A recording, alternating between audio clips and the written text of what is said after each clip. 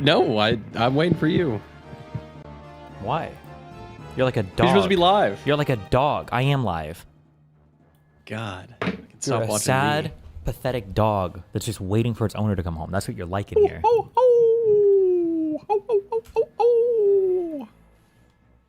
Fucking thank God you got off the fucking game. Oh, wait, you're still gaming? Mom?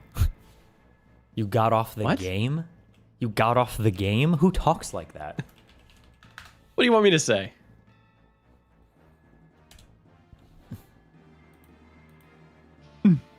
That's what you sound like.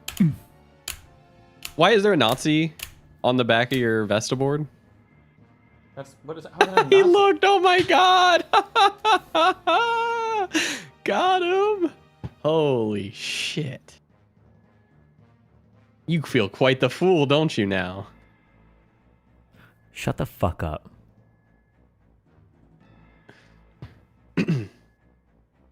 What'd you have for Thanksgiving? Don't say Subway. I ate fresh as fuck. You had some turkey on your sub sandwich. Why? What'd you guys eat?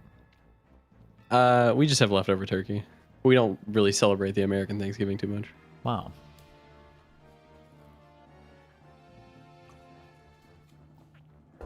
Fuck.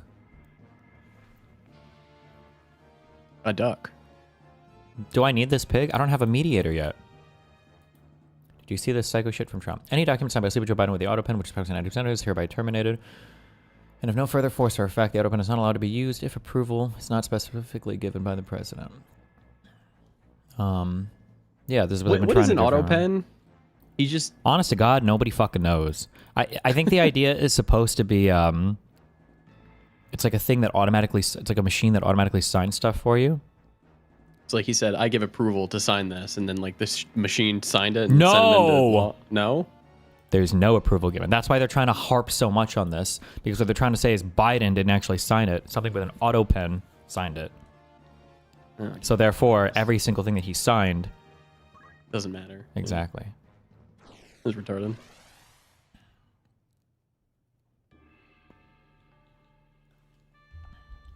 Does it matter if I don't get the pig here? I can probably encounter them later on, right? I think so. Okay. Oh, wait, shit. Sorry, fuck. Your title's the same today. Yeah, that's because it's the same shit every day. Taking over the universe. Oh, that was a Pinky in the Brain reference. You wouldn't get that. Sorry. I need to do, what is it, Adventure Time? I would be Pinky. No, you would just be retarded. Good one. Why can't I hear anything? Oh my god, why? Share it, dude. Okay, wait. I can do these. I just do. Are you doing the infinite job points glitch? No, what the fuck are you talking about? They patched all that shit, hopefully. Turn on, share, oh wait, share your screen. Devices, share, boom. And then this just worked, right? Talk? Hello? Okay, yeah, I hear you. Did you know that Right, Uber I'm in. charges different prices for different people for the same rides? I've heard that there's like a lot of weird algorithm shit running like that. I don't know how true that is, but I've heard that. Have you heard that before? I've heard it. Yeah, I've heard that if your phone is on low battery, they charge you more as well. Yeah, I've heard that too. There's no way that's true.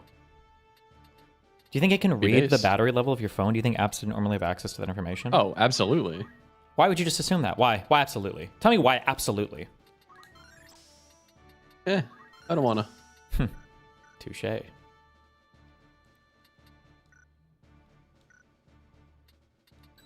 Leave it to me.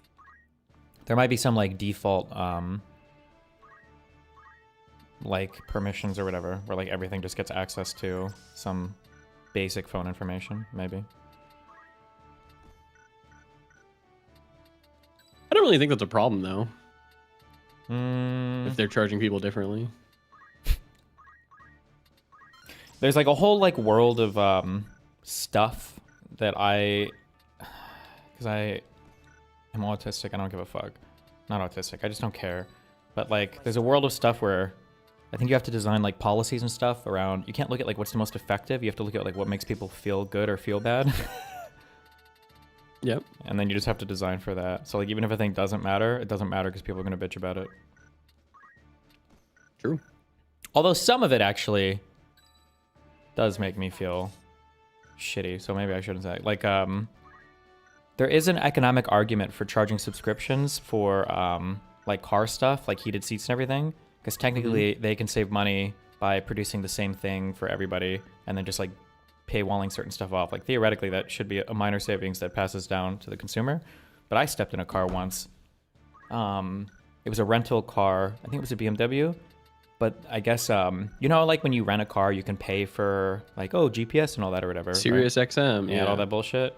When I got in the car, it said like you didn't authorize this from your from the rental person or whatever, or it was just like you haven't activated this feature or something. That felt kind of shitty. I'm like, wait, excuse me? It feels like they're nickel and diming you for the fucking car.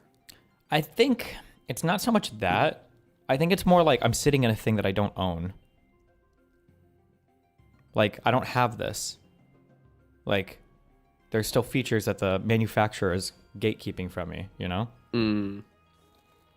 But isn't it the car rental agency that's gatekeeping it from you versus the manufacturer? Well, well, in this case it is. But like, if I owned the car, it would be the same thing, right? Yeah. What happens if you like? Can't you just hack into your car and turn it on? Or is that illegal? That's a good question. Would it be illegal? Like torturous interference? Maybe not for you doing it, but the person. It's your car. Yeah. But I mean, my guess is that the cars that you buy today, they probably come with, fuck, hopefully Louis Rossmann isn't here because I bet he's going over this in his video. I guarantee you actually, that the cars you buy today probably have like a huge pamphlet of like terms and conditions that you have to accept, like software related, when you buy them.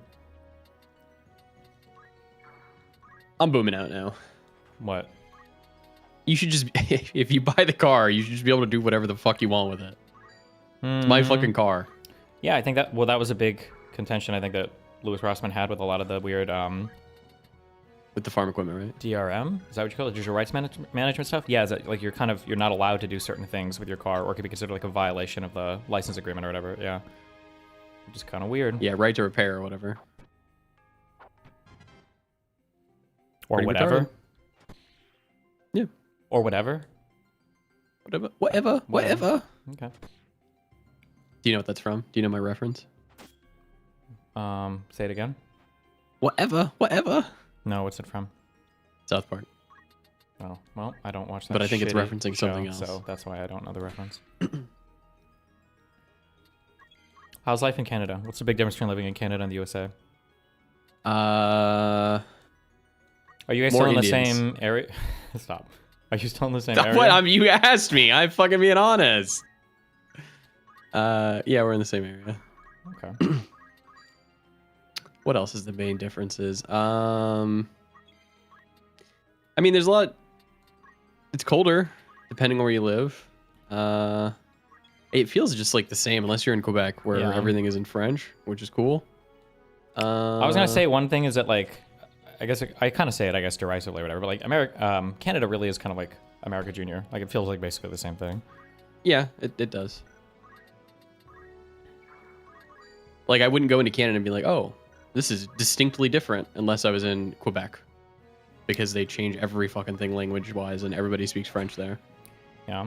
Have you been to Montreal? Yep. That's where we went on our honeymoon. Ooh. Did you go to the Schwartz's Deli? No. What's the name of that Bagel huge place? church in Paris? The Notre Dame or Notre whatever? Dame? Yeah, did you go to that? Yeah. I think so. I think that's an old port. We walked around it.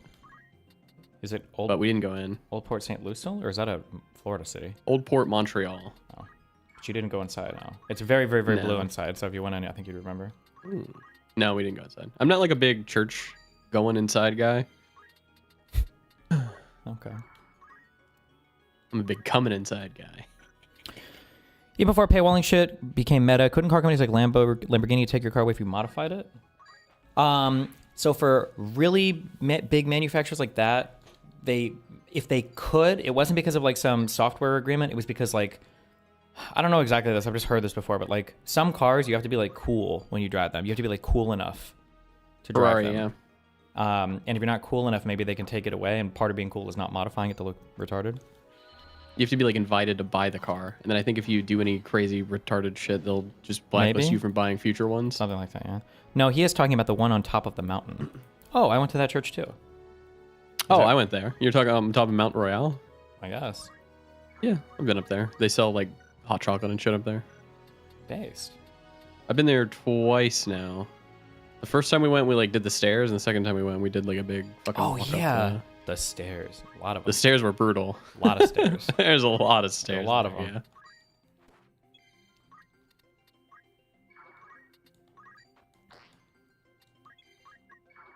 Did you go to any cool food restaurants in Montreal? I don't think so. I think there was one that like they have like a specialty poutine like fast food place or something. Oh, That might be like all to of Le Canada's- Banquise or whatever. I don't know, maybe.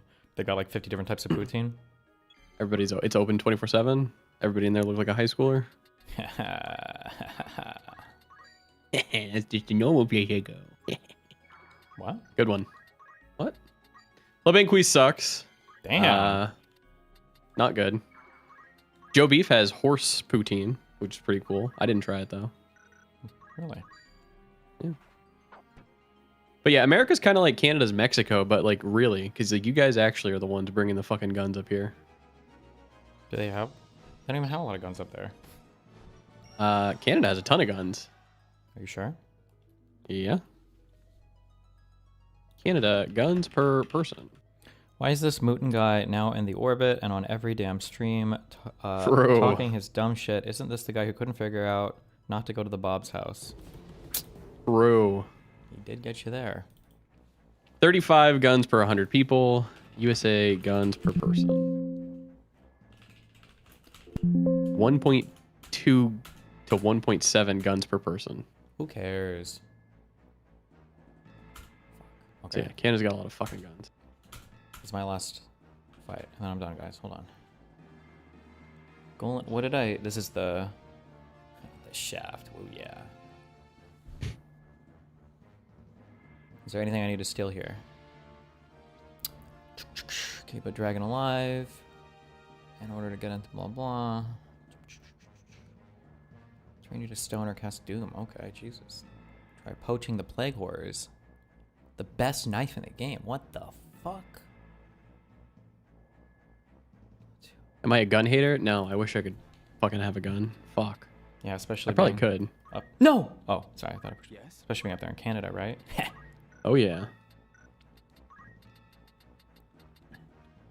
There's no chance Peach's sister would get back with Joe, right? Zero. I don't think there's a 0% chance anymore. Well, we don't know why they broke up, right? I know why, Ooh.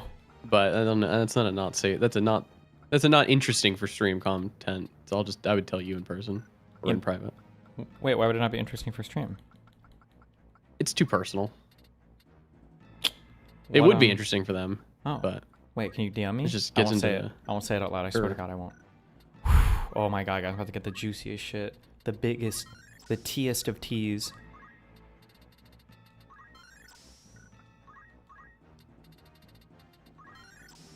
You guys wish you had tea like this.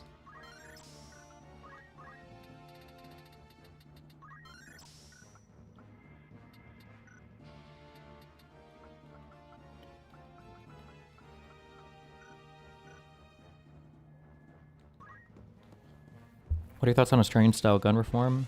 I don't know. I don't have big thoughts on gun reform. I mean, just that. Oh my God. Montreal bagels greater than New York City bagels? Not true. The most boring fucking reason ever. Okay. Yeah. Never mind, guys. No tea. Sorry. It's not anything It's interesting. fucking retarded. Can't believe you I'm wasted your retarded. time. You should have just like been coy about it. Been like, oh, actually, I can't say. It's it would have been way more interesting that way. Can you just focus on your fucking game? I am. You don't even know how to play this game. You're fucking fumbling around. You don't know what the fuck you're talking about, boy. Did you ever play Final Fantasy IV? Fuck no. That's for kids. That's the only one I really ever played.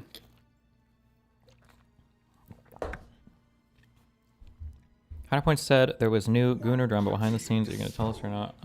It's fucking retarded. It's just dumb. I don't think it'll go anywhere. What's the drama? Some fucking people are just always being mad. People are always mad, you know. Is it good or is it? No, it's boring. Okay. Yeah, I'll type you Gurner drama. My turn.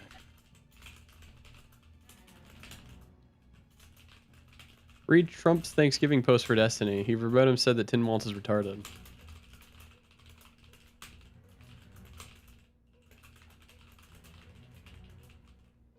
There you go. Compared to all my other,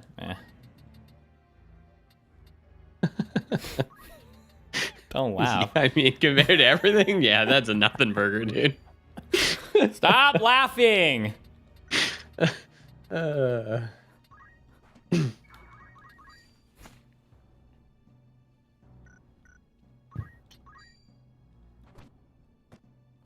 evaded.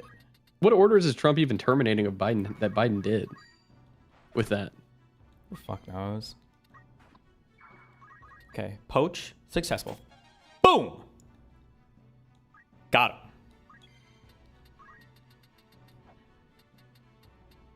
Is this? Oh my god! This dragon lady turns into a lady, and that's Beowulf's wife. I think is the story here. Is this like the origin for the dragon furry fetish stuff? No, it probably predates this game, huh? Pardoned? Well, thank God he signed his son pardon. Well, they're trying to undo that though. That would be part of this, you know. Hold on, there's a dono coming in. Do you see the Thanksgiving tweet from Trump? Oh, Doom. No, I don't have items on. Yeah, I did. It's retarded. He's retarded. What do you want me to say? No, don't one-shot him. Whatever.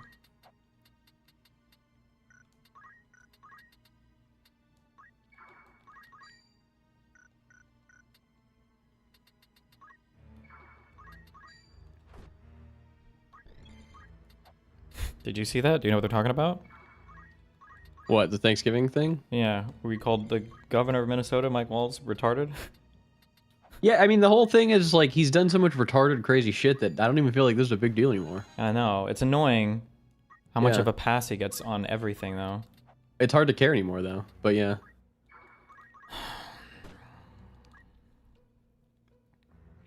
Wait, this guy doesn't cast Ultima, does he? For me to learn on Ramsa?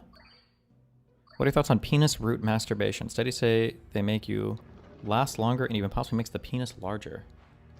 What? What is that guy talking about? Penis what? What's he talking about? Penis root masturbation. Penis root.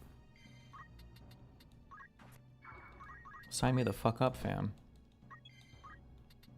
Yeah, you do need a bigger cock, don't you? Yeah, your mom's complaining because she's getting thundercock. Which you don't have? Not the kind your mom needs.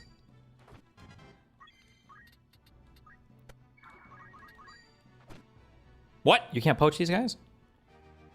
Okay. What is your stance on shower pissing, Steve? Who cares? It's all water at the end of the day. True. I agree. Pee in the drain, not on yourself. And even if you do pee on yourself, you're washing yourself, so. Thanks. True. I could not have saved Reese without you. Then we have found the dragon you sought. A companion. Mere words can be no. They went fucking hardcore on the voice acting and the writing for this game also, by the way.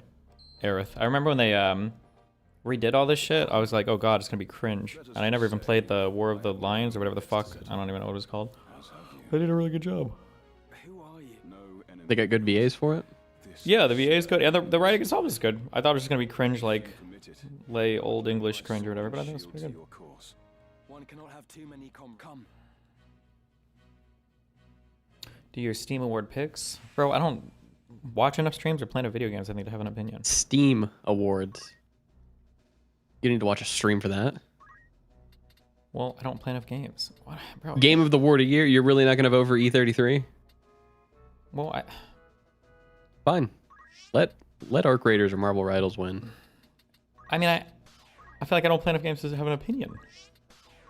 I played like 4 games this year. Wait, is Factorio an option? If Factorio is an option. Play Silk Song? I don't need that trans propaganda. Oh. Not safe for work. This is the technique. Wait, there's a study on it? Hold on. What? Hold on. During the period of May through November 2018, a total of 16 patients met the enrollment criteria and volunteered to participate. During the study period, 4 patients declined to continue the treatment without any reasons, and 3 could not stick to the treatment plan. All these 7 patients quit the study in less than a month. Finally, 9 patients completed the entire treatment regimen. The characteristics listed. The mean age of 9 participants was 30.2 plus minus 1.1 years. Mean frequency is centered up. Oh, they've even got a diagram. How much bigger did the dick get? The median intravaginal ejaculatory latency time increased from 60 seconds to 180 seconds. The median...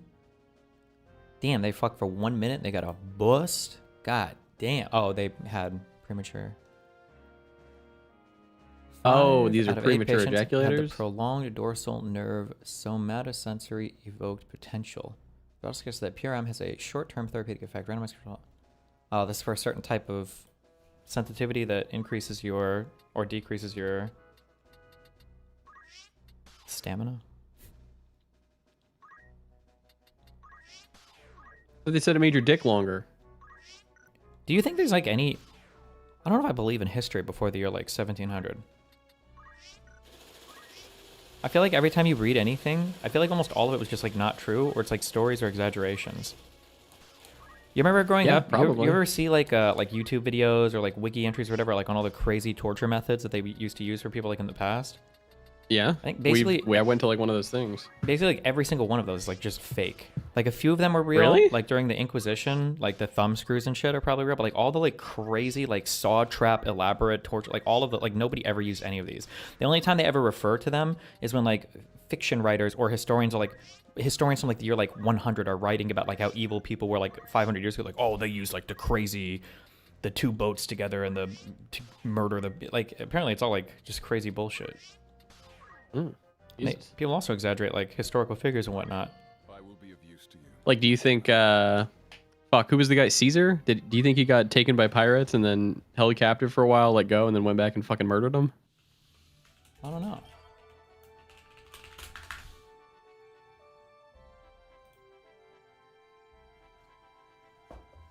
It was the year when Caesar was alive. Were there even boats yet? I'm certain, yeah.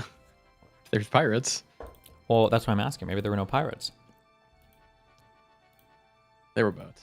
How do you know? I was there.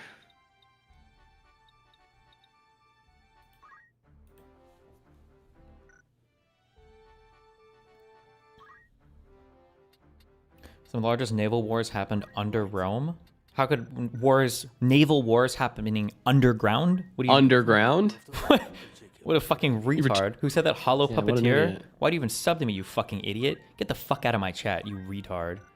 What do you think this is, the Matrix? Where they were fighting in Zion? Idiot. Mole people. Owned that dude. Come back.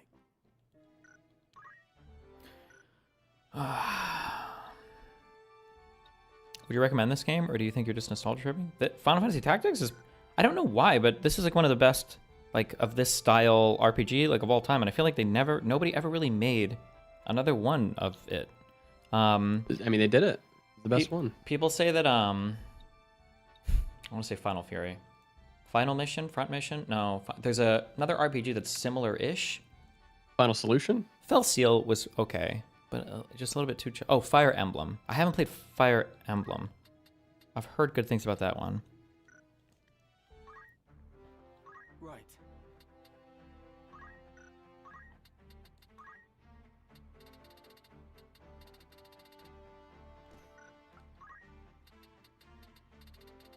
What did you guys talk about today? What did we talk about today? I don't know. I showed him my new felt mice collection. Felt mice? For my tree. For, my I don't Christmas know tree? what anything... Felt mice... I'm getting there. Like a tree... Okay, so a Christmas tree, felt mice. Yeah. So like yeah. ornaments, like decorations. Yes. Okay. Yeah, exactly. Why do you have mice decorations? Do you guys have cats or anything? She has 3 cats, right? Yeah. Aren't They they gonna haven't touched them yet. fuck them all? Oh, really? Okay. Well, I mean, if they do, then they'll have a felt mouse. What the fuck do you want me to do about it? I'm not gonna live my life in fear of my cats. You should. Do they do the thing? They do the thing at night where they go fucking crazy. Oh, big time. And we got like a big runway in our fucking apartment, and they just fucking they bolt. And it'll be funny because one of them will chase the other, and then the other one will chase that one back across the fucking house, and they'll do that like 3 or 4 times. Mm-hmm. See if I can get a video one day. That's my fucking favorite. Hold on. Department of War ordering them to kill any survivors. Reading. Defense Secretary Pete Hegseth gave an order to kill everybody in the first strike on suspected drug boats in the Caribbean. After 2 men survived, the mission commander ordered a second strike to comply with Hegseth's instructions, according to 2 sources, said the Washington Post. Stop! Don't make me Fed post. It's time to Fed Post. I would like to hop in and challenge some of your positions on the peace talks between Ukraine and Russia. Partisan, go for it. Hop in, I'll drag you. Oh my god, these are horrifying. Or, I mean, wait, did you guys make these, or did you buy these? No. We bought them. Oh, these are horrifying. Yeah, they're fucking awesome, right? Oh, well, if that's what you're going for. Hold on, we got 2 of them who are living on the top of the tree. And then we got the tree. I'm looking for that partisan guy. I'll drag him. Get into extreme disagreements, bitch. Trump is testing his war powers. I can't believe no one is doing anything. No one is doing anything about anything. Because well, right now he's president. There's not really anything we can technically do. Well, I can tell you something you could do. Stop. You could vote him out. True. I get to reapply in 2 or 3 weeks. When was I demonetized? What was the day? Hold on. From YouTube. It's funny to me. I was thinking of August on like a beach in Hawaii and just taking a month off. Nice. Was it September 17th? Does that sound right? Francis York Morgan said September 12th. Why did he put a question mark? Is he just guessing? Yeah, I'll ban him. Don't worry about that. Thank you.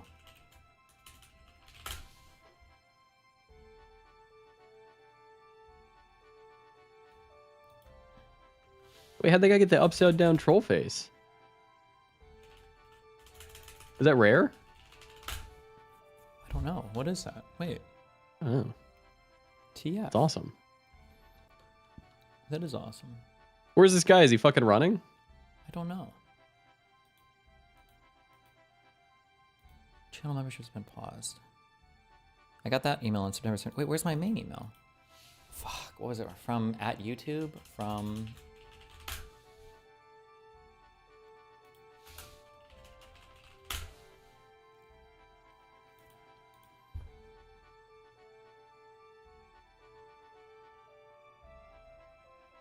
Come on, guys. Let's do the emote about him getting his monetization back. Stop.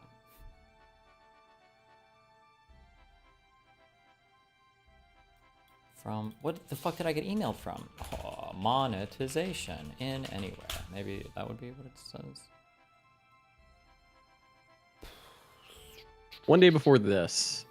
So, Destiny thinks YouTube will be permabanned. I don't know if this guy's right or wrong. Oh, That was June 7th. Okay. October... I lied. That's not. No, September 17th. How long is 90 days from September 17th? December 16th. Yes. Okay.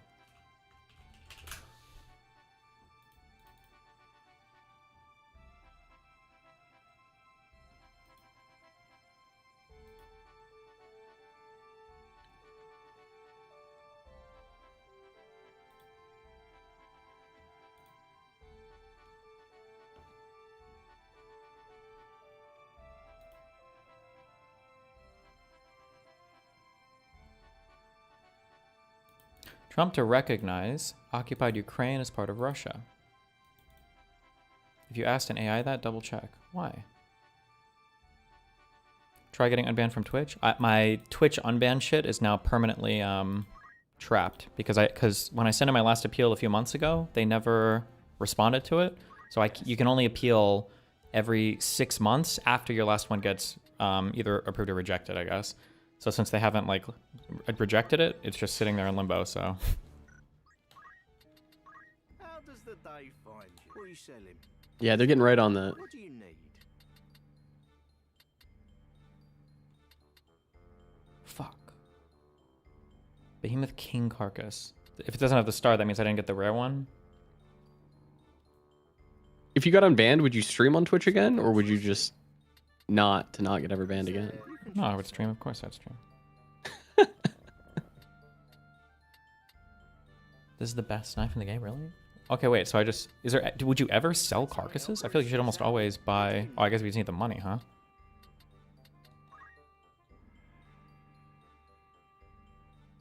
Oh, very nice. I'll turn. I don't know if am I a brokey? Is that all? Wait, what the Right door? fuck? Trump eliminates Biden's auto pen documents. Yeah, I saw that. I don't know what that.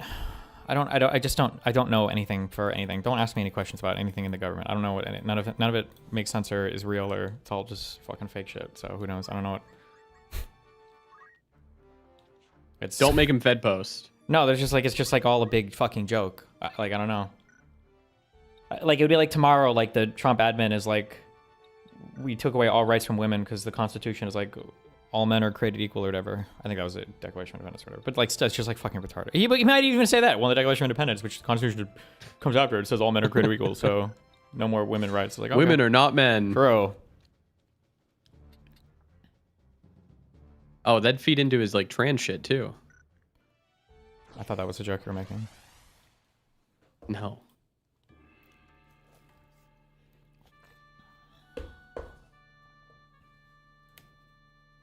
What are you drinking? What do you think I'm drinking? Hot chocolate? Do you order a hot chocolate a day? Yeah, problem. That's what it Can you means to be just make rich. No, it tastes better when I know someone else suffered for it. Listen, Not only one person, it's the person who made it and then the delivery driver. I barely spend money on clothes, and hot chocolates, that's my one vice, okay? What have we here? Well, So long as the southern sky holds. what about Red Bull? One Red Bull a day, but I buy that in bulk. Okay, I don't believe that you drink one Red Bull a day. People were troll Why? facing last time. They think you drink 3. What, you can literally see me on stream. I drink one a day. Unless you think after a stream I drink 2 just to fucking... I'll be keeping an eye out then. And I'll have my shooters keep an eye out. Your what? Shooters. I swear it's at least 2. You can literally see me drink. I get it. I'm gonna go get a Red Bull now. I'm gonna go get one in a little bit soon. Thank you, Nurius, for the 5 gifted to Destiny. Seriously, bro? Hope YouTube remonetization soon. Did you quit your Soylents? I still have them. I don't drink them anymore. I don't know why. Maybe you got tired of Maybe you got tired drinking your calories. of being a bitch. No, I didn't. True. You never would get tired of being a bitch. No, I never would. Jesus.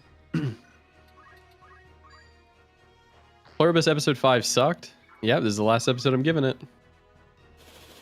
What do you mean? Oh, you don't like it? Not really, no. But I haven't seen episode 5 yet, so I'm not sure.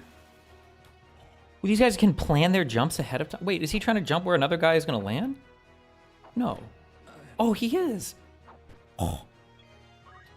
Whatever, bro. This ain't a fucking promo. Wait, what is that from?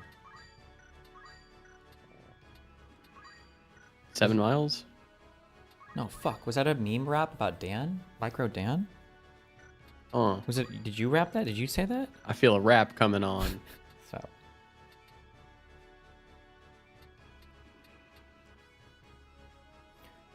By the way, I watched I'm Thinking of Ending Things. That's a trash movie. I don't know how you were all over it. Oh my god. Did you ever watch that movie? Nope, haven't watched it yet, but it's on my list. But Dan's making Oh, me the stream Team fucking Liquid 3 times a guy. day. Oh shit, Chaz 10, you're Oh, right. The one yeah. guy. Shut up. You would have been underage while remembering this, so don't talk about it. Well, I was underage on your stream. What does it say about that? Shut up. Stop. Now you're in the lawsuit. Yeah. Thanks. Get ready to get an Big email from time. Joan. How old were you when you started? Wait, how old were you when you started playing Daisy with us? Like Say 14 16. maybe. Like, I don't know. Okay, well, When were we playing, Daisy? What year? 2020? No. Let me. I think 2020. That sounds right. Billy Mays.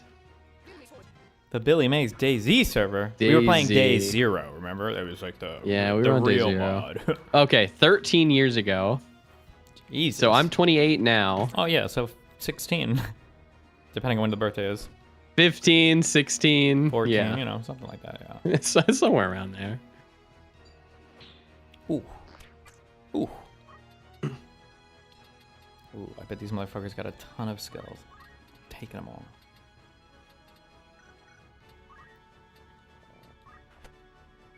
Realize you guys have known each other that long? Yeah, basically his groomer.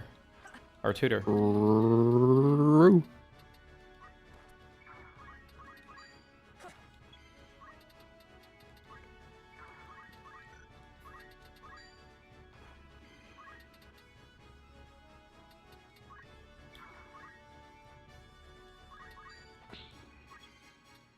We're just gonna gloss over the fact that Tiny's guess was 8 years off. Not the first time I've guessed. I'm just kidding. Stop! Stop! Your Stop! Honor, he admits here Stop! on this Your stream. Honor, I would like to run to the courthouse 20 times to submit this USB drive as evidence. Have they? Where's the USB drive? Has she submitted that yet? Has she figured it out yet, or is she still struggling? Does anybody know? Jesus Christ.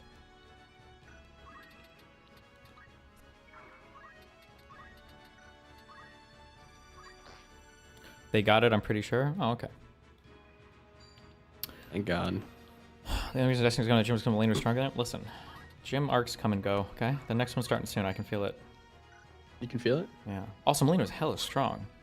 Yeah, she's super She might have strong. been intersex. She was like... Because she didn't do any special diet stuff.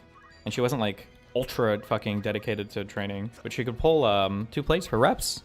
5 reps. Like with good form and everything. What do you mean? Like squat Deadlift, or deadlift 225. Okay. Yeah. Yeah, I guess if you're talking about benching, it's a push. Sure. Well, if you want to sound cool, when people say, what do you pull? It's usually deadlift because it's like they call that exercise.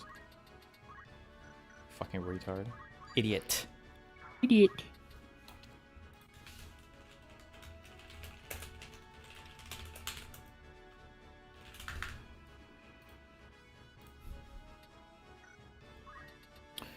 Hegseth ordered survivors to be killed from Caribbean bow strikes. Yeah, I saw that. It's deplorable. It's these are war crimes. like literally, these are war crimes. You cannot have your you can't have your military murdering nationals from other countries. You're not allowed to do that for countries that you're not at war with. And Well, what are they gonna do? True. Good one, Trump.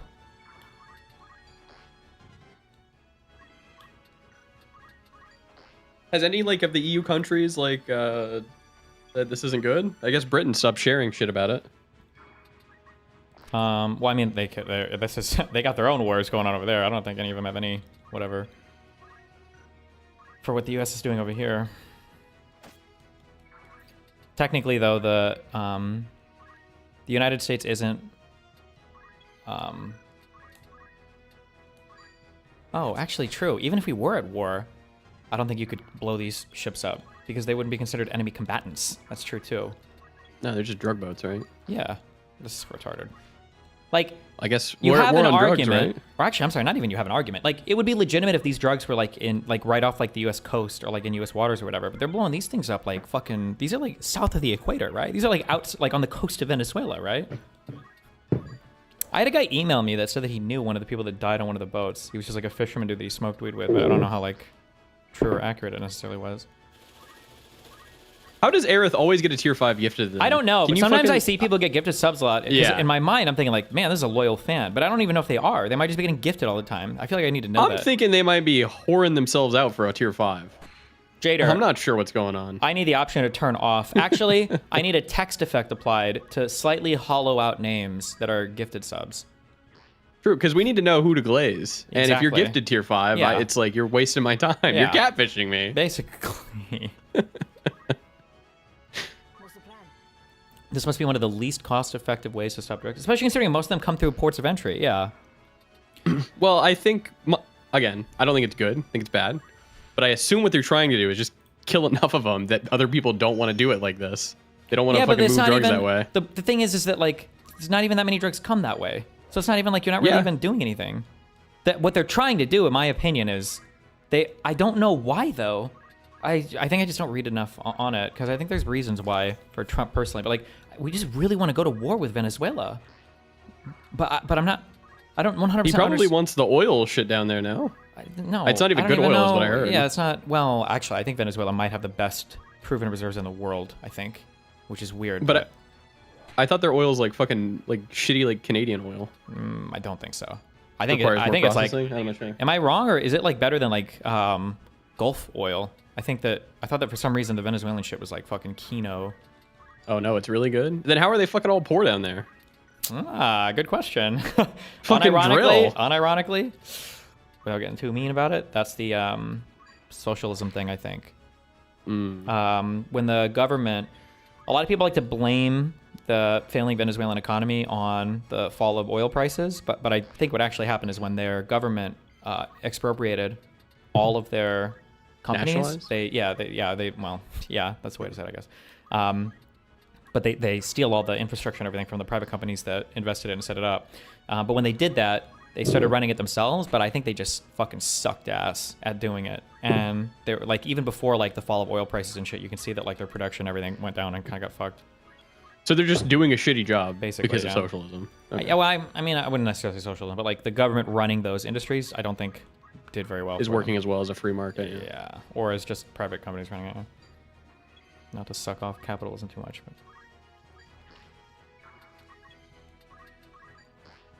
But I just don't understand why they couldn't like. Why can't you just hire smart people, pay them a fuckload of money to fix your shit, and you then can't hire them because you have to. Because easy that would money. be private. You'd have to find a private company to run it or whatever. I guess, yeah. And they didn't want to do that. Well, sounds like they're retarded. Holy shit! Dragoons need a fuck ton of JP. Oh my god. What No. isn't Venezuela part of like the economy meme? It's like there's two types of economies. There's something an in economy. Venezuela. Wait, what does that mean? Let me go find it. Wait, am I talking Oh, about Argentina. Bolivia? I'm not talking about Bolivia, right? I'm talking about Venezuela. Fuck you. I mixed those. For some reason, I kept mixing those countries up.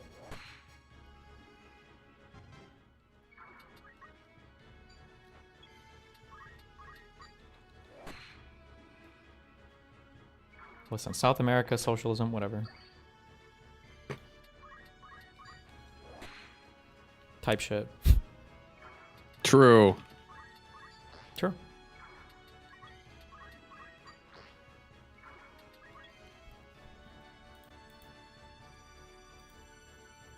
What is this? U.S. nuclear forces on high alert. 3 nuclear war command/control planes airborne. Okay. Good one. Just fucking nuke us. Who would nuke us? Iran. Okay, people are saying Venezuelan oil is actually kind of dirty and sucks shit, but they just have a lot of it, so forget everything I said about that. I want to say farewell to Kika got banned in the Philippines. What the fuck? Wait, that one guy's there. Oh, good job. Partesian. It's partisan, dipshit. Hello? Oh, Jesus. Look at their icon. What? He's speaking, but I don't hear anything. We can't hear you. Your mic is not working. You know you don't need to learn jump +2, etc. All you have to do is learn jump +6 or 7. What? No, I have to learn every single ability in the job, you fucking retard. Are you serious? Me at McDonald's. What? I have to learn everything. What? You don't want to be a lazy McDonald's worker. You need to learn everything. You need to learn how to run front, grill. Wait, do they do that? I feel like everybody Prep. has like an archetype role and you just like end up being there all the time. Like the guy who does like backdrive is always doing backdrive. The guy on like grill is always doing grill. The guy who- Yeah, but if you were... you talked about this in the past, and I experienced this as well at Wendy's, but like the manager, he could fucking do anything. Managers will do anything, yeah. But if you're just like a line level employee, I used to do front or grill. Damn. When you say I never front, did you like front. register? Yeah, register. Damn. I got called a retard because I asked, some guy was like, I want a plain grilled cheese. And I was like, well, do you want the cheese? And he was like, are you fucking retarded?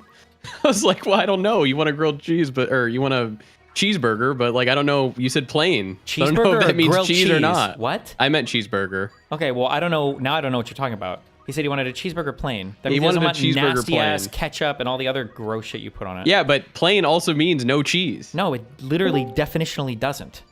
Yes, it does. Within... Hi. Hi. Okay, what do you want? Cool. Good one.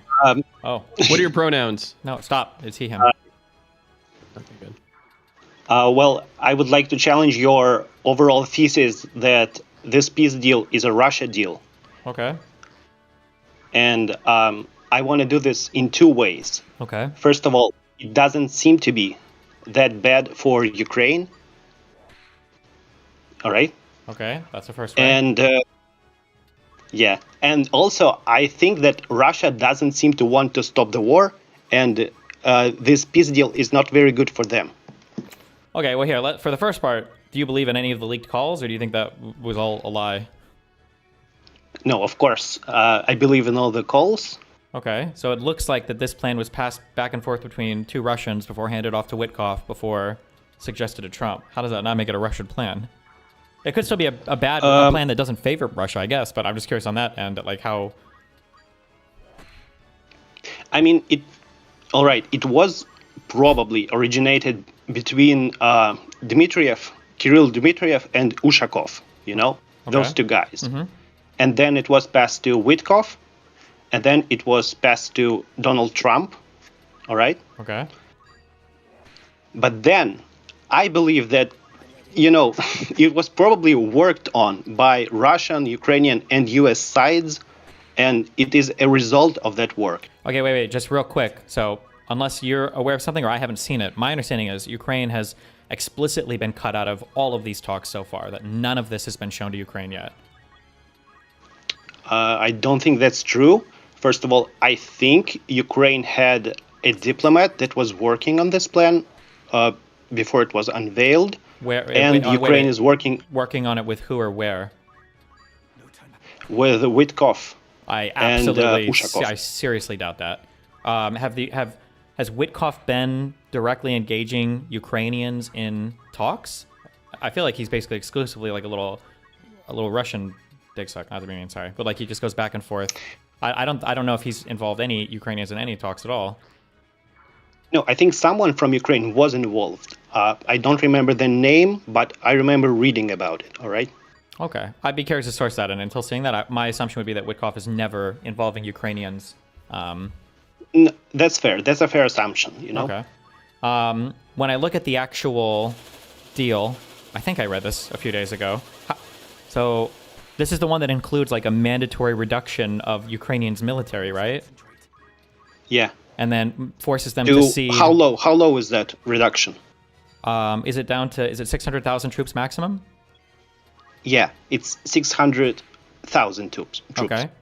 And are they at over 1 million now? So it's not quite a 50% cut, but it's like close to it. Yeah, it's close, but also before this full-scale invasion, they were at around 200,000. Okay, but sure, but I mean like that they also weren't being actively invaded by Russia. Yeah, that's true. But if we assume that this is a peace deal, then in peacetime, 600,000 is a lot of troops.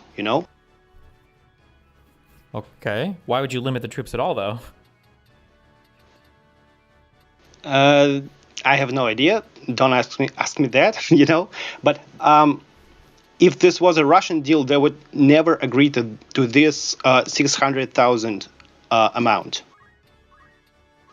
And I mean, Istanbul talks, which were the previous round of this peace deal, I would say. I think they were limiting to how many? 300,000 or 200,000? I don't remember exactly. Okay.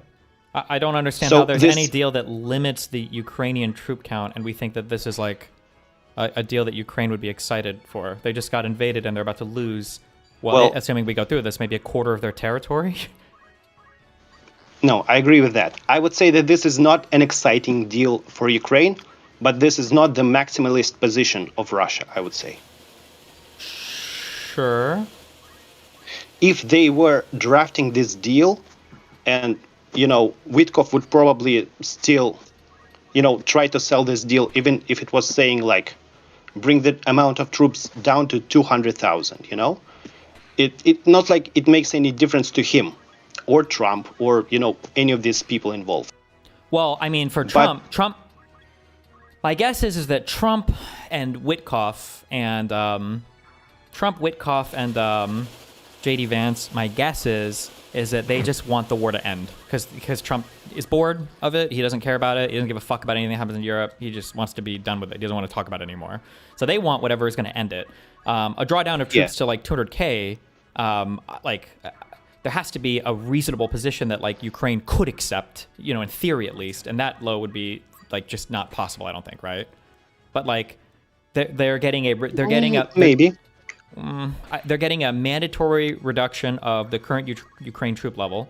They're getting the totality of the Donbass, I think, right? Crimea is solidified as theirs. Do they get to keep all the territory I think so, yeah. they currently occupied? So like the whole land bridge and everything over to and then like 50% of the power plants or whatever in the east. I forget the names of all the territories or whatever, right? But like all of this. Go ahead. If I remember correctly, the current front line is frozen during the ceasefire, and then the territories can be diplomatically swapped, but they probably will not be, but they might be. Sure, but I mean, like Russia's getting more land than they even have at the moment, because there's areas in the Donbass that they haven't been able to take that is going to be granted to them via this deal, right? Kind of.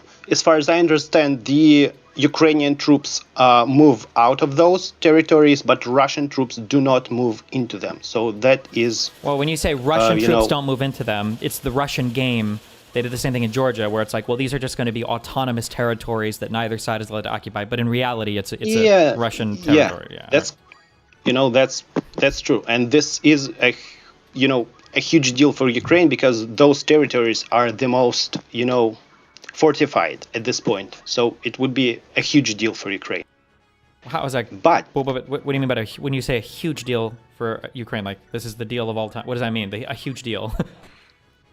A bad deal. I mean, it would be a bad deal. Yeah. Okay. Yeah, but it doesn't read like something that was drafted exclusively only to cover the Russian position. Isn't there literally language in here that is like indicative of like a Russian translation? Not really. Not in my reading of it, at least. When you say not in your reading of it, what, do you speak Russian or? Yeah. Okay, it feels like when I saw there were phrases, I wish I could remember, but there were translated phrases that like in English it's just not really a thing you would say, but apparently they have like a very direct Russian translation where it's like, oh, this is a common phrase that you would see in Russian. If somebody can point out an example. There was something like it. Sure. I don't remember what it was. I think it was something like, it will be, I don't remember. Sure. So But I guess it seems like this deal would give basically almost everything that Russia would want, while still kind of sort of being maybe possible for Ukraine to accept. And then that's like, how is this? I would say that it wouldn't give Russia what it wants. First of all, it doesn't prohibit, as far as I remember, Ukraine from joining the European Union. It doesn't create... Sure. But the European Union joining... But them joining the European Union is not really... Who cares, right? Russia cares. Well, Russia doesn't. Putin cares, This whole operation was initially designed to change the power in Kiev, Yes, yeah, I agree with that. To create a puppet state out of Ukraine. Yep. And so if this goal isn't reached, then this is by definition not the position of Russia, the official. Sure, not the maximalist position. But I guess what I'm trying to figure out is that like it's not the maximalist Russian position, but in basically every way it heavily favors Russia. It heavily favors Russian interest, like far more than Ukrainian interest. But like, I would say yes, of course. Okay.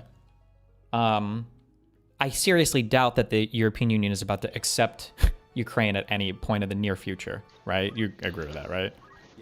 I no, I don't. You think Why not? Well, I don't think it works quite like NATO, but the European Union needs to accept new countries to join, right? Like they can't just say like, oh, you're Yeah. joining instantly, right? There has to be some vote or something, because I know there's a huge issue with Greece joining. Ukraine has a lot of issues, especially now in the war. I guess like I'm vibing this out, but is it every single member state of the European Union needs to accept? Is that true? I'm not sure on that. Maybe. If that's true, then definitely. I'm pretty sure it is because. Wait, no, never mind. I was thinking of Finland when they got accepted to NATO. All right. Yeah, NATO. Have you read the? But wait, just real quick. But the I'm just saying that like European. Alright. if that's the case, then I mean like Putin can probably rest assured that there's probably not going to be NATO, or I'm sorry, there's probably not going to be a Ukraine joining the European Union at least in the next 5 or 10 years, maybe. I Especially don't if there's think a so. single. Have you read? Go ahead. Have you read the European counter proposal to these points? No, not yet. All right. Well, they are saying that Ukraine will be guaranteed a fast track to acceptance into the EU. So this process will start as soon as this deal is signed. So in Europe, at least, they are seeing this as, very plausible, very possible, and probably the best strategy, to continue after some sort of peace deal is signed. Has this been already accepted by every EU member state? Because people are saying that, Probably like, in Hungary, if Hungary can veto it, then Orban is going to be a roadblock for Ukraine joining. Meaning, so they'd have to be kicked out of the EU.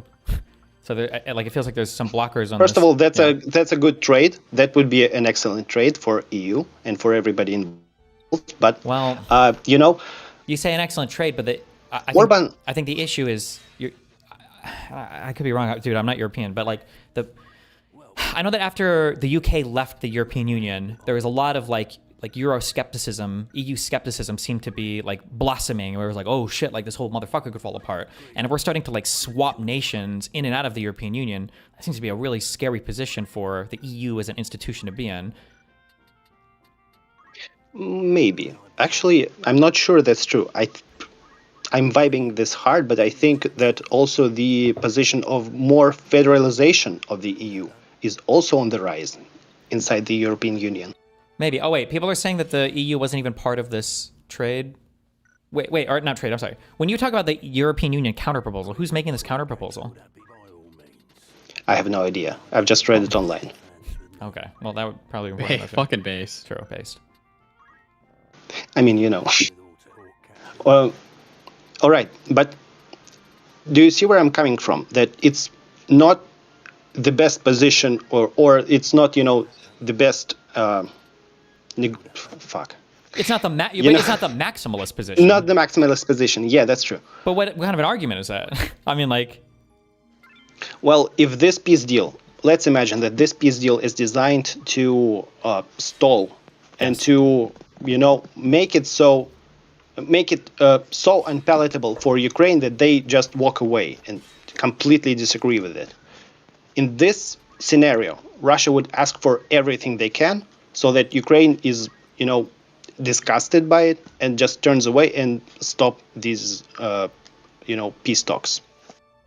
Sure. I think that Russia would be okay with this deal, right? Like it lets them set up for potential future chicanery, and it puts them in they've won a war. They've expanded their territory. How many other nations in the world? I would argue that you're not right there.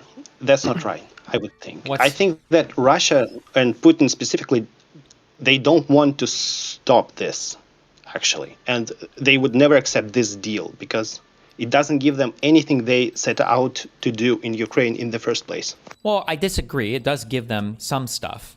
Yes, it does give them stuff, but it doesn't give them the stuff that they want from it.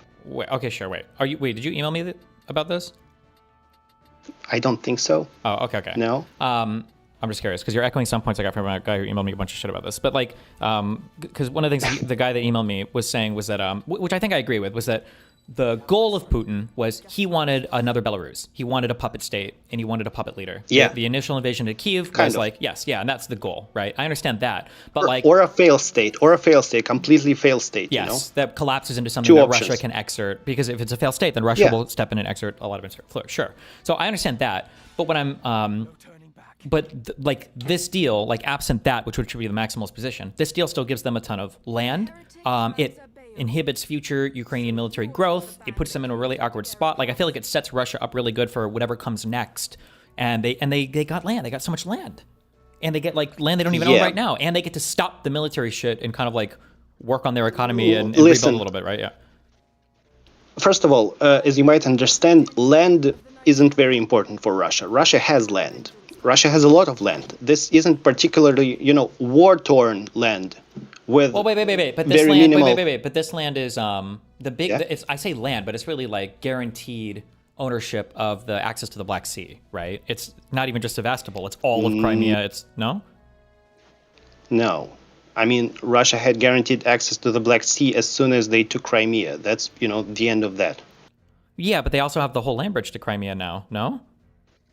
Sure, but, Also, don't they, they have? didn't Also, start this war for the land bridge to Crimea, Sure, but I think that Crimea was important to them, right? Like in 2014, that was the first thing that they did was they grabbed all of Crimea. Yeah, definitely. Also, like I think like there's stuff that you can do on like I don't know how like you say Russia has a lot of land, but like they don't have like a lot of farmland, do they? They do, of course. Russia is an exporter of grain and everything else. Yeah. So you're telling me that if I I were mean- to look per land, that the Ukrainian, the whole breadbasket of Europe and all that is bullshit, and that capturing all of that farmland from Ukraine or No. whatever, none of that matters. It's not. I didn't say that, but the fertile Ukrainian land, part of it goes into Russia. That whole region is very fertile, very high, Arable. Yes, thank you. Okay, so now they get more of it. Okay. Sure, but it's also, it's nothing. In the grand scheme of things, Russia loses. If they, accept this peace deal, yes, they get land, but they lose a lot more than they gain from it. What do you mean they lose? Or they have lost. They have lost more. They have lost. What have they lost? Well, economically, they're, in shambles right now. Demographically, a lot of people have died, and Hold on, stop. Okay. you can't replace. Yeah, economically, Yeah? they went to war, right? Sure. Like the war didn't Yeah. turn out as well as they would have wanted it to, obviously. But to say that like these are the bad things that are as a result of like the end of the war, like these things are going to be no matter what. In terms of like off ramps, this off ramp seems to be as preferable to Russia as possible, that it being the maximalist pro-Russia position. All right, but I get that. I get.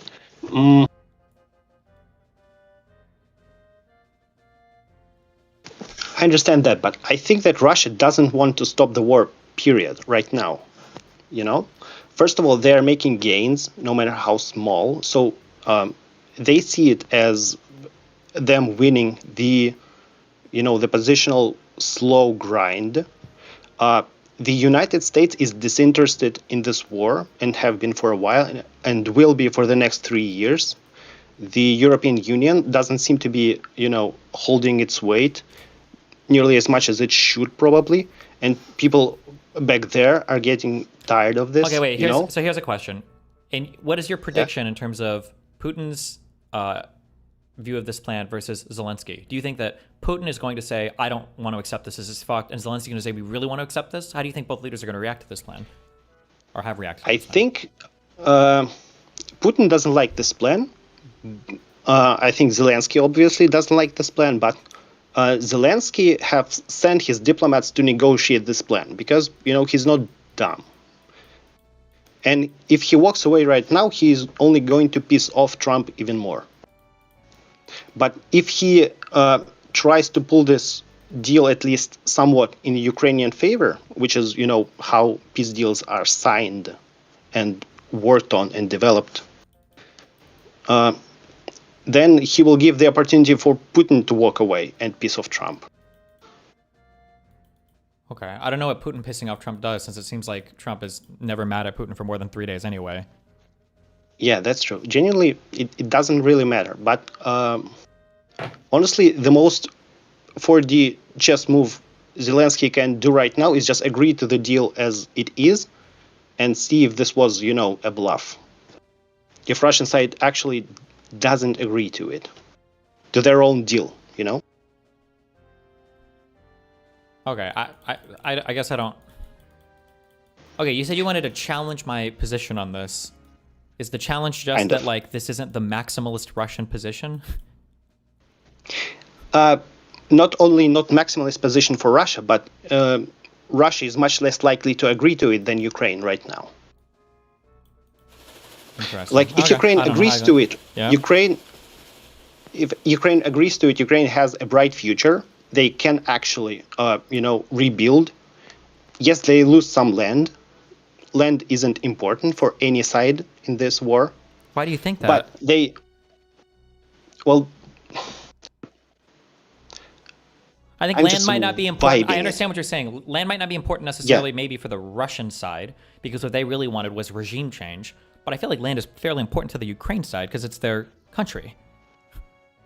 yes, that's true, and it's more important. But if given the opportunity to trade that land for European reintegration, redevelopment, a bright future again, I think they would probably make that trade. We say a bright future, but like, what is? I don't know if I'm Ukrainian. I don't even know if I feel like I'm guaranteed to not get invaded again. Yeah, I mean, if the guarantees hold, if there are some guarantees, first of all, and if they hold, if there is no further invasion, if this Ukraine is left, to prosper and rebuild, Wait. I think that Why would what possible guarantee, aside from literally like a U.S. security guarantee, which the United States is never doing because Trump's a pussy? What I possible? think part of the deal was a U.S. guarantee, right? I don't know what the. I would have to look at what the. I'd have to look at the wording of the guarantee. But if I was Yeah. Ukraine, I would never. A U.S. guarantee means fuck all to me, right? The U.S. has already broken. It feels like several guarantees to other people. So like I don't know what, including to Ukraine, arguably. So I don't know what that guarantee Kinda, looks like. yeah. I mean, sure. But in a perfect world, this wouldn't be a big deal. That's my thesis. Okay. Well, I think it would probably be more interesting to see a deal that was negotiated with real U.S. negotiators, with Ukrainian and even Russian negotiators present. I don't know why a deal that was created by two Russians and then backdoored into the White House through a Russian stooge / retard is ever a deal that I would just assume is going to be good for Ukraine. I would imagine that these are always going to be representing Russian interests more than Ukrainian interests. And there is a fantasy world where this is a quote unquote good deal for Ukraine. But I would just never expect that to be the way that this plays out. There are too many ways that I imagine Russia could fuck with this, even if both sides accepted. The only difference is now Russia's literally solidified their gains in the form of a treaty that Ukraine has to respect. And now it's just like, everything about it just seems pretty bad to me. Sure, I kind of agree with you. But right now, the deal is, the deal is on the table. And right now it's being worked on. So the Ukrainian side can actually give their feedback on it. They can strike some things out. They can amend some things. They can present their own version of it. So right now, let's get rid of Witkov. Right now, Marco Rubio? I think Marco Rubio is working on it. And Marco Rubio is not Witkov. Let's agree there. I agree with that. But if they are actually quote unquote working on it, then whatever ends up coming out of this is going to be significantly different than what it looks like now, which I imagine Russia could use as like an excuse to just walk away from it. So, then it'll just be another thing that nothing bad thing. comes out of it. Sorry, go ahead. No, I agree with you. Yeah.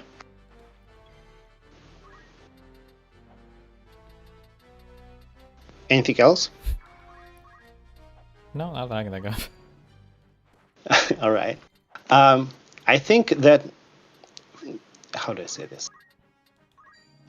I think that Putin isn't interested in stopping this war because if he was, he would have, you know? He's not gaining much right now. Well, here, okay, wait. I And don't understand. he- Hold on, wait. If we think like Russian politics, we think how Russia works, right? These two, I Sure. can't say the fucking names, right? But these guys are like decently known Russian people, right? How could they survive in a... No. What do you mean no? They're nothing in Russia? I thought at least one of these guys was relatively important. You're saying these guys are speaking... or- Ushakov is important. Kirill Dmitriev is pretty much nobody. Sure, okay. The one guy is important. How could he survive in Russia? How could he survive if he's helping to pass off plans that are literally bad for Russian interests that could be used as leverage against Putin in the future if Putin refuses? It seems like this would be suicide, or he wouldn't even be able to do this. Sure, but who is going to use it as leverage? What do you I'm mean? not getting that. Wait, say that again? I don't understand. I don't understand who is going to use that as leverage against Putin. Who has leverage against Putin? Well, you're telling me that if this is a plan that's a type of like bluff that Ukraine could accept and it would be good for them, and then it would make Putin look bad. Like then the issue there is that now you're on Washington's bad side because now Washington has been presented a plan that is supposed to be good for both of you, and now it looks like Russia is the country that's being obstinate in terms of accepting anything. So you've hurt your relationship with the U.S. there. So why would a Russian be involved in concocting a thing like that when you know that Putin's just going to make you fall out of a building or something? I think that's a good question, kind of. I think that Russians themselves are not interested in continuing this war. You know, not the Russian people, not the Russian elites, not the Russian military. Nobody in this cycle is interested, except the very top. So the Putin and his very small circle. Okay. Well, how does that change what I said? It's not like Putin. I mean, Putin will care somewhat what his people think, right? He doesn't want to get fucking cooed. But Well, yeah, but first of all, right now, you know, sociological surveys have been reliably showing that over the past few years, the majority opinion has shifted towards, you know, favoring peace instead of the continuation of war. And yeah, but then why? Right now, Putin could design an off ramp himself if he wanted to, and he could sell it however he wants. No. yes, exactly. That's kind of my point. But He why would he could have need- done this the entire time. No, not the entire time. If the opinion is shifted, then he can do this. But like, he wouldn't need some weirdo, like third party to do this. No. He doesn't need anything right now. He can just, you know, stop right where he is, as long as Ukraine agrees to it, and they are inclined to, probably. Kind of. Okay, but then wouldn't this make this a Russian favored plan then? Yeah, well, but kind of, yeah. I thought your whole But point when you came in here was that this was a Putin- Ukraine favored plan. It can be even more Ukraine favored, and, you know, Russian people would still happily agree to it. But Putin would not, because he had the ability to stop this war for a long time, and he hasn't. Okay, but then if And he's not getting anything new out of Sure, this sure. deal that he I understand, but then wasn't that goes getting back before. to my other question of like, how could you be expected to survive in Russia by backdooring a diplomatic plan that you know that your murderous leader wouldn't agree to? I don't think anybody is backdooring anything. I think Putin is doing this intentionally. He's I think that intentionally. Ushakov is on the... Okay, just explain to me, because my understanding is if Putin really wanted to end this war, like he could just do it and Yeah. he could sell it to the people however he wants to. Why would he have to make it seem like somebody is going behind his back to do it? I don't think he's doing that. I'm sorry, did I give that impression? No, I think that's my claim, because otherwise Putin himself could just Alright. be doing this. Well, it's not, you know, his level. So Ushakov is... he's a real diplomat, unlike Kirill Dmitriev, unlike Steve Witkoff, unlike many people involved. Ushakov is a real diplomat, and he is the sort of person that would be negotiating these kinds of deals, But actually. then why doesn't he negotiate with our real diplomats then? Why is he talking to this retard Witkoff or any fucking or Driscoll or That's whatever? Why not go to Rubio or like the U.S. State Department that's supposed to negotiate this stuff? well, that's not on Russian side. That's the Trump just probably likes to do things this way. I disagree. I think it's totally on the Russian side. You can choose who you negotiate with and who you talk to. I think it's very much on the side that's choosing to do negotiations. In some cases, I think it's pretty strategic who you choose to negotiate with on the other side, right? That's true. But my whole thing is that Russia doesn't want this peace deal. They actually don't want to do this. So they are doing as much as possible to pretend to do things and to play Trump while pretending to do things. Okay. All right. Well, listen, I have your perspective. I still think it is a heavily All right. favored Russia plan. I think it just sets them up for more good shit in Of the course. future. I think if you're Ukrainian, you're probably not going to want to accept this. And I think it, Yeah. but okay. All right. Anything else? Fuck you. Get him out. Drag him out. Moody. Get this guy the fuck out of here. Bye. Bye. He's gone. What do you think about that? Oh, wait, not Stativis. Drag him up. He's a good guy. Always remember that name, okay? You don't want any of the other ones? Well, we can get them next, but drag that guy. All right, not Satavis, you're up here. Hey. Hi. So the last guy was talking like generalizing Russia as like one actor, but you have to disaggregate that. So the Dmitriev and Ushakov are specifically for United States. So the position of Dmitriev is like ambassador to the White House, not even to the US. Sure. So his job is basically to wrangle Trump. So the plan that they presented is not like the Putin's side, it's what they think they can get Trump to present as an American plan through Witkov. Okay. If that makes sense. I think it does. Sure. So when they okay, wait. First, let me start with this. Wait, first of all, you have an accent, so I'll just assume you know everything you're talking about. Okay. Tell me if I'm right or wrong on this, because I get different things from different people, and I haven't studied the history, and I don't fucking know. But like, my understanding is that all the big shit that happens in Russia related to like what families do, oligarchies, media, everything is at some point going to run through either Putin or somebody loyal to Putin.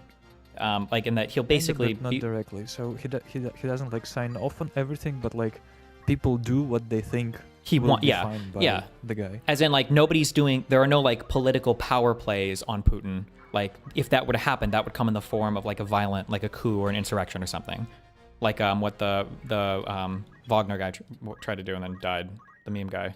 Yeah, so he tries to play this role of like the arbitrator of all the bullshit that's happening underneath. Mhm. So the Wagner rebellion sort of Yeah. was the end of their big conflict with the Ministry of Defense between Prigozhin and Shoigu, I think at the time. Okay. And so they had this big fight, which ended up with Prigozhin trying to go to Moscow. Sure. Well, And Putin which ended up with didn't- his airplane getting in an unfortunate accident and him dying, right? Yeah, but so during that fight, Mm-hmm. Putin was not like involved almost at all. He didn't comment on anything, and even when Prigozhin was marching on Moscow, Putin disappeared for like 2 days. Sure. Just completely disappeared from the media Well, until it was resolved. sure, but like, he has strong opinions about everything that's happening, I imagine, right? Like, he might not be making public statements about it, but I'm sure privately he's like, this guy has to go, right? It's hard to tell, really. Okay.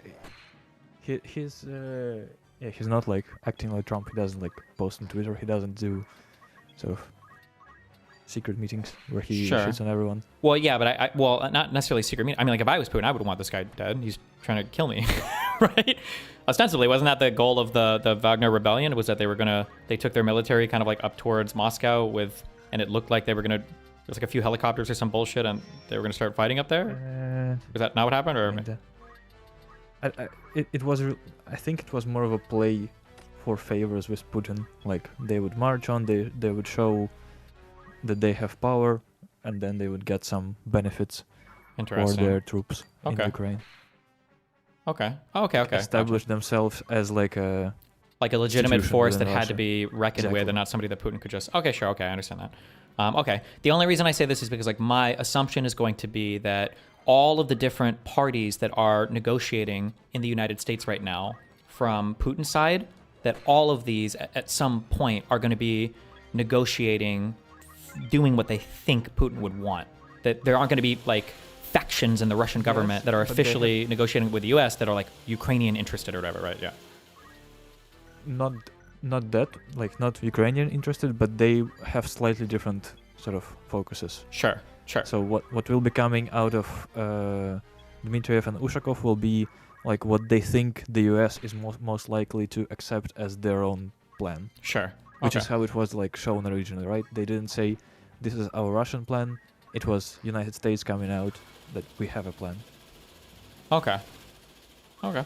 and then they put stuff in there that they think Witkoff can present as a reasonable American position. Mm-hmm. And then if Ukraine accepts it, it's acceptable for Russia, Mm-hmm. more or less. And if Ukraine doesn't accept it, it can be used to tell the Trump administration like, "Oh, Ukraine didn't accept your reasonable plan. Stop all your funding for them." Okay. Sure. It's not necessarily the maximalist position, but it's a position that doesn't contain any like non-negotiables for Russia. Sure. So What do you think is going to be membership the in outcome of NATO- this? Do you think it's just this is like a bluff plan that Ukraine won't accept, and then Russia will use Yeah. this as? But like, Exactly. I if think Ukraine did they will accept say, this, like, I still think they're still in a bad spot, aren't they? Russia gets to solidify gains in some of the most heavily fortified territory they haven't been able to take, and then sets Yeah, themselves up for it's fucked. future. Okay. It's really fucked. It's Okay. both ways fucked. Sure. I mean, like a good solution would be what you always say, right? That like Trump is not cucked and actually supports Ukraine to the fullest extent. That would have been a good outcome, but we don't get that. Sure. Where are you from? I told you last time, from Belarus. Oh yeah, shit, Jesus. But you don't live But there I now. don't You live live somewhere there. weird now, No. right? In the Netherlands. That's If weird. that's weird. weird. Wait, do you feel? Wait, honest. Be honest. The people there are really fucking tall, right? Are you a tall person? I am above average in Belarus, so I used to see like the tops of everyone's head on Mhm. public transport. Now I'm average at 184. Oh, well, aren't you fucking cool? Okay. Okay, that's all I got.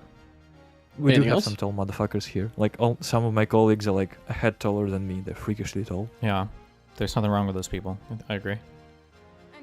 But also Americans are short. Shut Whenever I the see an fuck up. Get American, him out. Drag him out. Drag him out. Drag him out. Get him out. Get him out. Get him out. Get him out. Mutin. He's out of here. He's already out. Okay, wait. I need to get my one Red Bull for the day. Red Bull today. My one. Don't make fun of me. Oh, I don't want to be made fun of. Shut up, soy boy. I got him, didn't I?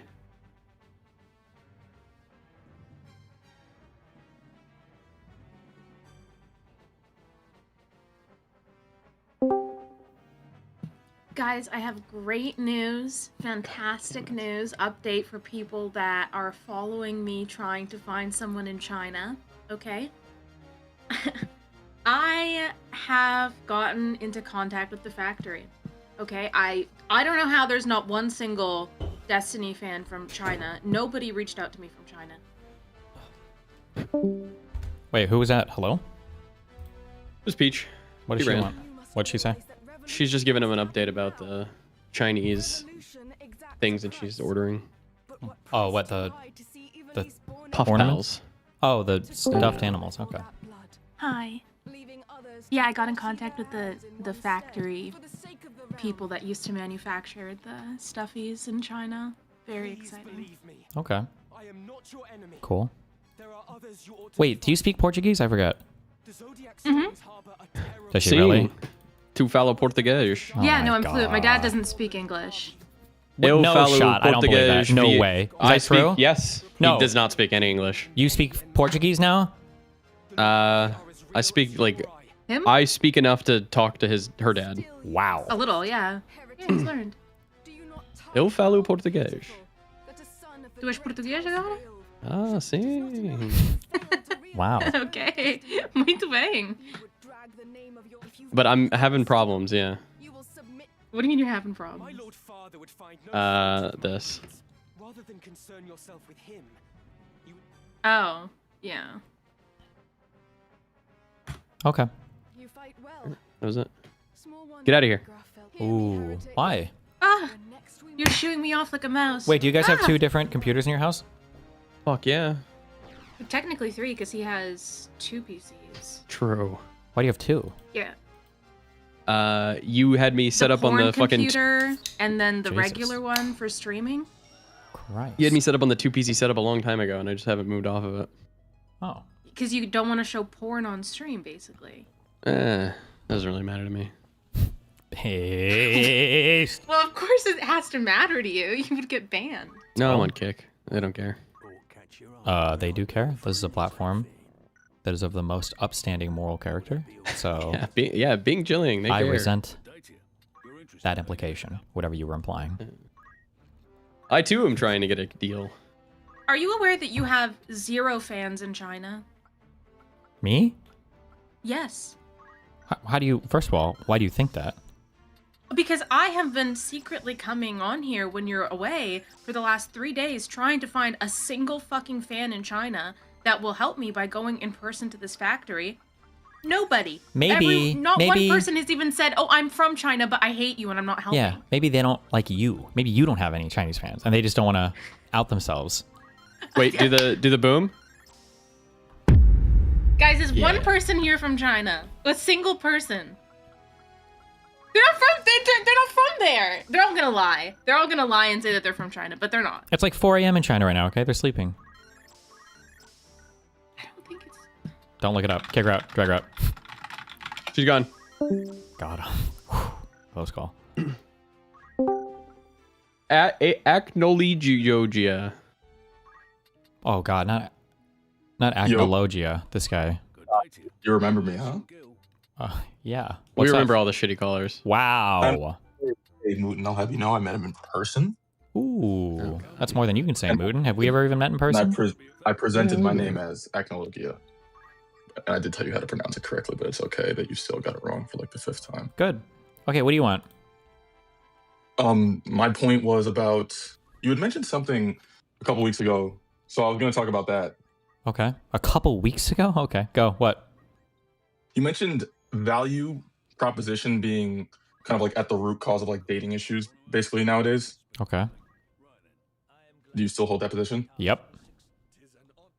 Okay, so how do you reconcile that belief with like education being like a high predictor for like likelihood of being married and partnered? Is this a mindfuck question, or I feel like it would play right into it? No, people that have education are probably more likely to be able to offer more to their partners in a variety of different ways.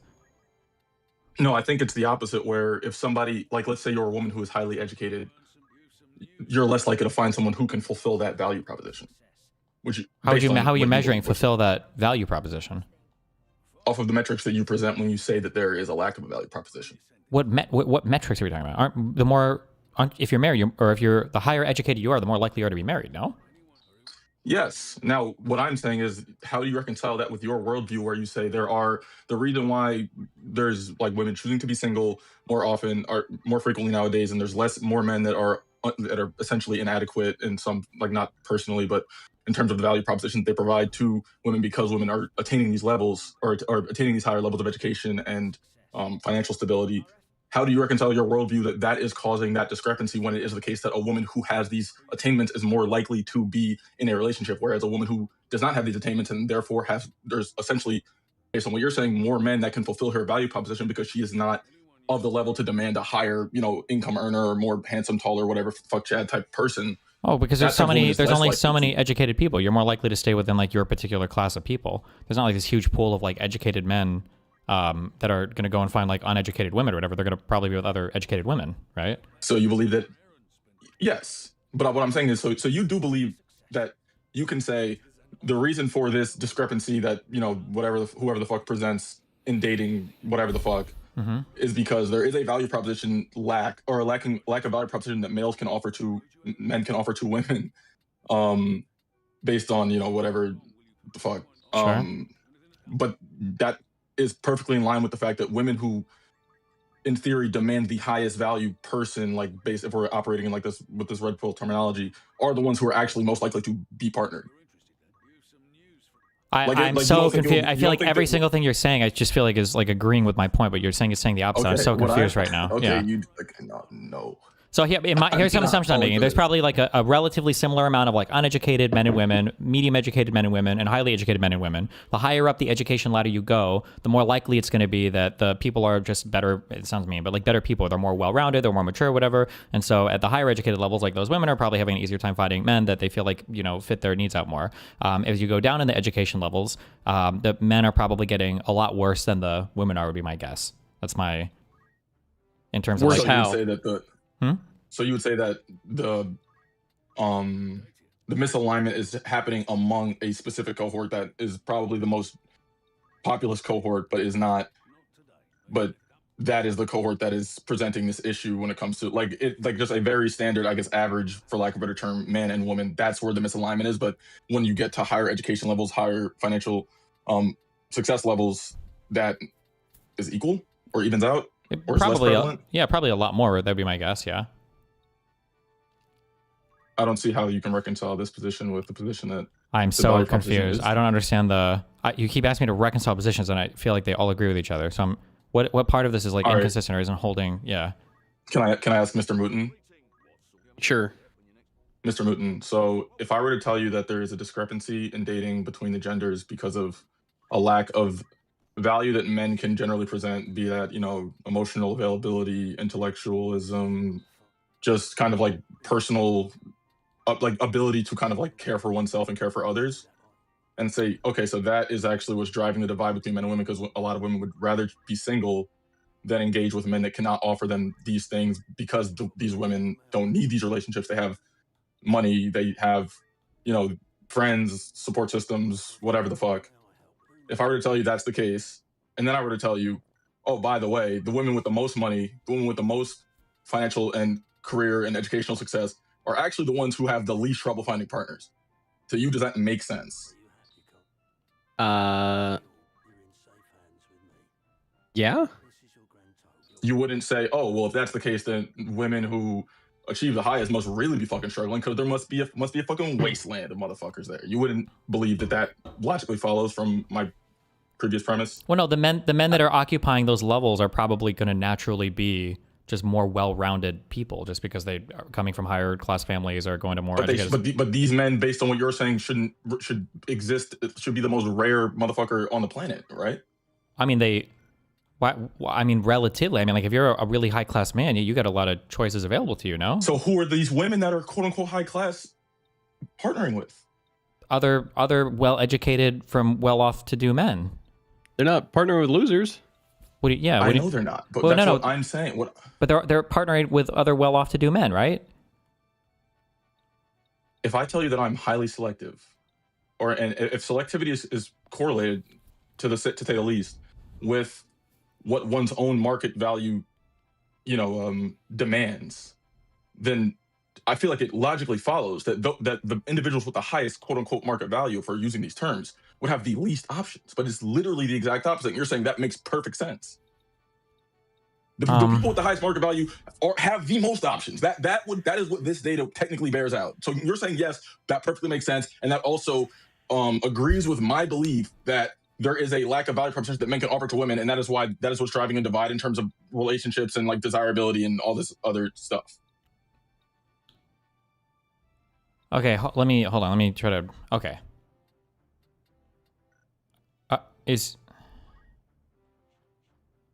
when I'm talking about like gay shit, like emotional availability, like I'm talking about like a floor or like a threshold. This is like a thing that you can kind of like have or not have, kind of. But like highly educated women are not looking for men with like the most maximally available emotional availability. Like these are traits that as you climb the class or education ladder, I imagine are just going to be more likely to flip on as you get higher up, even for men. So if you're a highly educated woman, you're a high class woman or whatever, the men that are just naturally in your field are probably going to have these traits as well. So these people are generally going to align well and probably pair off well, which I think tracks with like the more educated you are, the more likely you are to be married or in a relationship. As you go down that ladder, and you run to less educated people, not only do you have the issue of people making less money and all this other stuff, but the men are also starting to lack a lot more basic social training that are like that is below that threshold, and they can no longer capture a partner using just income because now the other women at that level are working. Is what I'm saying. Is this Okay. Okay. What part of this is not tracking or is incongruent with what you were saying? Or I believe that tracks, but I think that I think what you just said does track, and I think that makes sense. But I also think that if the kind of like this premise is based off of kind of interpretations of data that suggests that it might be women, or I guess like Gen Z or young millennials, men and women, there's like a reverse pay gap, and there's also obviously like a very large educational attainment gap that's technically has existed since like the late 70s in terms of women graduating college more than men. Been about 50 years of that being the case, but obviously the gap is getting larger now. And these are the kind of data points that you use to inform kind of like the premise that I'm challenging. So then with what you just said, those data points wouldn't actually really play into that premise at all. That's just, you're kind of just like, that's just a descriptive reality that you believe to be true, which I believe to probably also be the case. But I would say that if we're going to say, oh, I think that the fact that there's like a 66 to 33%, 66.67 to 33.3% like college like bachelor's degree ratio, and because of the fact that women in like young millennials and Gen Z earn more, that these are factors that play into my premise, then I think that what you just said can't possibly be the case. Yeah, I don't think the income stuff matters anywhere near as much as men seem to think it is. But I think the reason why men think that it matters a ton is because in the past, men have only been taught to capture women using income, and absent income, they have nothing. So in higher and middle class situations, like the men are probably just generally more well-rounded. In a lower class situation, what you're basically telling the woman to do is not only are you both working, the woman also needs to be a babysitter for her male partner who's too emotionally retarded to handle his own feelings or to be able to be like an equal partner in a relationship. So you might both work or whatever, but the guy is, can build a computer and can be a software playful guy or whatever, but is too retarded to like do the laundry or, clean the kitchen or whatever, or won't like that. I think that's my proposition. That's the issues. Okay. Yeah, I had an objection. Well, that's not even necessarily an objection, because like I said, I pretty much agree with that as well. But there was something else there was something you said that I didn't think that I was going to object to, but I lost track of what I was going to say. So the only other part that I will say before I get out of your hair with this is I've challenged you on this before, but I was in a rush, and then you weaseled your way out of it. You fucking weasel ass bitch. but I also don't agree with the premise. I don't agree with the idea that the reality that we exist in today, or the society that we occupy today, is one that is ill-equipped to handle kind of like an egalitarian family or partnership structure. I can speak for myself, and I can speak anecdotally, and I'd be curious if you would say the contrary. But I believe that most people today that are young, like anyone below like the age of like probably 35 to 30, like they had like their mother probably worked, their grandmother probably worked. I think it's not the case that like young men today exist in a world that is not prepared to deal with like an egalitarian family structure. It's not like people maybe in the South, but at least I can say in the more kind of like urban areas, it's just like you have no concept of a world that exists where women are not working. You don't have examples of women who didn't have to work to kind of like do what they needed to do. Like that's just, so I don't understand why you kind of like point to this as a symptom of why like there's like an adjustment, like an inability to adjust to like the modern landscape that like young men struggle with, when young men never existed in a world. And that's not even like never, like it's been like 70, 80, 90 years since it was really the case that you're growing up in a world where women are actually kind of like deprived of like all of these fundamental rights and unable to do So anything, real quick, you say 70, 80, 90 90 years. My guess, I haven't looked it up. You can look it up. My guess is that even today, men are more likely to work than women. And in married households, the woman is far more likely, probably 2 to 1 or 3 to 1 more likely to stay at home with the kids than the man is. That'd be my guess. Now, they might... I think if you were to poll anyone, like, you think that's true for millennials and younger? Probably, yeah. There's literally no shot, dude. You think that it's equal 50-50, the man is just as likely to stay home with the kids as the woman? I think that it might not be equal 50-50, but I think if someone were to tell you that, wait, no, just likely to stay home, no, but just likely to stay home at all, I would say if one person is staying home, probably the woman is far more likely, but I would also say that the odds of anyone staying home are extremely low. I think that as you In, hit like middle in an class, I average think house. that's probably more likely that there is somebody staying home, at least for the first 5 or 6 years of life. And when you say more likely, you mean what? Like 1 in every like 100 relationships, probably, right? Yep. I'm gonna guess before I look it up, because maybe I'm really wrong. I just looked up the stat. So 1 in 5 stay-at-home parents are dads. So 4 to 5. So 80% of the stay-at-homes are moms. My guess is going to be once you're middle class or higher. My guess is going to be that before age 6, I'm gonna guess 30 to 50% have at least have a stay-at-home parent. But maybe that's way over. I don't know. Let's find out. How many families have a stay-at-home parent for young children?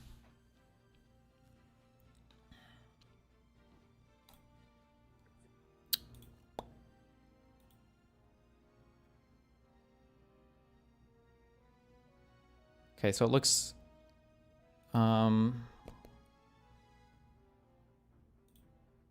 okay, I see different things, but this, I'm going by the fucking AI answer. This says roughly 1/3 of U.S. families with children under 12 have a stay-at-home parent. So, okay, so yeah, okay. And of those stay-at-home parents, the majority of those are going to be moms, right? 4 and 5, based on 4 to 5, yeah. whatever. Okay. So you would agree it's the case that most people deal with like households that have kind of like dual income. Yeah, probably. Yeah, sure. And you'd probably also agree that in more expensive places of living it's probably even higher, right? Because I think that probably tracks. That's really hard to say. Because I have two different intuitions that would pull me in two totally different directions. One would be that the obvious one is that, well, they're more expensive, so you need 2 working parents. But then the other intuition is, well, they're more expensive, so wealthy people are going to live there, which means it's more likely that it's just a really wealthy guy earning something. But I don't know the actual answer to that. What is it? What are you on the flip side of this though? Are you saying that you think that for a long time men and women are getting equal training in things like household chores? No, I don't. Okay, think so. do you think that men and women are getting equal training when it comes to like socialization, or I don't like to use the term emotional intelligence because it's very broad, but just like being able to like have a conversation, be interested in a person, be like aware of your feelings, and being able to express yourself in more ways than just like hitting somebody or punching somebody? I'm not exactly sure I would say equal training, but I would say probably negligibly different, and different in kind and negligibly different in effectiveness or capability. I do agree that I think men generally, naturally, are just less emotionally stable when it comes to things like aggression. So you could train a man and a woman, or a young boy and a young girl, the exact same, and the boy will just be more likely to lash out. All else equal. I also Isn't it think like, that- don't you think it's kind of, after wait this. real quick. Isn't it, so like not to do like biology, but like, isn't that kind of weird if we go to biology? Wouldn't we expect women to be the more unstable ones, given that they have to deal with these like insane fucking hormone cycles every month, and men's are relatively even? Like, why would men be the ones? No, that I actually probably wouldn't. I wouldn't say that, because I think that I think there's a couple things at play when you ask that question. So first, I would point to, I think when we talk about unstable hormones and stuff, I think this is tangential, but it kind of plays into like when people talk about like who's like more horny, men or women, and then like there's either like trans men who start taking testosterone, like, oh wow, I got like a trillion, or just bodybuilder women who start taking testosterone, like, oh wow, I got 1 trillion times more horny. It's like, I think that kind of speaks to something, but that's not the main thing I was saying. I also think there's also a conflation with like emotional instability.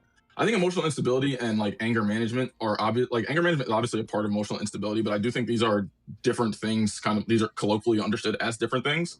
Yeah, so I would say a lot of the basically like it's sexist, but a lot of the sexist kind of like associations that we assign to women, I think a lot of those probably are true when it comes to like hormone imbalances due to like things like menstrual cycles. But I still think the testosterone overpowers that so heavily. Well, when it comes to, thanks for the 5 aggression subs. between men and women, that I don't think that really a lot of men are just stably unstable, while as if you understand what I mean. Okay, that's interesting.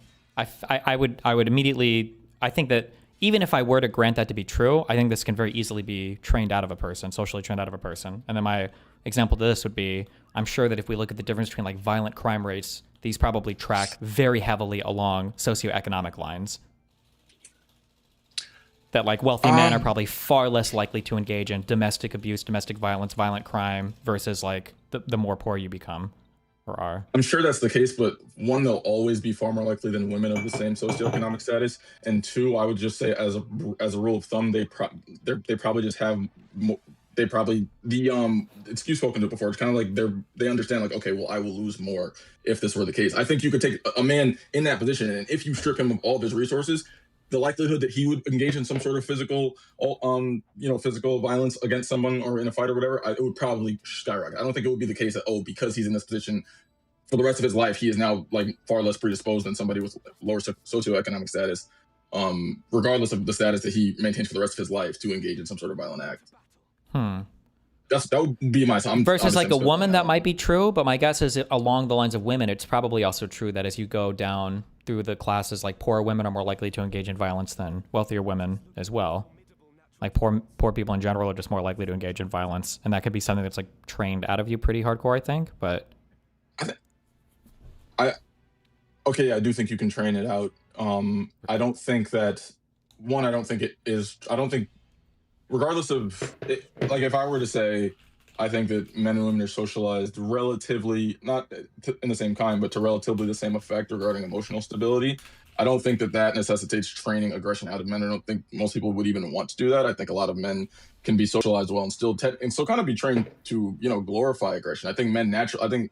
Hold on, wait. We're talking about way different types of aggression. You're talking about like some romanticized version of aggression. I'm talking about like the ability to control your impulse. No, I'm not talking about football. When we talk about aggression as like emotional instability, we're not talking about football. We're talking about men that like destroy shit or beat shit or get into fights or stuff like this. Yeah, but I would also, if we're going to talk about kind of like correlation, I would definitely say that men who are probably report slightly higher levels of all types of aggression are probably, if you were to take the hardest hitting men, I don't know, in a hardest hitting like defensive backs on a football team, you probably find some correlation there too. I don't think these are completely separate from each other. I get what you're saying. They're not the exact same thing, but I think one informs the other, or at least they both are informed by the same kind of mechanism. I think they would be like, you would still find these like correlations, but on a graph, they would be like lines that would like track pretty heavily, but they'd be two very separate lines. I don't know how to explain this, but let's just sure, but just backing up, I guess. So what is your so macro view? Wait, Moon, what was your question? Would you rather fuck a hot femboy or an ugly girl? Probably ugly girl, obviously. I think it's hard to be an ugly girl, to be honest. Okay. But if like a girl that I would find ugly, or a girl that like society would find ugly. Society would find ugly, yeah. A girl that society would find ugly. See, I'm going hot femboy. Why? Because they're hot. But okay. Fair enough. Go ahead, Steve. Okay.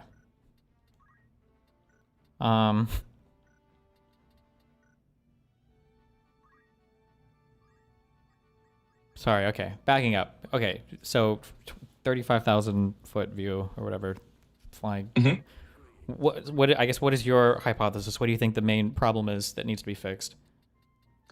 It's gonna be boring. I think. Well, okay. So I think generally it can be chalked up to social media, and not social media like abstractly social media, like the way that men and women engage in social media from young ages, especially like our generation. I think that is like very clearly the obvious dividing line between young millennials and Gen Z, Gen Alpha. Just the prevalence and blossoming of social media is clearly the dividing line that separates all sorts of gender relations, compared to older millennials. And can you like elaborate more? What do you mean by that? Like social media engagement? Well, I think it amplifies a lot of fears and insecurity in everyone, and I think that just makes having relationships more difficult. And I think when people are more insecure and people are more scared, they kind of like retreat into things that they find comfortable. And then wait. Do you think that men are made more insecure by social media than women are? I think that social media makes women insecure in a different way than men. I think that there's enough external validation beyond social media that is able to kind of suppress some of the insecurity that arises in women. So a woman might think she's ugly because she's comparing herself to other women on social media with like filters and makeup and all that stuff. But at the end of the day, she can go outside and will probably get hit on. Not that she would want to get hit on, but it'll probably happen. Whereas a guy will never have his kind of like, especially an insecure guy who's not conventionally attractive will never have those things that he's seeing kind of like counteracted by like real life interactions, or at least not anywhere to the same extent as women. So I think that is a big difference where like there's the lack of external validation to like in any capacity.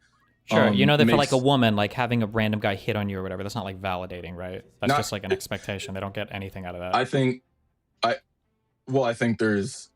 that's a bit of a simplification. I agree that they expect it, but I do think that without it, I think it is validating. I just think that it's so prevalent that it's kind of like it's not even like inflation. I don't know how you would describe it, but it's just like it's like a higher sea level, if you know what I mean. Like if sea level's like somewhere in one place and it's a little higher, like I would say for women, I would say like that creates like a higher kind of like sea level. So even if like they're in their minds like, okay, I'm not validated, I still think that kind of like somehow, some way, like that inherently creates like this baseline level of validation that is still above that of a man who never receives any external validation, even if they don't consciously process it as, oh wow, that makes me feel prettier or whatever.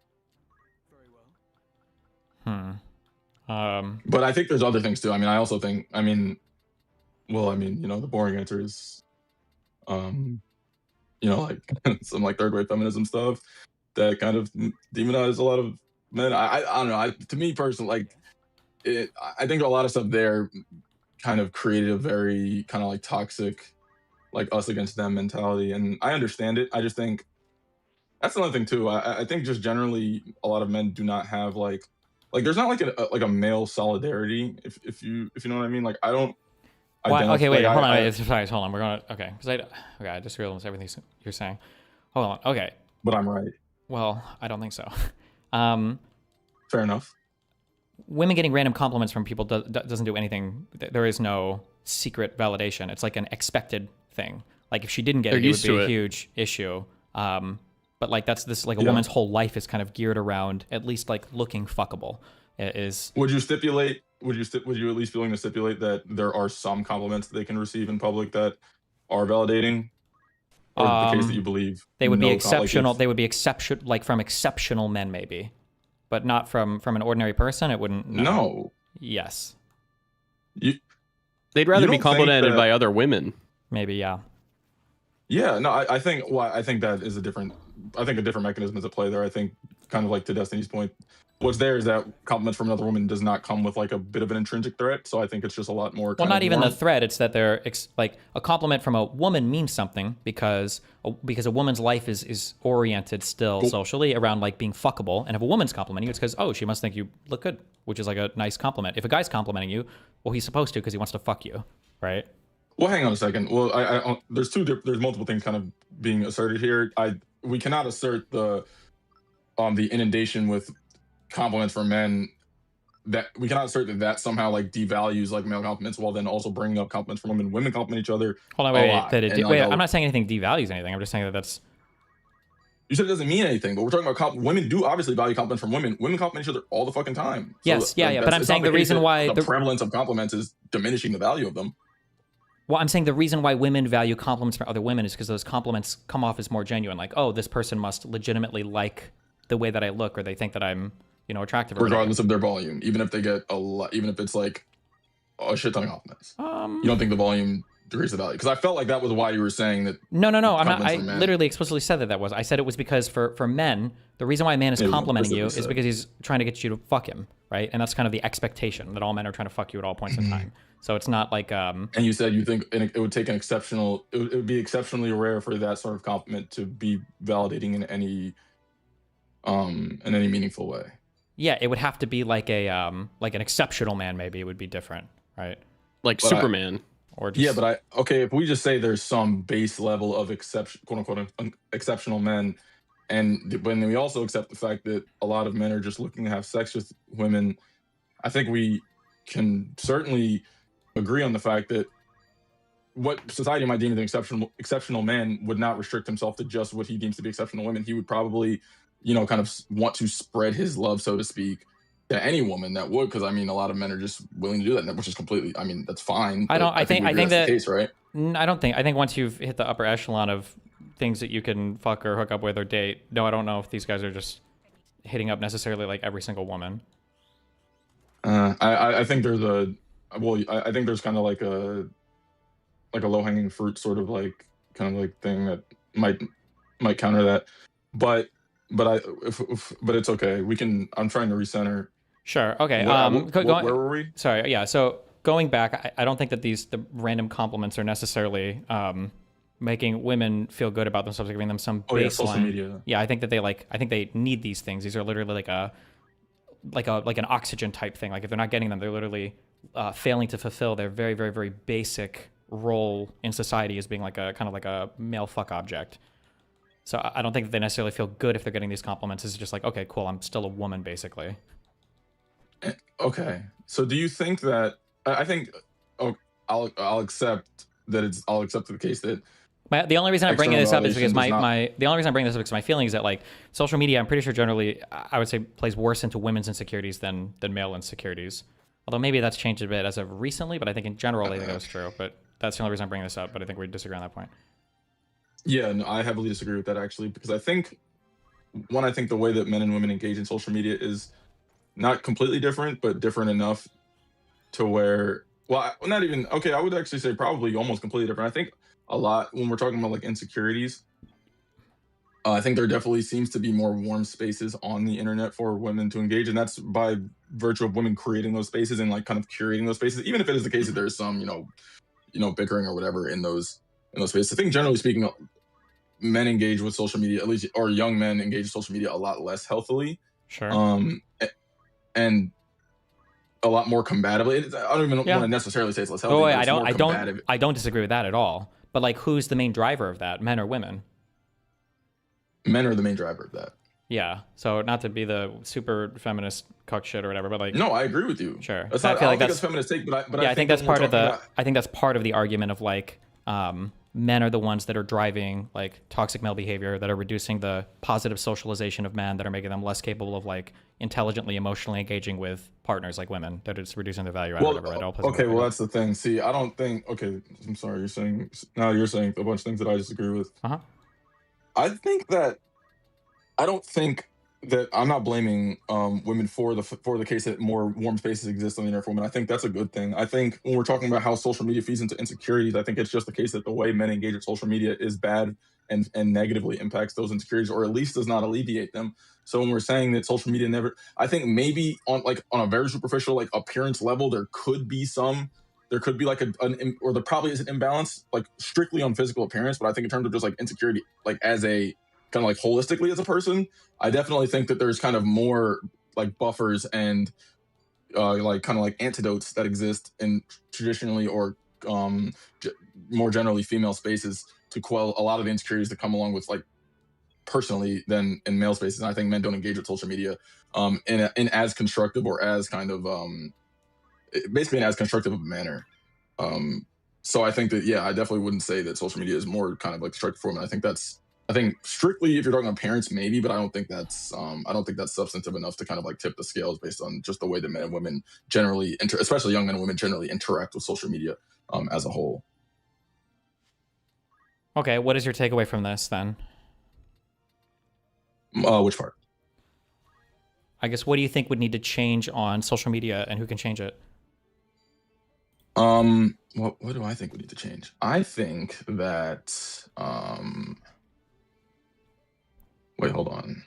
Something you said about being able to emotionally engage. Oh yeah, well, I'll answer that question, but I will say beforehand, before I forget, that I do actually disagree with the idea.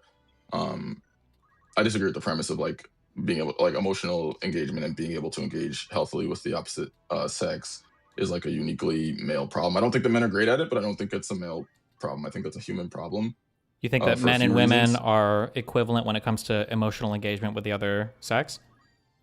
I think that yes. Why do you think that? Men and women are roughly equivalent. Well, it's kind of like I don't know the name of the word, name of the term. I'm sure like Alex O'Connor could fucking name it, but there's like if I were to not think that, then I would think that basically the majority of interactions, it's kind of like accusing like women of being like emotional like predators, almost like just innately. Like if it were the case that basic like the on balance probabilities, like a general interaction between a man and a woman in any sort of like romantic or emotional interpersonal capacity, like like it's like men are essentially like just like incapable. Like, I guess I'll ask you, if this were the case, would you not expect it to be the case that men are being emotionally manipulated so kind of you're at scale loading by it women? yeah, you're loading it really negatively, but like I feel like you're kind of discovering or stumbling into what the main complaint is that yeah, the average man kind of has the emotional capacity of like a child, and this is where the reduced value proposition comes from for a lot of women to want to date just like an ordinary guy, is he's kind of like emotionally retarded. Okay, so it's basically like would you so how big of an issue do you deem emotional manipulation to be in terms of women emotionally manipulating men? Well, I wouldn't call this necessarily like, emotional manipulation, but I also would say that like most women, you don't necessarily want to have to be, the average person wouldn't want to be manipulating their partner. They just want somebody who's kind of like on an even keel emotionally with them. So they would just not date those people. Yeah, but it also might be the case that the average person might find someone who's not necessarily even, like, there might be a sufficient level of emotional maturity that one might have, and you would still, based on what you're saying, I would still assume that you think that the woman probably still has the edge in that compartment, right? And I think that's probably fine, but if that is the case, well, no, like I then said, it seems like you would see. I'm viewing this as a bit binary, that like it's either a thing that you kind of have like awareness of, and then if you do and you work on this, it's like it's good. This isn't like what is your what is your emotional capacity, you know, to be a good partner? Is it like on a scale from 1 to 10? I would view this as like, is it something that you're aware of or not? And then if you are aware of it, like you can be like pretty good at it or very good at it. And then if you're not aware of it at all, then you're probably always gonna be pretty shitty at it. But that's it. It's not like a sliding scale where like women are at like 7 or men are at 4, something like that. Yeah. Okay, so if you were doing, let's say you're just doing some sort of like regression, right? And there's like a binary female indicator. If that when that female indicator is 1, like what are you saying like the coefficient of that is? Like how significant is it, do you think, being a woman in terms of predicting like an incident, like having that emotional maturity? I would say that it's very high in terms of like that threshold, because I think that's part of like the training that women get emotionally, like just in being in society. I think just in their whole fucking life. Yeah, I would say generally it's pretty high. That like I would view for women that's turned on anywhere from like 85 to 95% of the time would be my guess. I feel like how would you the time that a guy is like the most emotional is when they're talking to a girl. They're never gonna be like, you're never gonna go to your bro and fucking get super emotional with them. If anything, you're gonna get that way when you're talking to like a girl who's a friend or a girlfriend or something like that, which I think just proves that women are usually more emotionally available / smart. I agree that it is the case that if a male is or a man is to kind of like open up and speak deeply about their emotions, there's a higher than 50% chance it would be with a woman. I don't think that proves what you said it proves, because I don't think that's necessarily wrong. I think that just might kind of come down to how guys like tend to naturally interact with each other. Sure. So I would say that I would say that this is really, really, really bad. Because I think that what happens is then you have no natural emotional training yourself because you just don't practice it with friends. And then this is, I'm going anecdotally now, but like one of the most common complaints that I hear from women who start dating is basically the guy that they're dating, if they don't have much dating experience, that's why women tend to stay away from guys without much dating experience, is that they end up being their therapist / mom for the first like month, because it's like the first time a guy's even had practice opening up emotionally. So what's appropriate to say and not to say, what counts as trauma dumping, not trauma dumping, what counts as being like emotionally manipulative versus not. Like people can be emotionally manipulative without like trying to be, on the guy's part, in terms of just like the things he's feeling, that this is like not a good scenario. And there's no reason why a guy can't be, you know, emotionally intelligent enough to know what's appropriate or not appropriate to share with somebody. But if the only training you get from that comes from romantic partners, it's like, I think that's really bad. I think when you say the only training you get from that, I think that's a bit reductive, because I would say that while you might not talk about kind of some of the same stuff with like a male friend that you might talk about with like a girlfriend or a female friend, female family member, I think there is still emotional training that is constantly happening when you're hanging out with male friends. So I don't think it's the case that this is a muscle that isn't working out. I think it's just, what is the give me like examples. What kind of emotional training do you think you're getting with a guy friend? When to call your friend gay or not, if they're getting mad. No, honestly, I would say I mean, it depends. Like, if you play something like fucking like ranked in like any sort of game, and you have to kind of work on like not shitting on. Because when you're playing with randoms, you can fucking vent to your friends all the time about how these randoms are ass. But like, you actually can't do that when you're playing with your friends. If you value their friendships, you kind of got to introspect, or you have to work on constructive ways of kind of like figuring out how to improve like collaboratively. I think You could, but I would say that those are like, I would say those are the more exceptional men. Like, this is a total fucking guess, and I don't know, you could run this experiment or watch streamers, but my guess is like, if you were to take 10 men and 10 women that have never, that have no experience playing games, and you were to throw them all in games with each other, that like, the guys would be ribbing each other way more hardcore.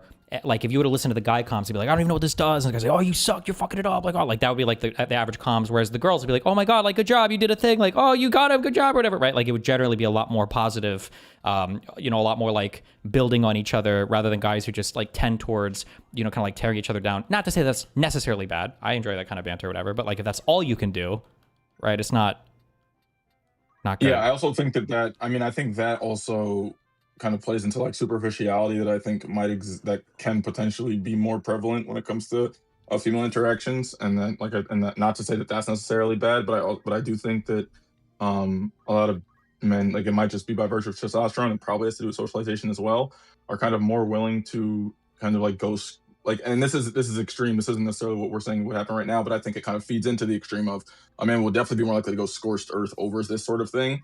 Even if they kind of regret it and like kind of like reconcile. Like, I think that happens a lot where like you kind of like you might not a lot, but it happens where like you have like a big argument, big kind of blowout, and then you guys kind of like maybe like a day or two or hours passes and you can kind of get over it. I think that's more like, I think that might just be a more genuine expression of emotion in a lot of cases, whereas one might want to kind of like preserve some sort of air of cohesiveness, or by kind of like lying about how they truly feel about something. So I don't know. I think that's just a very kind of multivariate, case-dependent thing, where I wouldn't necessarily say that being more encouraging is good or kind of like what you should do. So I don't think Why not? Really.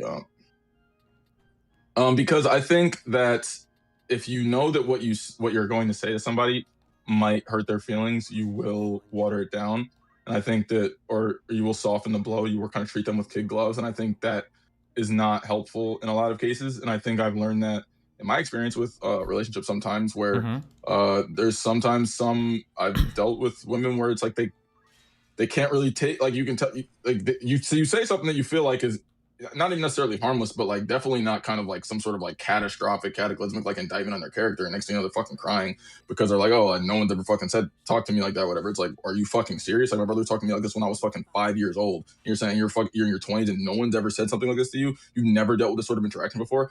I feel like that's not too uncommon, and I think that that's a problem, because then it's like, oh, like, why do I feel like I need to be on eggshells now? Sure. So okay. So I want you to know, okay, how old are you? 25. Okay. I'm 36, okay? But listen, man to man, okay? I agree with you, okay? Fuck it, okay? So I tend to communicate very negatively. It's a problem I actually have in relationships, where I just, like, I'm just very critical of everything. I don't say very many good things. It's, even if I'm thinking them, like, in my mind, I'm like, oh, well, you should know that, like, I think this, but I don't ever express it, right?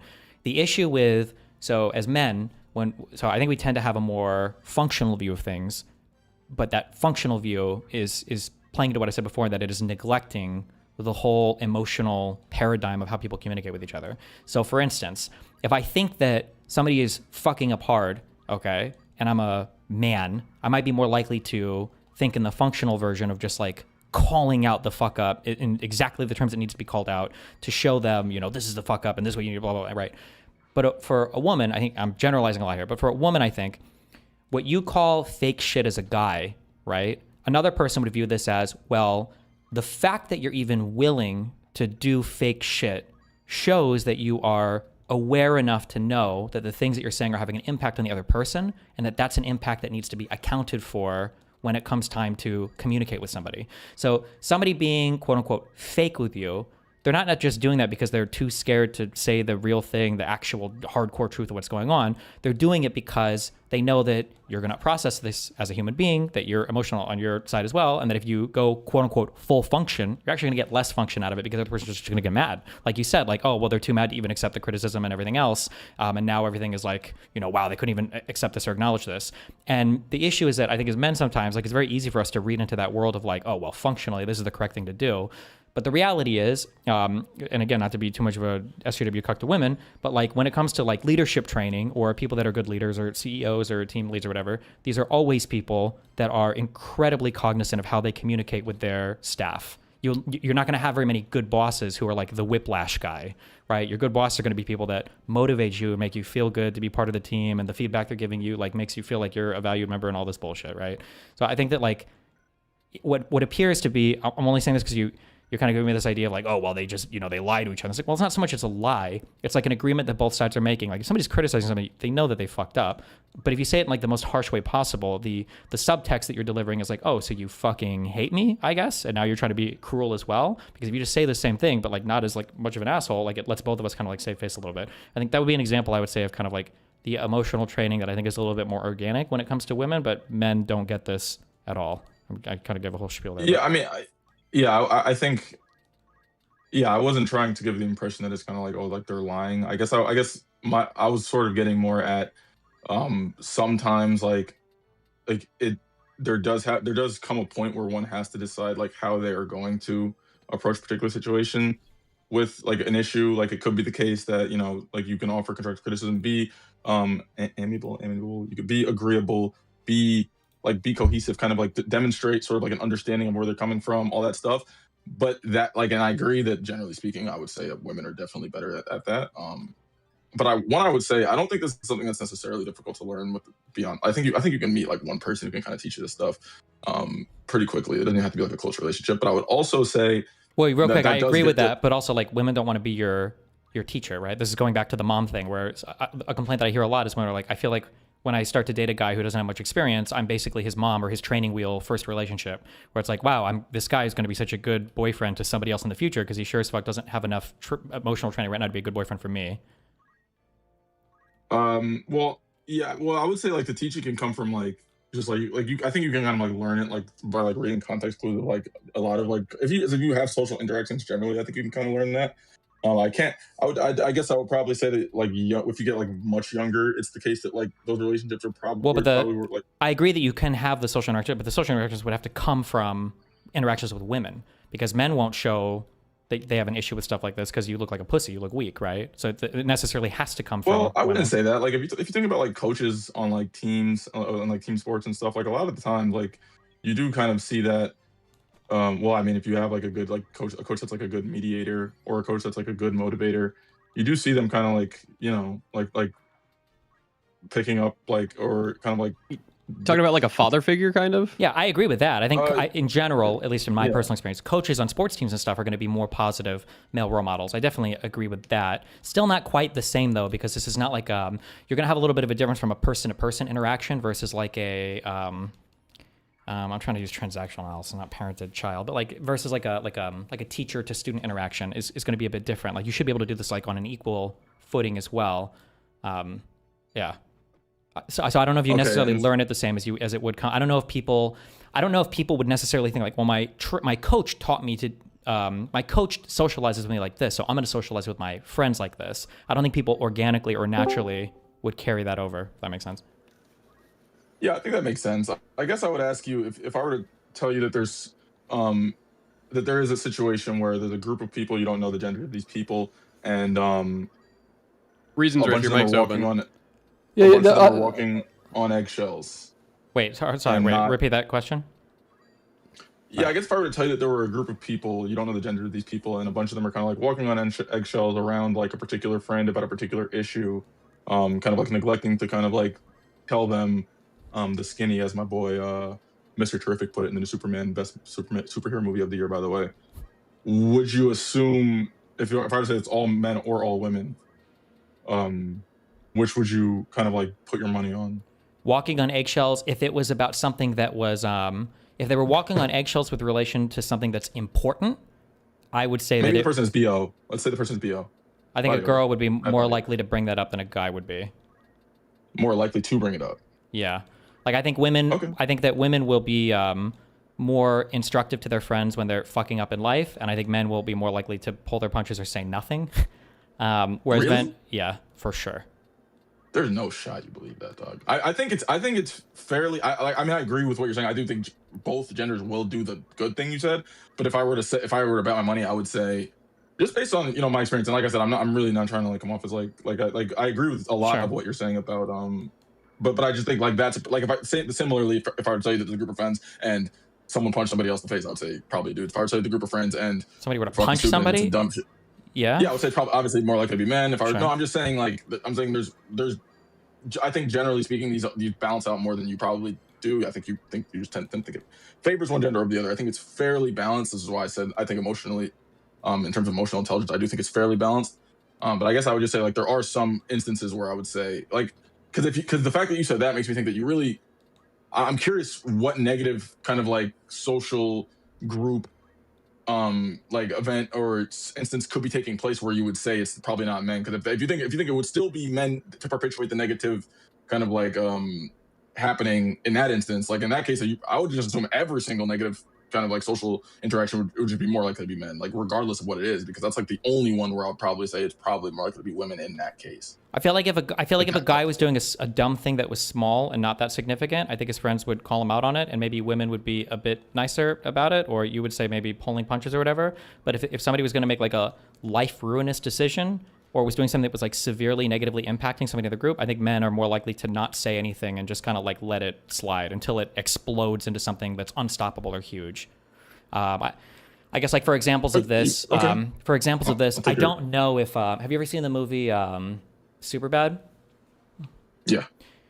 I don't necessarily know in that case. I don't know if that movie works if it's two female leads, because if somebody felt really sad that somebody else was going to go off to college and like leave them forever and they weren't going to be friends anymore, I feel like that's a conversation that two women would actively be going back and forth over. But for men, they go through the whole movie never confronting this huge fact until it explodes at the very end. And this is a very like coming of age young boy adolescent male story.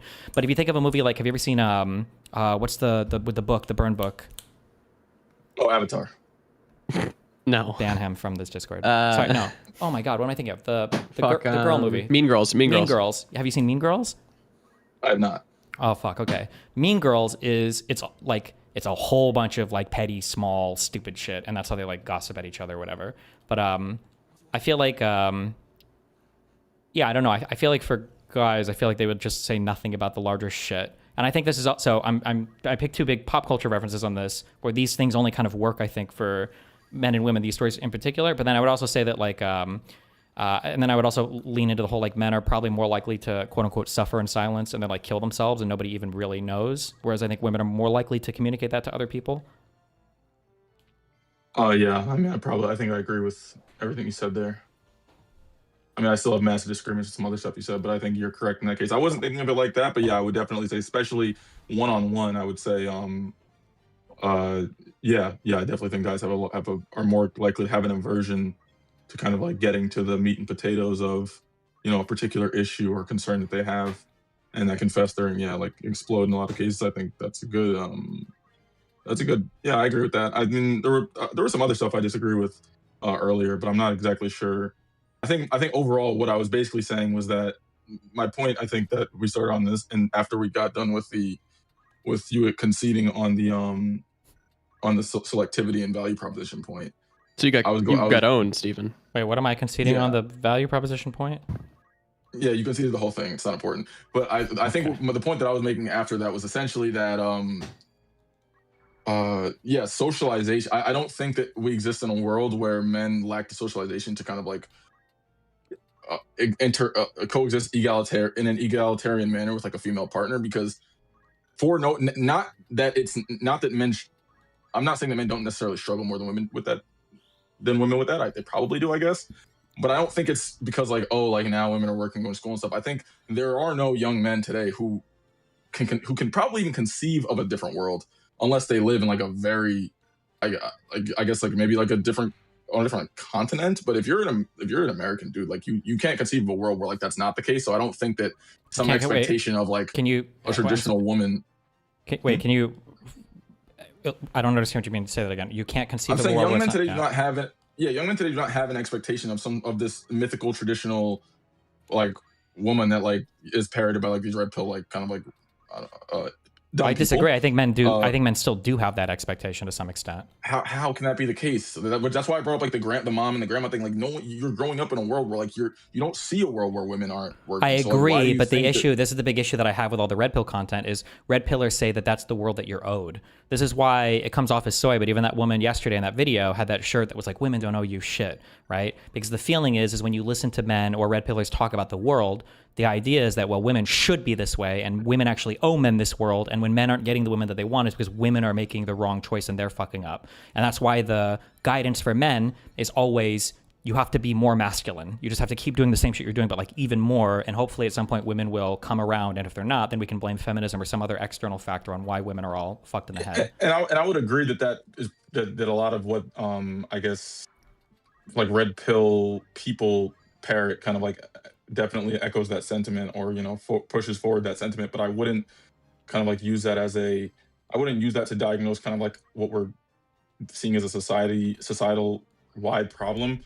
I wouldn't say the majority of men consume red pill content or have red pill ideology. So I don't think that would necessarily, I don't think that could have such an impact that it would override kind of just like, it's not even conditioning, like override just the reality that we exist in. If one were to say, oh, like some like women belong in the kitchen type thing, it's like, okay, well, there's not a single woman in my family who I'm curious. fits that bill. So yeah, I don't disagree with you necessarily, but this is part of the problem, right? Is that it feels like women and men are kind of sort of getting different messages. Like, this is my huge problem with conservatives today, and I would argue, like with red pillars, it's kind of the same, is what they're praying for is that they can just basically turn back the clock and walk society backwards. And I don't see very much forward-thinking social training given to men in almost any large male-oriented space. Maybe you can give me an example of a space where you think that is happening that I'm just not seeing? Because I feel like most of the spaces that I see that are giving quote-unquote social training to men, online at least, are basically saying that, like, yeah, women have fucked all of society up. It's all fucked up. Fuck women. They owe us this shit. And they might not say that directly, but almost. Yeah, tell me what you see differently. Where do you see differently? Yeah. Well, before I kind of want you to re-ask that question, but I think before you re-ask the question, like, I agree that is a message that is being parroted, but I'm curious, like, to what extent do you believe that's actually infiltrating like the general zeitgeist, to where there are a substantial share of men who subscribe to and endorse these sort of beliefs? Because I don't think that's. I think for young men, I think it's a lot of them, unfortunately. I think that the red pillars and like Jordan Petersons and everything have captured this space like pretty hardcore. Probably is pretty explanatory of that big. It's really big, or it's probably really explanatory of like that big gap in terms of like Gen Z, like male versus female, conservative leaning versus not, or whatever. Sorry, what you were saying? You don't really see another side of like that. It's pretty much the red pill content, or that's kind of it for men right now. Yeah, I don't see like there's no big creators. Yeah, what's the other side, or who's doing the training on the other side? I just don't see this anywhere. Well, no, the training on the other side is happening. So can I just jump in and say, yeah, sure, real fast, what's up? I think part of the problem is like male to male friendships, right? And also the potential what they can be seen as. Because I have good male friends that I'll be open with and emotional with, and and talk and feel that I can talk about my issues. And I think it's really, really important for my romantic relationship that I have the outlet. But it happens in various different friendship circles, including like at the gym and weightlifting, always kind of a supposedly masculine thing. And it is in a sense, but at the same time, it can be also a place where people can talk quite openly and honestly and emotionally. And I think maybe as males, we have a responsibility to have that in our male friendships and to take the weight off our romantic relationships. Isn't that part of the solution here that we're pointing towards? I would say yeah, but I would say men just don't typically engage that way with other men. We just don't do that, which is a thing that should change, right? If we're saying yeah. And I would also say I think men do engage with other men that way. I just think it's not as frequent as it needs to be. I think it's kind of generally only in kind of like DEFCON 1, like crisis level or approaching crisis scenarios, where like a lot of men feel like, okay, like it's time to open up after like a lot of sort of stewing, and I think a lot of damage can already be done at that point. Sure, and like I'm not trying to do like gotchas. I swear to God, I'm not okay. But like the thing that I say sometimes is that like I feel like sometimes the way that people speak about things, it can like kind of in a way kind of give away, I think, some kind of thought processes. Like when you say that, here comes the gotcha. Well, no, I'm trying to gotcha. But when you say that, like, oh no, men can engage emotionally with each other, they just kind of like wait until things are at a crisis level to do it. That what you're really saying there is men can't engage emotionally, because that's not emotional engagement. You've already failed at that point. That's what I'm saying. Yeah, but I think you're also presupposing that some level of kind of like intervention would necessarily be better, like, would help. Yeah. As a before getting to that point, for sure. Yeah. I think it's not just about certainly.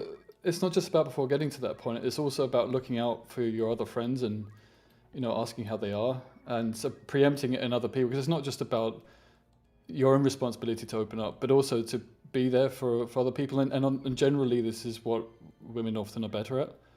But we can learn from this in our male-to-male friendships. And I think, you know, it already exists. We just need to do more of this.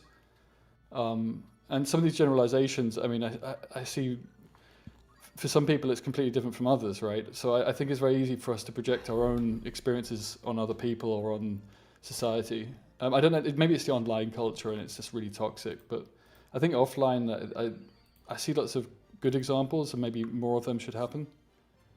Yeah, I agree. And I would also to say that, yeah, I think it is. I think as a general rule, it would be better. Yeah, I do think we all do have the responsibility to, for one thing, and like check up on each other more. But I would also say to that, like, yes, definitely women are better at that than men. But I would also say, I mean, maybe for me, it's just socialization. Like, I feel like I can open up, but I also feel like a lot of times I don't want to. That's just like anecdotally speaking. So like, if it were the case that someone were to come to me and say, hey, if you're having this sort of emotional tribulations, like you should just be more open, I would say like that would not be, especially I wouldn't want to do that. Yeah. So we'll do therapy mode. Okay, let's explore this. Why don't you want to? When you say you just don't want to, why do you say that, or where does that feeling come from of not wanting to?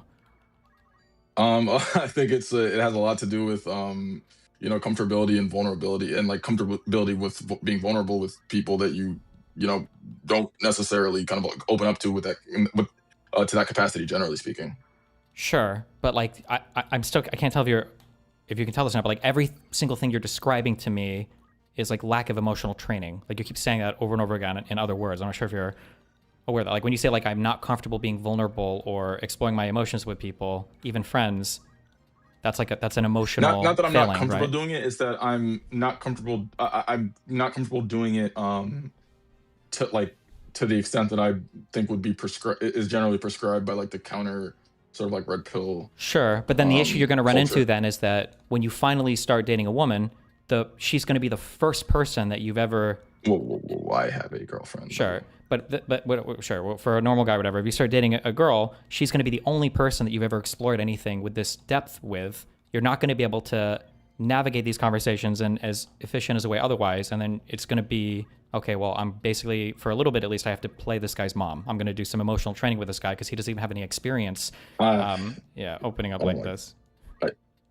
I think I agree with most of what you're saying, just without the normative loading. I don't think it's necessarily playing the guy's mom. I think it's that similar.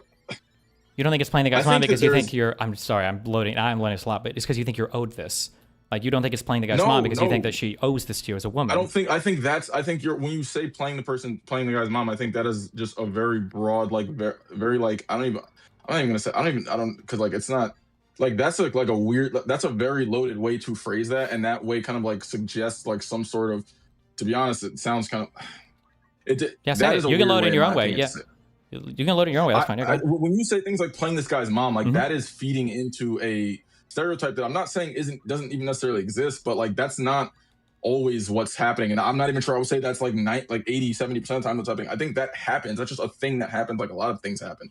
But when you're saying like playing the guy's mom, like it's like, okay, is that every instance of a guy like needing to like go through a relationship to like put himself in new situations and like maybe he's uncomfortable with this or that, and that's just a part of the learning process. When you say playing a guy's mom, it's like you think every person or every guy is like automatically going to be some dude who like who's unable to, or any guy afflicted with some sort of like emotional stuntedness is like incapable of not being in a situation where he makes a woman play his mom or makes a girl play his mom. I think that's a lot more rare than is generally kind of like touted. I think it's super common, but like this. So like this is when I go back to the value proposition thing. Like this is why women are like why do I have to do like the emotional training wheels for this guy who can't have like, who doesn't understand relationships or friendships in the way that I did when I was in 5th grade? According to who though? According to the woman and how they interact with each other, and the fact that, like you've said in this conversation, that like I don't feel comfortable opening up or being vulnerable to friends and all this other stuff. So now, you know, the woman I'm dating is gonna be the first person I've ever done this Excessively. with. What does excessively mean? The fact that earlier you gave the qualifier is like, well, if it's like the time when you would open up is when things are at a boiling point and they're about to explode, makes it seem like it probably should have happened at an earlier point. No. Okay, the answer to that is multifaceted. I would say yes, all else equal, assuming that opening up does not lead to other issues. What other issues would it lead to? That's the $1 million question. It really depends, because sometimes people use information that you give them against you. Sometimes you say something one day and it's like, oh, like people might kind of like run with that information, but like your mind changes, and like, or you're gonna go back and like retcon like half of what you said. Sometimes like a situation just flips on its face, and then you gotta. So it's a lot easier, I think, when like a lot more of the dust is, settled, or a lot more of the pieces are kind of like firmly placed on the board to kind of like analyze the situation at that point and describe to someone else than it is to kind of like give them sort of like this sort of like drip feed them this information that's constantly changing and like evolving and stuff. I think that's just to me, that's just like that's a suboptimal way to go about it. So I think it's, so that's why I think. Okay, sure. So I wouldn't necessarily maybe disagree with what you're saying there, but then again, and I know you're not trying to do this, I don't think you're trying to do this intentionally, but like all of your vocab and your framing here is like all so loaded in that, like, in the direction that I'm talking about. So like what you just described then, right, is that like, so I'll rephrase, and you're not going to agree with how I rephrase because now you know I'm trying to get you on it. But like you're basically saying that like I wouldn't want to open up or be vulnerable with a bunch of people in my life or around me because I don't know how this is going to be used against me in the future. I don't know if this is going to like turn into some weird shit or whatever. But like what it sounds like then is that you're around a group of sociopaths, and now you've adopted a whole bunch of maladaptive behaviors to survive in that scenario. But you're trying to sell me these maladaptive behaviors as being like developmentally ordinary and normal. But when you get into a relationship with a woman, obviously you don't want any of this to be true anymore. So now all of these behaviors are going to have to necessarily change. But you've already like learned all these maladaptive behaviors from your guy friendships, and it's like, well, what? At this point, you're fucked. I think at the most extreme example, that's the case. I don't think that that's all. I think at the most extreme example, when. If you're like, I don't want to say stupid, but I guess maybe if you aren't like just kind of like, if you have low, like if you lack the ability to kind of like discern certain situations, that could be the case. But I think that you can operate in a way that one might label maladaptive, but like not do so in a way that is just like kind of like perpetually detrimental to your development as a person. I think you can kind of understand like, you know, what I'm doing now isn't necessarily optimal for me in the future, but for XYZ reason, like any reason, like I just kind of feel like I understand what you're saying. That maladaptive behaviors don't work this way, right? Where it's like, okay, I'm going to develop in this way that I have to survive, but I know that in the future I'm going to change these behaviors. Like, you need the training. No, you can absolutely choose like kind of like a short-term path that is suboptimal, knowing that kind of in the long term it's unfeasible. That's just clearly the case. Well, okay, so I would, on the other side of this, I'm going to say very obviously and clearly that's not the case. You can't become traumatized as a child and understand that like I'm going to engage in some survival skills here, but then as soon as I'm out of this environment, I'm going to flip a switch and become emotionally healthy. Like the definition, that's just absolutely not true. You're not going to find that in any research. Like all of these things are going to be negatively impacting you for the rest of your life. I mean, I agree with the trauma part. I think that's likely the case, and I think that's the way trauma works. Like that's definitionally the case. I guess what I'm just saying is that, yeah, I mean, I just think that that's not. I think you can make cognitive decisions. You can make coherent, like kind of like you have the agency to kind of like be like, okay, I understand what two paths might yield for me and choose them accordingly based on the situation, which I think I like.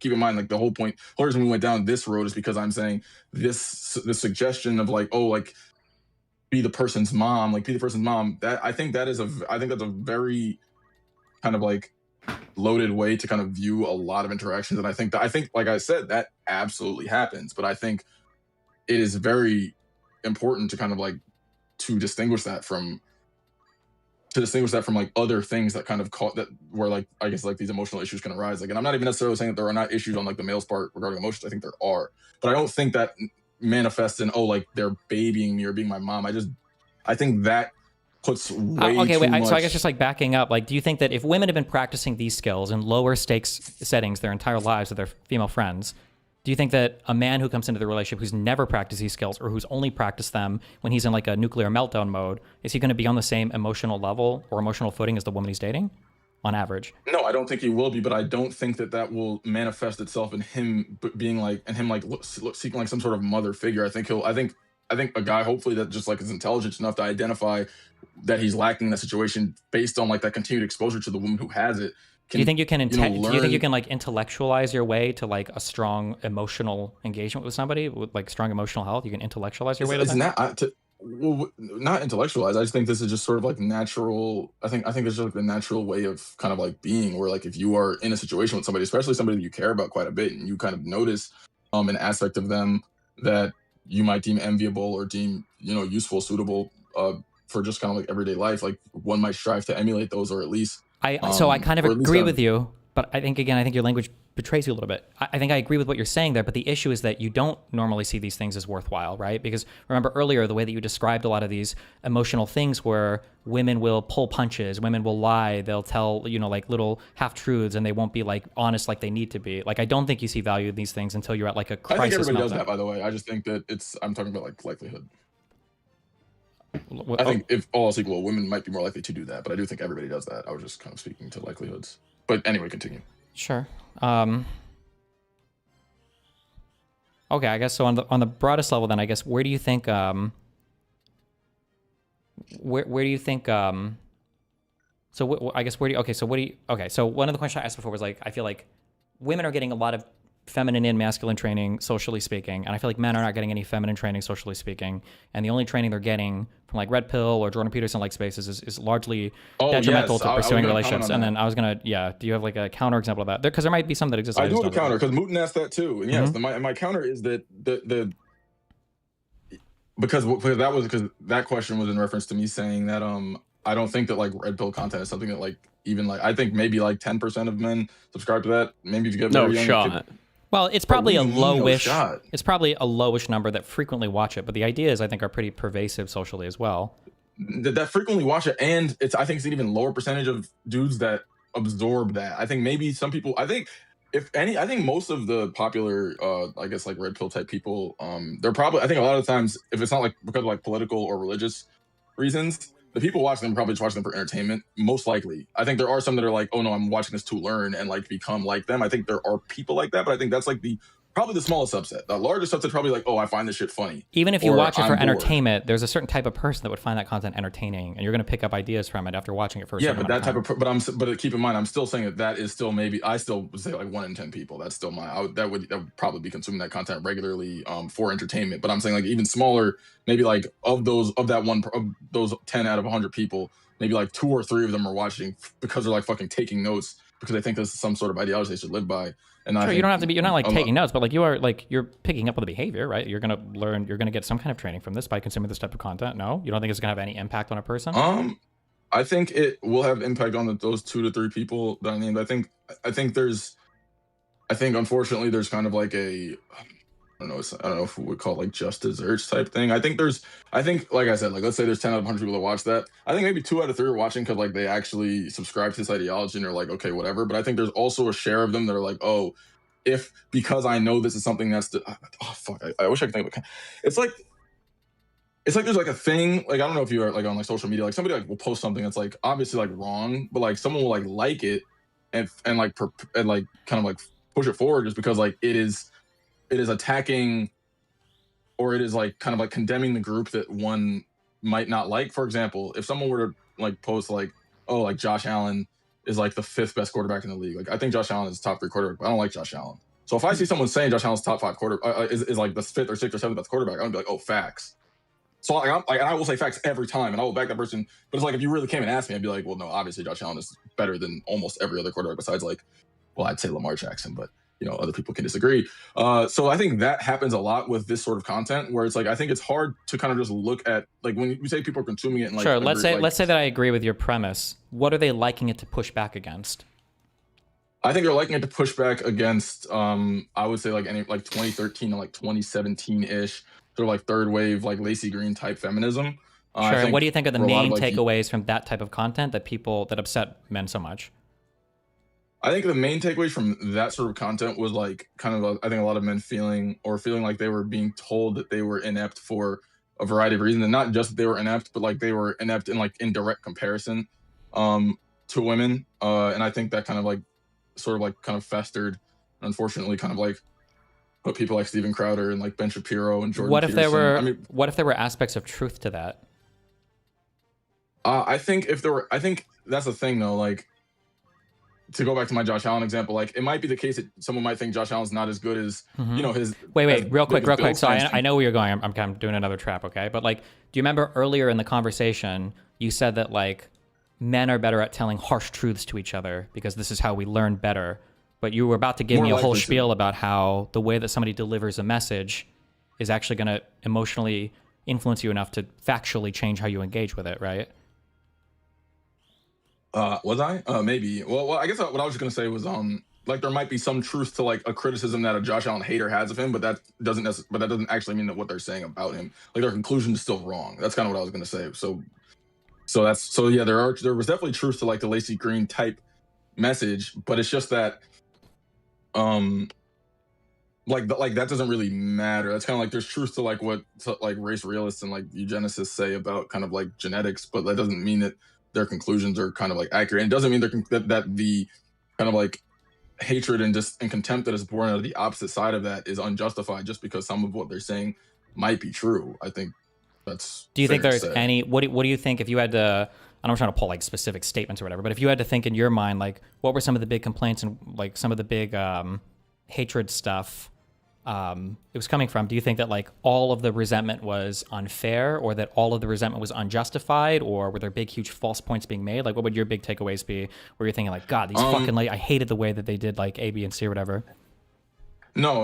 I don't think unjustified is the right word. I think it would be, I guess it just has to do with like being sweeping, and I think imbalanced would be the word. I think imbalanced in the kind of like, it's like, okay, like I think you might hear for like the trillionth time that like why, like, you know, not rightfully so, I guess I would say correctly so, that like there definitely like are deficiencies, like male deficiencies in like a particular area, but it's like you hear that enough where you're like, okay, like I get that, but like if you have some level of discernment yourself and kind of analyze a particular situation between like two people, and it's like, okay, well, why is the other side kind of not being mentioned? Like, and you say that, and then you kind of get told like, oh, well, if you kind of even allude to there being another side to the story, or you allude to there being sort of like multiple parts to play in the, then it's because like you must have some sort of like, I don't know, like hatred within you to think that. Like it was kind of just like a situation where you really couldn't advocate for yourself, and I think that was very disempowering. Well, do you think it might be because there's like, imbalance. what if part of the complaint was that it's impossible to hold space for some female complaints because as soon as you do, those spaces immediately get hijacked by the super wokey feminist term was like, what about the men's or whatever, right? That a man would come into the space and say like, well, hold on, how are women going to complain about this? Like, I would say that this is like kind of the archetypical example of a whataboutism, where the goal is to bring up another issue so that you don't have to talk about the problem that the other person wants to talk about. I agree with that, and I think generally speaking, I get annoyed when people do that, but I also think it's important to kind of hold space for when you're talking about kind of like historical sort of stuff, if you know what I mean, like not stuff that's necessarily happening in present day, but stuff that is happening in present day that's being kind of like informed by things of the past. Mm-hmm. When that's the case, it's like, when you say hold space for, are you saying there's not space for men to air their grievances or to have conversations? Or not that there's not space for men to air their grievances, but that a lot of, especially like when I'm talking about like 20, like when I'm talking like middle school and like high school age boys that don't, for one thing, I mean, their brains are just kind of like fucking, you know, kind of not quite there yet.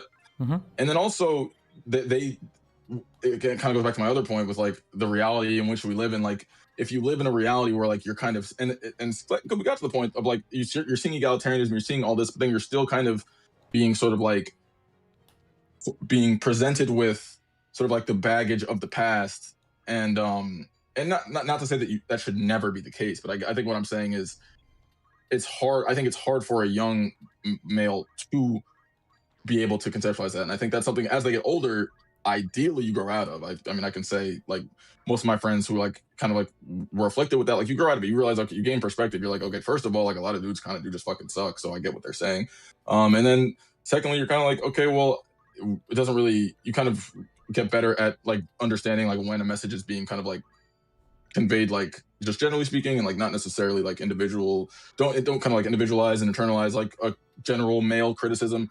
I think that happens as you get older, but I do think it's important to hold space for that's a lot to ask of a very, very young boy in a world that especially when he's like kind of being hit with something he's not familiar with or hasn't conceptualized, which is a privilege to not have to kind of understand. Yeah, because I agree. Yeah, I agree. It is a lot. But then, like, I mean, like the woman response would be, yeah, it is. But like, this is what we've always been tasked with from birth to deal with. And you're expected at a very young age. You'll be what most women will say from 9 to 11 is when men start propositioning them for sex. Like that. Yeah, all that's of like this stuff. Okay, but that's like the what now. That's like that kind of prompts like, okay, so what now? So you said that, and then I like there's like a hypothetical interaction where like the male says, hey, like I'm just kind of like catching up here, and one's like, oh, well, wife had to do this. It's like, okay, so now we are where we are. Is it do you rag on them more? It's like, but I think that was the typical answer in a lot of cases. Like, okay, well, now that we're here, now let me shit on you some more. And when I say shit on you, I'm saying that is how the male in the situation will interpret whatever follows that sort of interaction. So I think I don't to be clear, I don't necessarily disagree with you. I mean, like, I don't like being fucking condescended to, and I think a lot of this content can feel very condescending. I think that's a pretty obvious thing to take away from a lot of it. But like, I guess like if I was looking from the woman's perspective, right? So women have been asked to do a lot more now in terms of you have to get a job. You have the ability to run your own household. You kind of have to like take on all these more social responsibilities that like traditionally were kind of like all in the domain of man. And women have largely been able to do that, seems to be the case. And now when it's like, okay, well, now we also need men to step up in these ways. This goes back to my one question of like, is there content out there? Are there large examples of male role models or leaders being like, okay, well, now we're going to help men learn how to do this thing? Or have all of those role models that have popped up basically been like, we need to get rid of women's right to vote. We need to get rid of birth control so women have to get pregnant when they fuck. And we probably need to do something about women engaging in the workplace and school as much as they are because it's been a disaster for men. Like, is it generally a movement forward for men? Like how to incorporate them into a tomorrow that is working for everybody? Or is it like how do we return society to the state before where women were essentially like the gender slaves? Because it feels like it's the latter, not the former, which is, again, why I was asking, and I think Moot was asking, like, what is this example of positive male content that is demonstrating, like, how to be a modern man rather than, like, I want to go back to what it was before because it was a lot easier to deal with. Did that get answered yet? Yeah, I was actually going to answer that, but then I think I'm not exactly sure how we got kind of, like, I mean, I was going to answer that. And to answer that question, I do actually think that does exist, but that exists in the form of, I guess you would just say like left-wing, like liberal content. The libcucks that everybody fucking hates and that all the manly men all say are actual cucked losers that real men don't listen to. Yeah, I mean, no, I get what you're saying. But I don't think that's like a man's like space that like fights over the red pill. I don't think it's like the counter side though. No, it's not just like a lib side. No, but that's what I'm saying. Yeah, like that. I guess my point is that the red pill stuff is not like that can't really exist on like in the same form kind of like on the liberal side. Like I would say kind of like, for example, like I would say Destiny's community is like a liberal community, but like it's just not, you wouldn't, I think, but there's some level of like understanding of kind of like just like understanding of like the macro like society and like history and stuff that kind of informs like the way that like men kind of think and like communicate in liberal spaces that is helpful. But it's just it will never be this like, oh, like kind of like more like it will just kind of never be what might be viewed as like, oh, that's like liberal red pill content. It will just never be that because that just can't really exist in the same form or kind, and there's no really demand for it. Well, but wasn't there like female kind of red pill content, like girl bossing and all this bullshit? Like, didn't that happen? Like, they're really it's impossible to make positive male role models. That's an impossible content thing to No, it's not that it's impossible. It's that I think when that question is posed, one kind of like imagines, I guess, like a like a I guess like an Andrew Tate-ish liberal figure. But like I think like that is like kind of trying to like imagine, like that's just like kind of like a bit fantastical. Like it will be someone who's not necessarily. It's hard to that's the sort. It's I don't even know what to say, but like that's a message that's kind of hard to express in a way that would make one kind of like associate it with like, oh, like the counter to red pill content. Is it possible that that's part of the problem, that it's impossible to even like imagine or envision like this type of thing? Or is that just a coincidence? Yeah. Is it possible that's part of the problem? I think that, yeah. I mean, I think you can say that's part of the problem. But I guess my point would be, if I were to say like 1 in 10 men, I mean, maybe I know you disagree with the kind of ratio, but so let's say like 3 in 10 men are like consuming red pill content just generally. Like, what are the other 7 men consuming? Are they consuming nothing? Like they're consuming something. So like whatever. It's like it's either, let's say there's 2 rows of the red pill content or something else. Like they're consuming the something else, and the something else technically would be like the counter to the red pill. It's just not. It just doesn't exist in the same form. Yeah, but they don't have to be consuming anything. You can be friends with somebody else who's a misogynist and start to learn these tendencies from somebody else. And I think that is a problem among men, that people we learn these tendencies from one another. And so even if there's only 10% of people reading this stuff and watching this stuff, that they then Your start mic is to like learn got these behaviors. like 70 or 50% of the volume or something. I don't know what happened, by the way. Sorry, I was actually saying goodnight to my wife, so I was actually Loser. trying to be Yikes. a good husband. And yeah, so no, I think it's also something that actually spreads. It's about how behavior spreads. So I don't even think you have to directly be taking the content in. Okay, so I guess I would I just have a ask you real question. quick. Uh-oh. Yeah. Okay, if 3 out of 10, okay, let's say 10 men are in a room. If 3 of them are watching red pill content and the others are watching normal mainstream shit, the problem is that 3 of them aren't watching women are superior content. If a woman or a man comes out and they're like, men actually have to be in the house slaving after women, that's a kink, that's a fetish, it's made fun of usually, it's not something that people are genuinely fucking saying, right? But people will actually say misogynistic stuff and actually believe it unironically and not even necessarily like as a kink. Like, what's the counter to this? Like, I would say it's not mainstream, but like, there are a decent number of people in online spaces, and it's getting a little bit more pervasive in real life. This whole like abolish the 19th Amendment, right? Like, what's the equivalent on the other side to that? Like, getting rid of women's right to vote or whatever. Men should start in jail and prove their way out. Who the fuck has ever said that? Men should start in jail. I don't think I've ever What? even That heard we that should before. put babies in jail? Holy shit, that's base. But Let's also, do like, that. Wait, hold on. Yes, you guys know. Well, I mean, it's not a fucking like. There's no like dissertation on like this like theory, but yeah, like you've never seen like the men need to start in jail. It's usually kind of like people quote tweeting like, "Man violently murders woman" or something. Like that's not funny, but that's usually where you see that sort of rhetoric and then being kind of like perpetuated. I feel like that's not like genuine though, in the same way that like, I don't know, people quote retweet and they go, "Oh, between a bear and a man, I would choose a bear." Right? I don't think that that's the same as like that's a better Andrew, example, as Andrew Tate or like similar right-wing red pillars giving their like actual takes, not just like quote retweeting shit that they don't mean, but like actually giving their philosophy of like women belong in the kitchen. And I understand. Like I definitely do verbally in regards to that conversation, but I guess my question to you would be, so when you say that, but then there's actual kind of like these videos of like content creators, like male and female content creators, like justifying the man bear hypothetical, like what do you think they're also joking, or because like wait, I'm so curious. What is your takeaway from that? I remember that whole discourse. My takeaway from that is that it was a combination of trolling, genuine kind of like just like disdain for men, and then yeah, I mean, I think some people were kind of just saying it because they knew it pissed people off, and I think some people were saying it because like they truly believe it. And I personally think, if you ask me what I think, do I think it's smart? I think it's very fucking crazy. Wait. Let me re-roll this, okay? Let's pretend we're in a room, okay? There's 10 women on the other side, and they've all been given truth serums, and they have to write down all their thoughts on this, okay? And then I'm holding a gun to your head, and you have to identify what at least 3 of them have put down on a piece of paper. When a woman says something like, "I think I'd feel more comfortable in a forest with a bear than a man," what do you think is being said?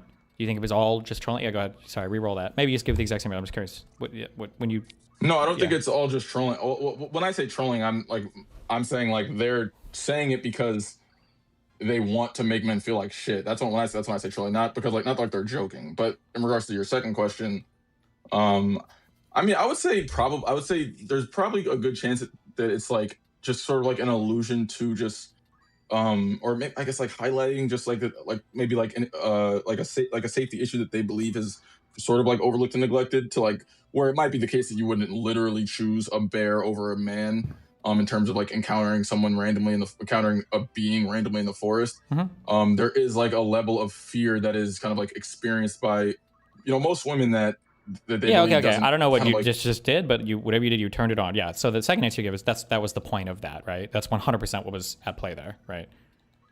Yeah, I don't think that women say I would rather be like if I said I would rather be in a forest with a bear instead of a man, it's not to make men feel bad, it's to make a commentary that like I would be afraid of being raped or like murdered. Yeah, but I also think that okay, wait, hang on. So I agree, but I think that like I kind of my question anyone can answer. So when there are people that are actually kind of like doing these video essays, like explaining why it's actually the logical choice to do this thing for X and Y reason, like how is one meant to interpret those? Wait, I have in to your ask opinion? who. Now this is the only time I'm ever gonna do this because I don't really do this.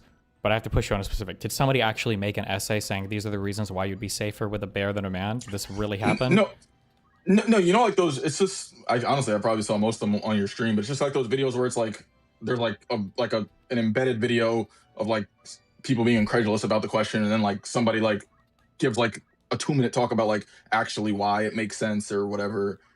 I'm sure you know what I'm talking Well, but about. is it why it makes sense in terms of like this is where this like feeling is coming from, or is it why it makes sense in terms of like the woman is actually intelligently evaluating her survival chances here, and it would be better with a bear than with a man? Well, okay, see, this is where it gets tricky because like it's both. There's the ones that are the latter, but then there's also the if the bear's like not if you're large enough or kind of present scary enough, then the bear will realize that the injuries it might sustain while hunting you like wouldn't be worth it, so it'll leave you alone. Whereas a man is less likely to like worry about that because it's like that sort of kind of stuff where you're just kind of like, okay, like this is just fucking retarded. And also, I think there's also there's a bit of disingenuousness in that question when it comes to the man and the bear, because a lot of it doesn't just come down to what we spoke to, which is why like a lot of them would choose that. Like it's kind of like a social commentary that like makes sense, and I understand why one might want to draw attention to that. But on the other side of it, there's like one willing to acknowledge kind of like the fact situation. Like if it were the case that you truly believe this, there would be a lot more. Like it's just I don't know, like that the scenario is actually implausible and the answer actually doesn't make sense in a literal sense. And there's some people who are unwilling to bite the bullet in the literal sense. And then that's like, okay, well, so actually, why are you saying this? And I think those things were conflated, which made it a lot more inflammatory and incendiary. I'm having a hard time understanding what you mean. Like what I mean boiling is that, down like essentially what you're saying. I guess what I'm saying is like there's what we've kind of like understood to be, what we've agreed to be the general reason for that discourse. And then there's the other part. There's like the opposite end of it where if I were to say to you, okay, well, like a man is just like less, like all else equal, like a man is obviously just far less likely to take you to a bear, and like you could probably fucking, first of all, like I guess my first response would be if you're randomly stranded in the fucking forest and encounter a random dude, he'll probably just want to like work with you to like figure out how to get the fuck out of there. Like that would be my first thing to be like, okay, that's probably what would happen, right? But I think like the baseline Do you think that assumption the that average woman would feel safe in the forest if like she was in the middle of the woods and like a man just kind of like, crack, there's like sticks breaking, turn around, it's a man.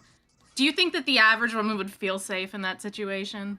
No, I don't think the average person would feel safe in that situation, but I think the man would be equally afraid. I think he's I more disagree capable. with that. Well, at least I can't imagine feeling that afraid for seeing just a random guy in the woods. No, I'd be like, oh, you hunting Well, I too? think we have to depend. It depends a lot on how we're phrasing this. Also, when we say like a random guy in the woods, this sounds like a fucking horror movie. I think everybody would be afraid to some extent. But like here's just a thing to think about, right? And I like the social stuff is a lot, but like think about in terms of just like the social engagement, right? Let's say that if we were making a movie, for instance, okay, and I'm leaning into media because I think media like shows us how we feel about each other and how we feel culturally about like our place in culture and the different roles, right? if a man were to encounter another man in the forest who needed help, and then he helped him, and he kind of like, you know, took care of his shit, and they both made it out together, like, in your mind, like, when they finally come out of the forest, like, how do you think that movie is ending? It's like, it's, you know, maybe go to like a diner or something. Sure. and Okay. Say goodbyes. Yeah, sure. They're friends. Wait, but if that same movie were to play out, and it was a man that found a woman in the forest, and then like kind of like took care of her, nursed her back to health or whatever, or helped her with a broken leg or some shit, and then they got out of the forest, how do you expect that movie to end? They're fucking. Why would Oh, you they're fucking in that stop? You're forest. ruining it. Kick her out. Stop. Yes, but that was the point. Yeah, like you would feel that like they're, like the woman owes this guy sex. Like he's literally everything about. One of the hard things I think from the male perspective is that like I'm not sure I would think that. really. Like when you say a movie, you mean like what would the movie's plot line be, or do you mean like in a real life scenario? But like the movie is just playing out this real life scenario. Well, it's instructive, I think, culturally for how we feel about things. That if the man No, I saves know, but I the think woman, that there's a. Well, I mean, is the man like single? like you say, Does he have shoes, You just say the Steven? perfect things. I just want you to say you say the perfect things, right?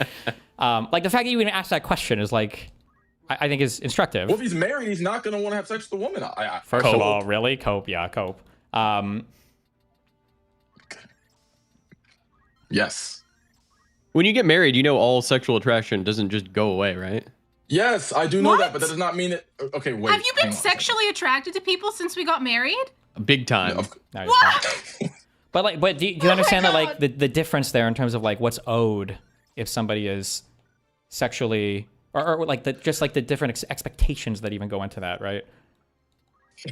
I understand the differences that you're outlining. I don't agree that those differences exist in the way that you're describing them.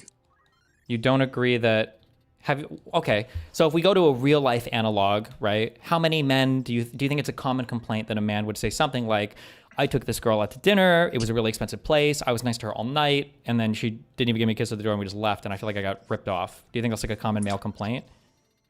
I think it's okay. So I think in the realm of male complaints, that would be a common one. I think it's, I mean, likely wouldn't complain at all. But if you were to complain, that would be a complaint that would be common, yes. So I think it's multifaceted. I think that question kind of presupposes the idea that most men would complain in a situation, when I think most men would just kind of like shoulder and move on, or not even want to talk about it because they would be embarrassed. But if the man were to have the inclination to complain or vent about it, or speak ill of like the proverbial woman due to that interaction, and that would likely be a common one that one hears. Yes. Sure. So I guess my point is that like, I think there's like this expectation that a lot of a woman's role in society revolves around her ability to be the perfect fuck toy for a man, and that like even in the social roles we play, at the end of the day, a lot of them kind of. And what is that expectation based on? Like, what's informing? I hate to say this, but like patriarchy or whatever, but like basically like men run society, right? So everything kind of has to be revolved around like what does a man want or what does empower the man most, right? So like a lot of historically like male self-improvement. Run society how? Well, like so culturally, if we think of like a lot of male self-improvement content, right? Can you think of, I'm going to ask you two questions. The first question I'll ask is, tell me when you think of male self-improvement content, what kind of content are you thinking of? Like, what are they telling the man usually? Probably Eye of the Tiger, Rocky. Mm-hmm. Can you think of any stuff that you're told in male self-improvement content that wouldn't materially benefit you if you were single? Told him probably just kind of like a never give up kind of thing. That wouldn't benefit you? Like, wouldn't that benefit you if you were single? Oh, would not benefit me if I... Wait, hang on. Sorry, I'm not... Would it benefit me? So if I were single, this advice would not matter to me whatsoever. Yeah. Or it wouldn't be good to like improve yourself in that way. If I was single. Can you give me an example of what you're... I'm struggling to Sure. understand So like on the by that. female side, maybe there's some thing about like how to navigate... well, my examples are going to be super loaded now if we're coming from this perspective, but like from the woman's side, like I would argue that a lot of, at least historically traditional, like female self-improvement content is going to have to do with like how to appeal to a man, right? Like what's the proper clothing to wear? What is like the best sexual techniques or stuff like this is going to be things to like how to make your man like, You think glow so? for you and shit like this. Generally Well, speaking. you said historically, Yeah, historically. When I say Not historic, I mean presently. like 15-ish years ago, like 10, 15 years ago. but not presently, right? not as much, but yes, it's definitely still like an overbearing element in society for sure. Even if women nowadays, I think we're slowly transitioning away, but we're still. You think what? Do you think there's a high demand for that type of content today? Yes, I think we're in the first stage of right now. I think we're getting away from it, but we're still like in the female cope world, where a lot of women have mind fucked themselves into thinking that it's actually self-empowering. But the reality is they're like, when women are like, oh, a lot of women will get mad at this. But like when a lot of women are like, oh no, like I wear high heels and this makeup and these dresses because I think it looks good for me, and other women like it. That's a cope.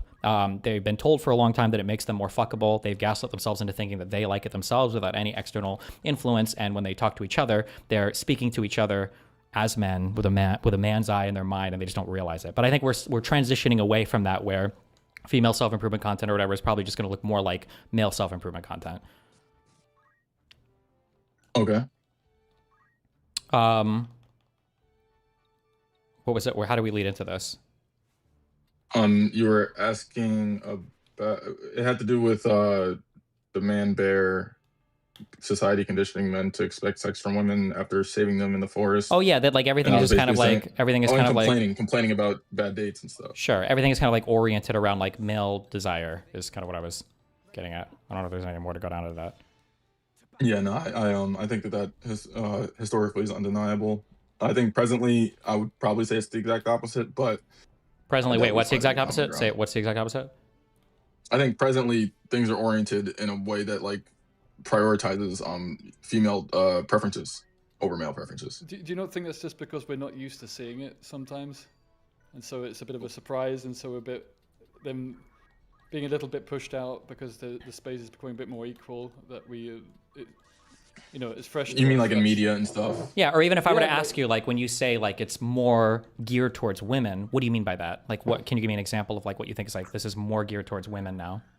Geared towards women, like I guess if you're talking about like art, TVs, movies. What do you wait? But how? But how? How? Yeah.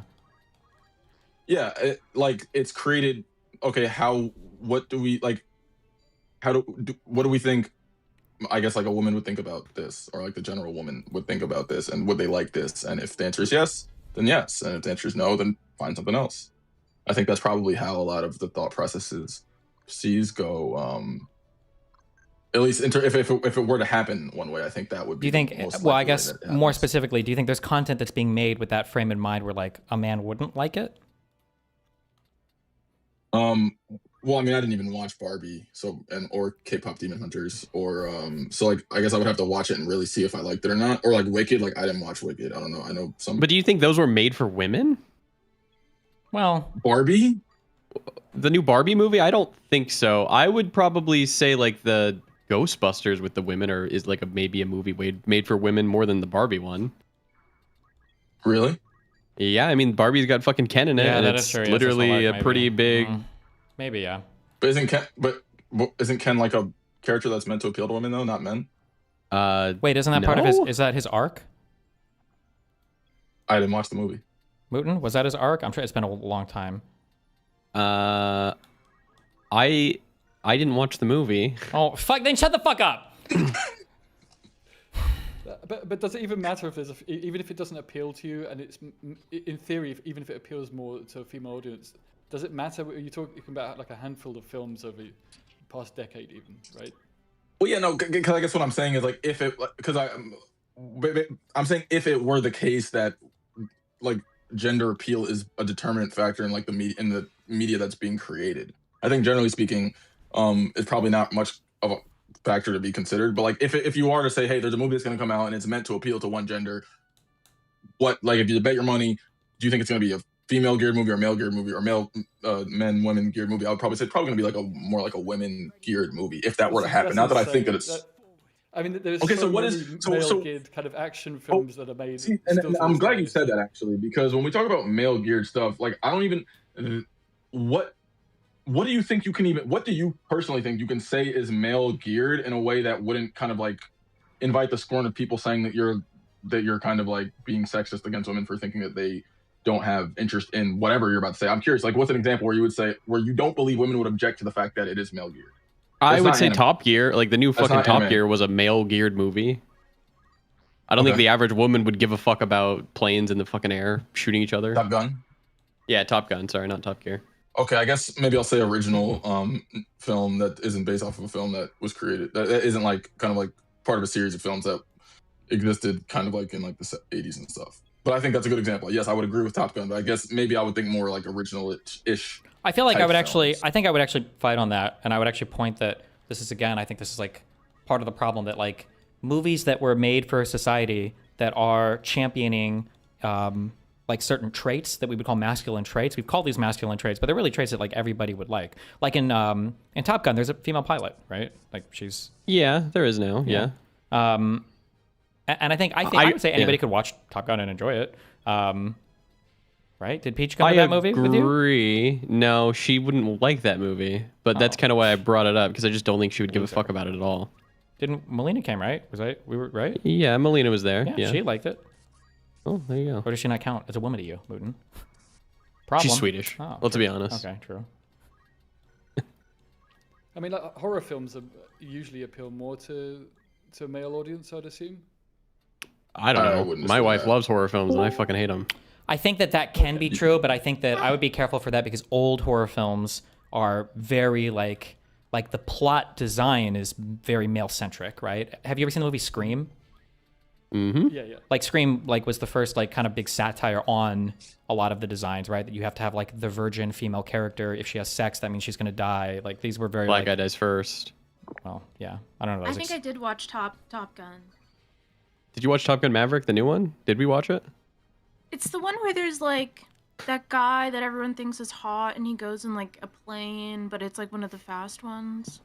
Yeah, I mean, kinda. Yeah. Did you like it?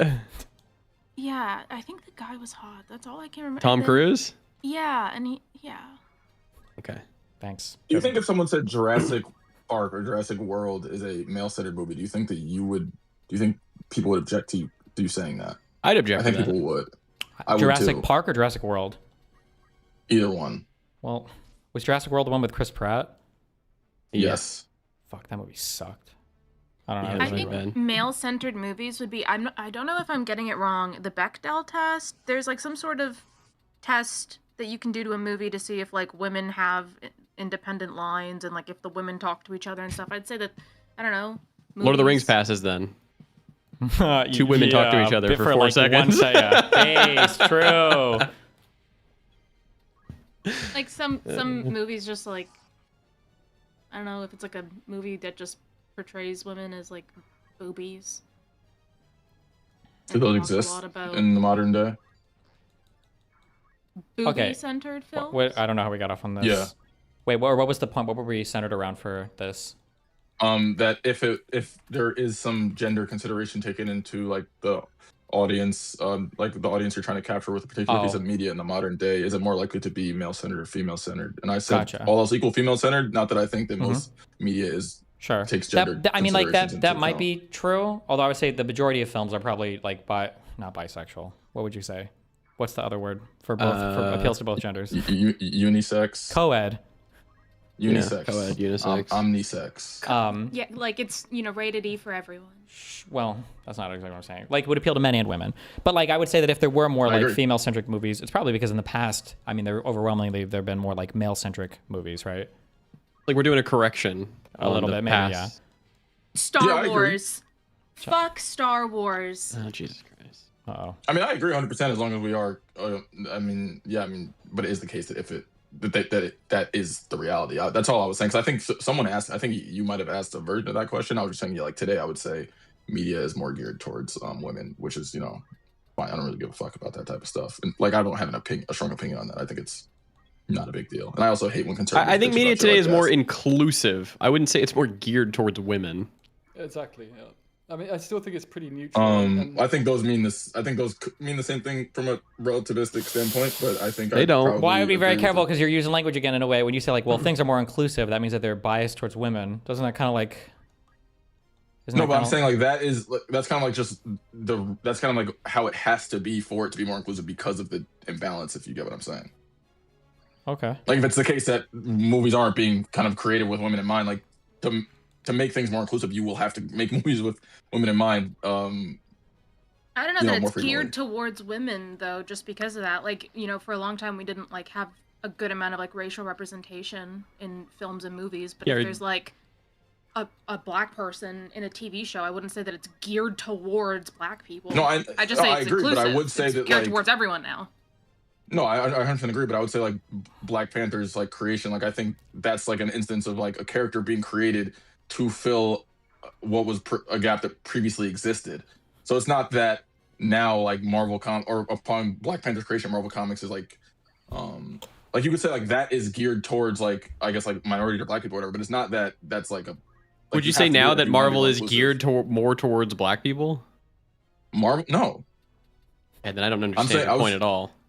No, my point is that if there's an imbalance, you will have to tip the scales. So like in the period of scale tipping back to equilibrium, you will have to shine light on what was previously neglected. Like that's Okay, not so a then bad thing. I think that's what just about the we're Avengers? We're saying the same thing. I feel like Is the Avengers then more geared towards black people? Hold on, wait. Do you think that me and you were disagreeing? I feel like me and you were saying the same thing. I was just clarifying my position. Was Well, I'm trying to figure out your use of the word. Do you think that the Avengers is geared more towards black people now? Avengers geared more towards black people. Than what? Then I guess before they had. I think if an Avengers movie was created in 1950, an Avengers movie created today would be more geared towards black people in a relativistic sense. Yeah, Yes. well, you're using a slightly different phrase there, Moon. When you say geared more towards, it's different than saying like geared towards. It's I think, geared right? for. Yeah. Yeah, that's true. Yeah. Yeah, I don't think Avengers is like a black movie. No. Okay. So I guess. Okay, so summarizing, or I guess where we're at towards the end of this. What is in your mind? What do you think needs to change? It seemed like you have an issue, or you had an issue with my framing. You have an issue with my framing because of like the issue where like why I think the value proposition for dating a man is kind of rough today in society. Well, I guess what do you think needs to change the most, or would you like to see done differently? I guess. I mean, I think there's just a lot of it's like I said, my prescriptions in this sort of realm are pretty boring. I think there's a lot of work needs to be done, kind of on both sides. Yeah, but give me specifics. Like what do you mean specifically? Like, I think that there needs to be more. Kind of go back to something I said earlier. I think there needs to be more space for men's kind of like natural inclinations. I think that there is an idea that's perpetuated by you and a lot of people on my side of the political aisle, unfortunately, that paints a lot of what I believe to be tendencies and that men kind of like naturally exhibit as kind of like diseases that need to be cured.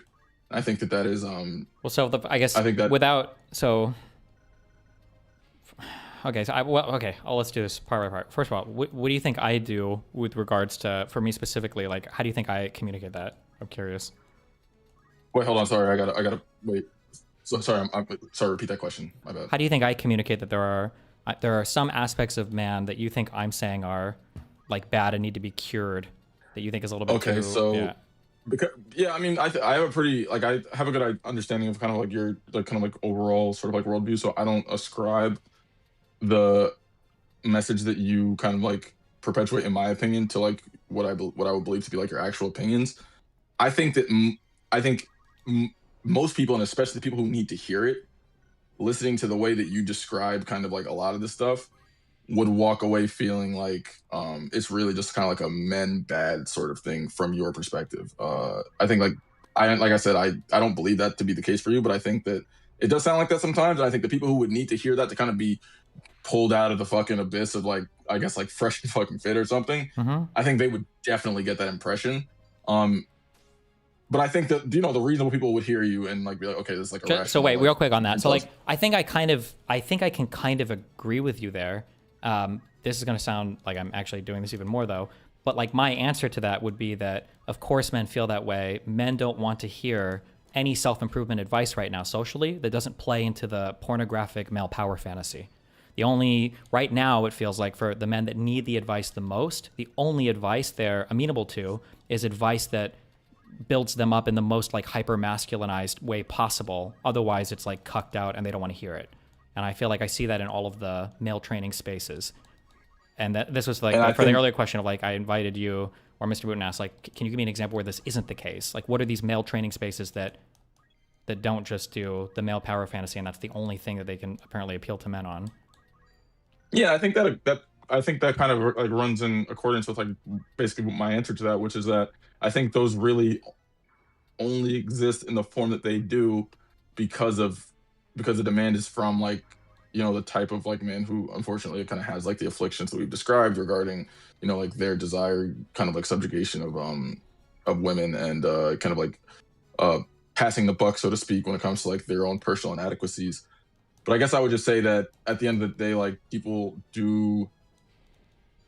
don't exist as kind of like social abstracts or social abstractions. So if it is the case that somebody has, you know, extensive experience anecdotally with, you know, issues regarding kind of like I guess like like intergender dynamics, but then they hear you kind of like say things that make it sound as though you are placing, you know, an inordinate amount of the blame on them due to things that are not reflected in their day-to-day lives. Like that's where I think it can get a lot trickier. And Can you ground this out? Can you ground this out like in an example, just so I can kind of understand better what you're saying? Yeah. Well, when I say like I guess an example, my example is not going to be specific. My example will be just of things that you've said, but not of you presenting a specific example. But I guess it would be like kind of the case of if someone were to listen to you speak about this topic and like tally, okay, like he said, okay, so men are bad here, men aren't good at this, women are really good at this, women are really good at that, okay, men are really bad at that, men are really bad at that, women are really good at this and that and that.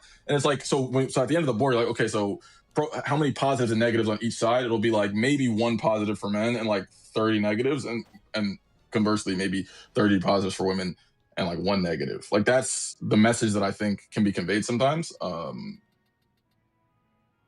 And I think just generally speaking, like the messaging should be more. I think like I kind of understand. Like I guess in a way I kind of agree with you. But like my audience is like all men. Like what am I gonna say for women? Like I've got like 5 to 10% of my audience is women. Like but if you listen to like it's not about prescribing advice for the gender that you're speaking to. It's about describing particular situations, kind of like in an accurate manner, particular like societal afflictions, like to their fullest extent, not necessarily presenting somebody with like actionable advice to like change and like counter that. Like it's well, I think I can give like actionable advice, but like all of it is like really boring and not fun.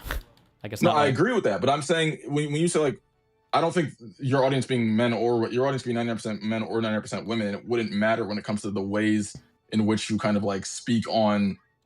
Well, I think it super matters, female, right? like deficiencies and strengths. No, because I think because I would say, like I said before, like I think there's things that you describe as when you talk about like men's like emotionality and like lack of emotional availability and stuff.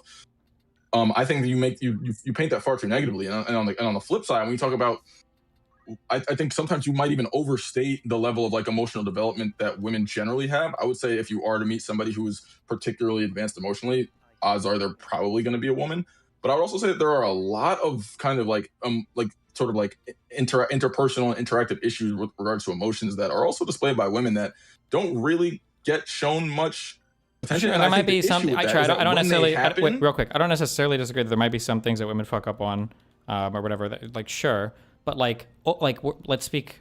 Like we're speaking broadly, there's going to be like trends. Yes. And broadly, the trend is going to be. I think there are positive and negative trends across both genders when regards. No, to, that's a worthless statement. There's positive and negative aspects to chopping your arm off. You need less calories to survive, right? But this is a worthless. Yes, but if you were to ask someone, hey, what are the positive and negatives of chopping your arm off? I would hope that you would give what you believe to be the positives and negatives, and not just the negatives on one side, and maybe just the positives for cutting your fucking like dick off. Or no, something. I'm probably only going to talk about the negatives to that. I don't know if I'm going to. You don't want to talk about the positives for cutting your arm off, Steve. No, not advocating for cutting their arms off, but if someone were to say, hey, what are the positive and negatives of this? And you're like, oh, well, there actually are no positive and only negatives. Well, I mean, if I got specifically, if I was specifically asked, I might, but like I think in general, I'm probably just going to focus on the negatives of this, right? I think in general. When you say if I'm specifically asked, I think if it's the case that there's an argument going on like that has like these like intergender, like these like gender relation undertones, like it is the case that you're like the implicit assumption there is that you're going to present things in like. And I'm not gonna say, first of all, you might present things exactly as you see them. So I'm not even necessarily saying that I'm not like accusing you of being disingenuous or bad faith or whatever. I'm just saying. There are certain things that I believe that you either don't speak to or overstate. I think you overstate the gap in emotional intelligence among men and women. I think that's well. What is that? If that gap isn't like a big explainer for, I guess, the differences in happiness in terms of pursuing relationships, or whatever. What do you think is the gap, or what do you? I think whatever.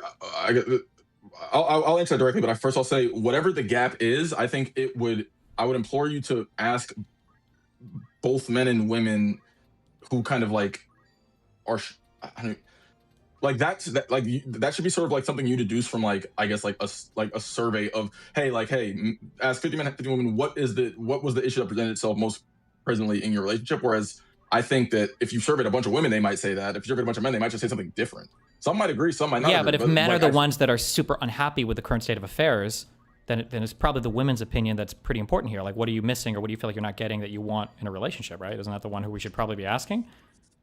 well, I think you should ask both, and I think it would be interesting to kind of see what both of them are saying. I think like I said, there are instances where this is obviously the case, but I think there are instances where a woman might say that that's the case, and what actually took place might be something completely different. It might be the case that she's emotionally deficient. And I'm not saying that like, oh, this is an exceptional case. I think that happens a lot. I think that's very Well, okay, common. you're using words like it happens, it's a lot, it's whatever. Like on the aggregate, do you think that men are having more emotional issues or women are having more emotional issues? Who do you think on average is more emotionally intelligent? Or do you think it's a wash at the end of the day? It's more or less the same on both sides. I think the way that we gauge emotional intelligence would make that answer would have to be women, obviously. I think emotional intelligence is not defined correctly, to be honest. I think it's defined in a way that like necessitates that women will always be superior in regards to emotional intelligence. Can you elaborate, I guess? A little bit more? Yeah, I think that emotional intelligence goes beyond just kind of like being able to like convey your like it, not that it's exclusive, that doesn't include, it's inclusive of, but beyond just being able to convey your feelings in like in sort of like an intimate manner with like, you know, close friends and family. I think that is obviously a key component, and it's indicative of emotional intelligence. But I think there are like beyond that, it could just be like being able to handle like stressful situations, being able to like kind of like learn from like take losses and learn from them, like in any kind of like vector of life. I think. Do you think for any of these things, for either of these things, do you think that women in general are less able to handle stressful situations, or do you think that women in general are less able to learn lessons from failures in life? Well, I guess when I am, well, stressful situations is broad. I guess I would say there are some stressful situations that I would say men are definitely better at. And stop. What you keep saying? You keep saying things like some. I'm saying on the aggregate. Yeah, because on the aggregate, like that is on the aggregate, I would say stressful situation is probably fairly even, is what I would say. Okay. Can you give me an example? Because I'm going to think of one stressful situation that I would say that women. I would say. Maybe I'm loading this, but I would say arguably one of the most stressful situations is one that women basically exclusively deal with, which is being a single mom. I think it's incredibly rare that you have single dads who are forced to take care of a kid and have no assistance whatsoever from the mother.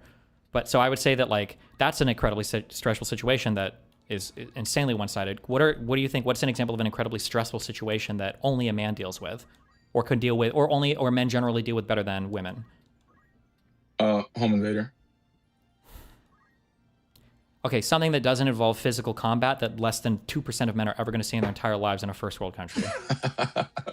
Also, hold on, wait. Do you think that a home invasion is not in general stressful for men to deal with? No, I'm saying men no, wait, hold on. What? No. I'm saying that I think I would trust a man in that situation like maybe like saving a fucking like cat from a burning building.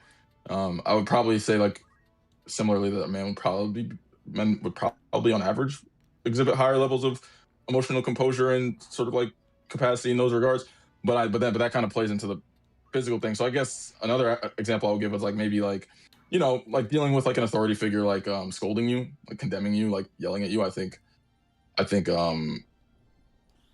would probably, and this is not I would generally assume men to be more receptive to that rather than kind of like interpret it as a personal attack. Not that, and like this is just me saying like probabilistically, likelihood wise, not saying that this is an absolute rule that women obviously can't do that. They clearly do all the time.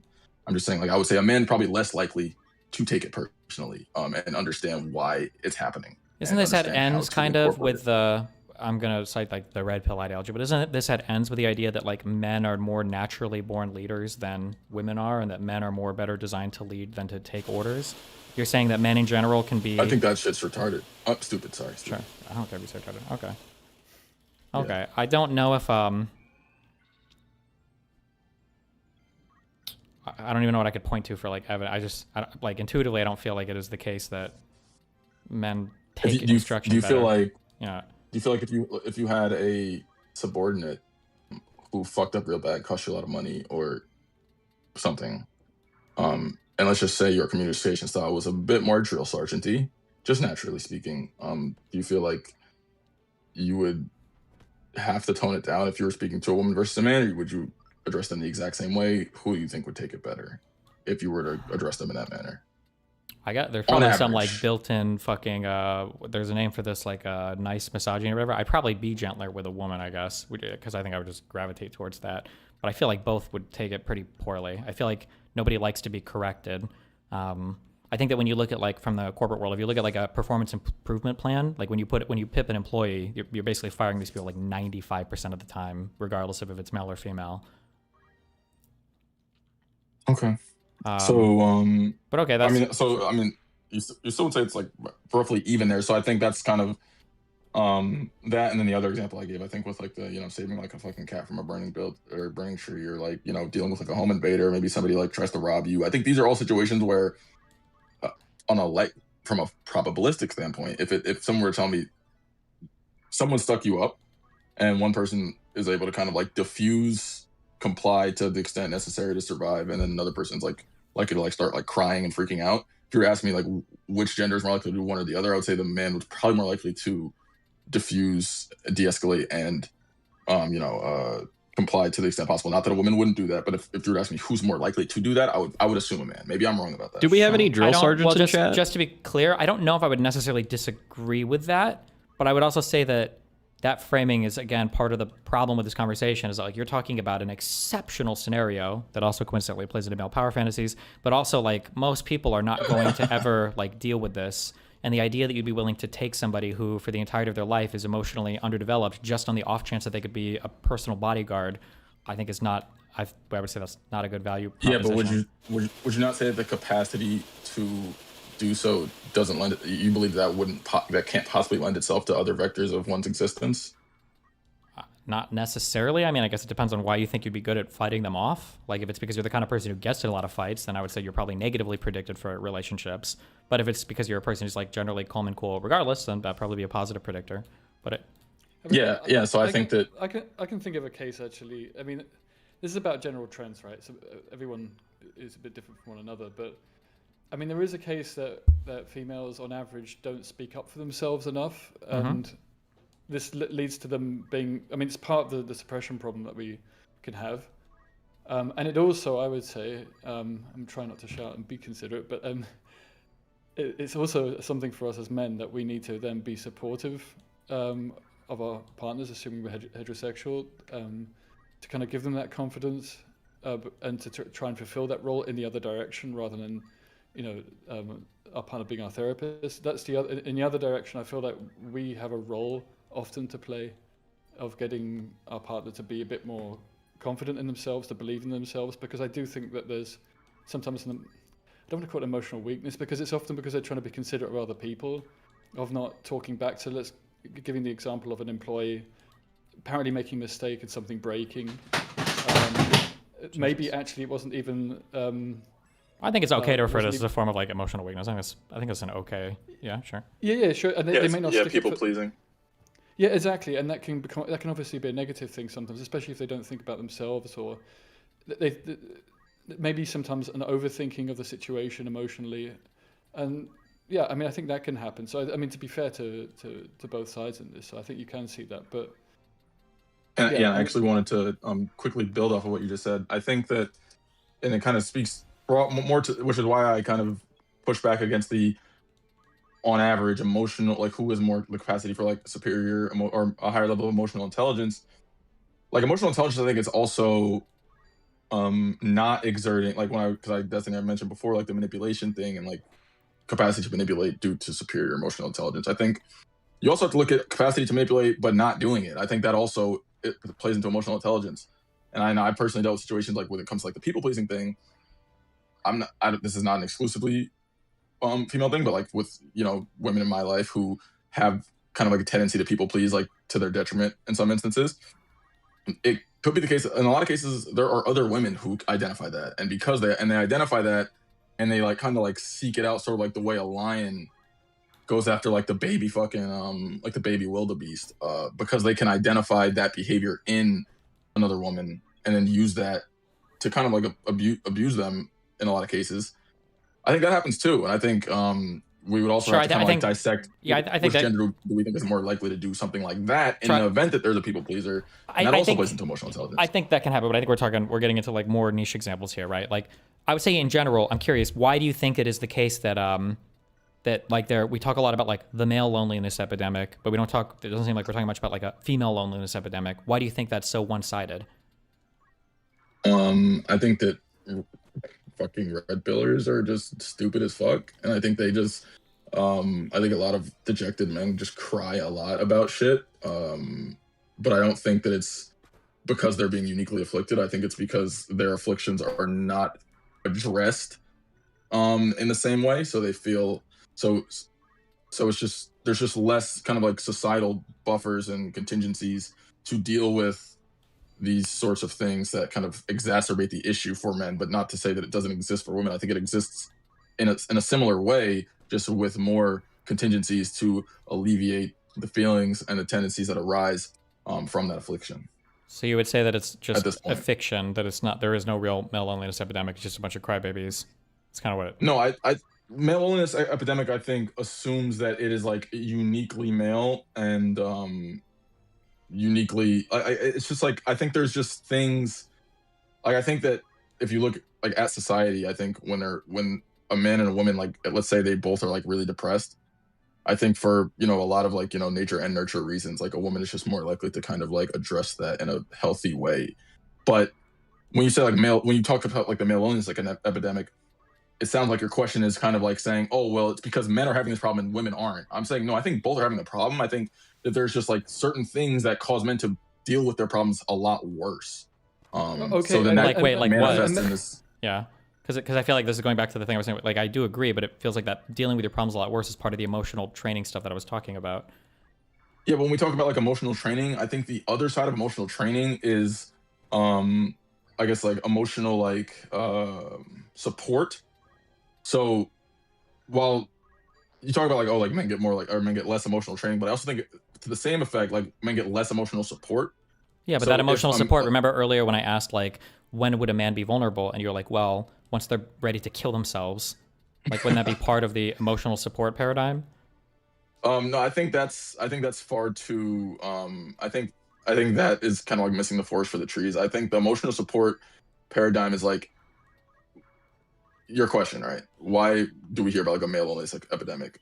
I think it's because men's issues are not. I think society does not have the prerequisite kind of like tools to deal with issues that men face in this vein to the same degree that it has for women. Because wait, so real quick, women, like I agree with you. Okay, but so my take on this, and you can tell me if you agree or disagree, okay? I imagine you'll disagree, but that's okay. So my take on this, I do agree that society is not built right now to deal with male issues. But the reason why is because all of man's issues in the past have been related to how do you become a better man for the sake of being a better man. And the better the man you are, the more attractive you are to women.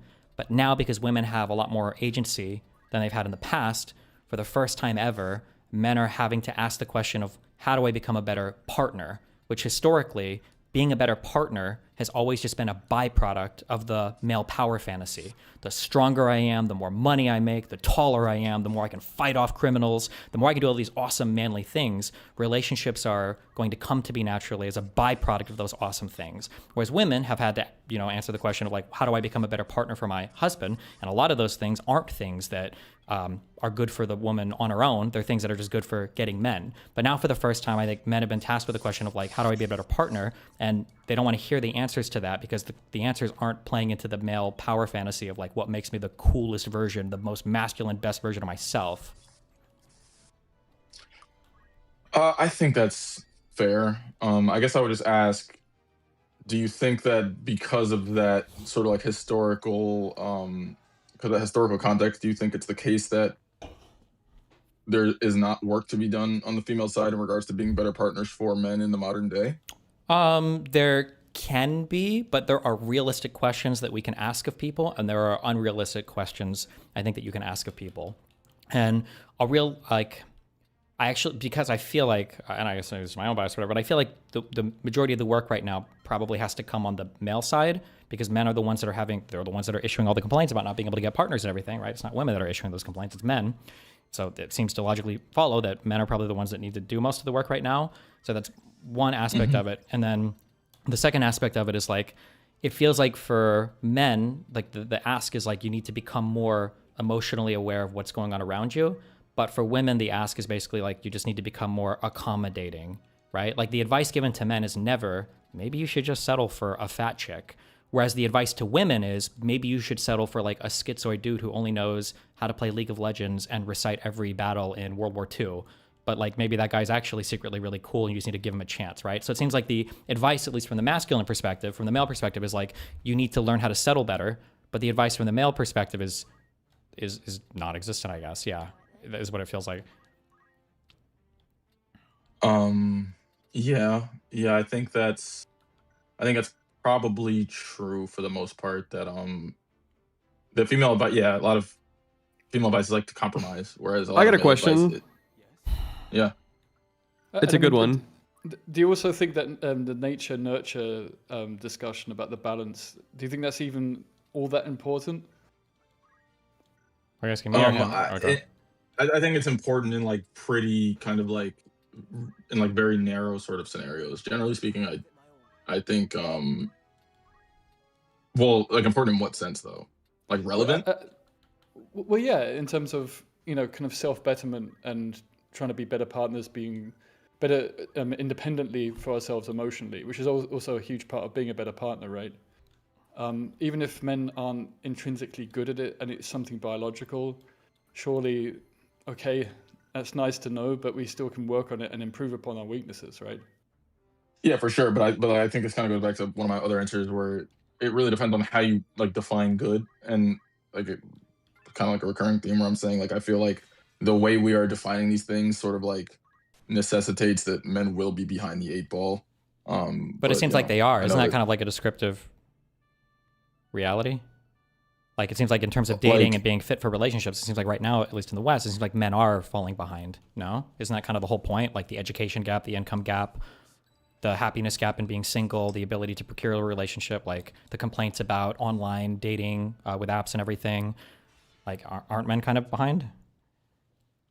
No, yeah, I agree with those facts. When we talk about like men being behind though,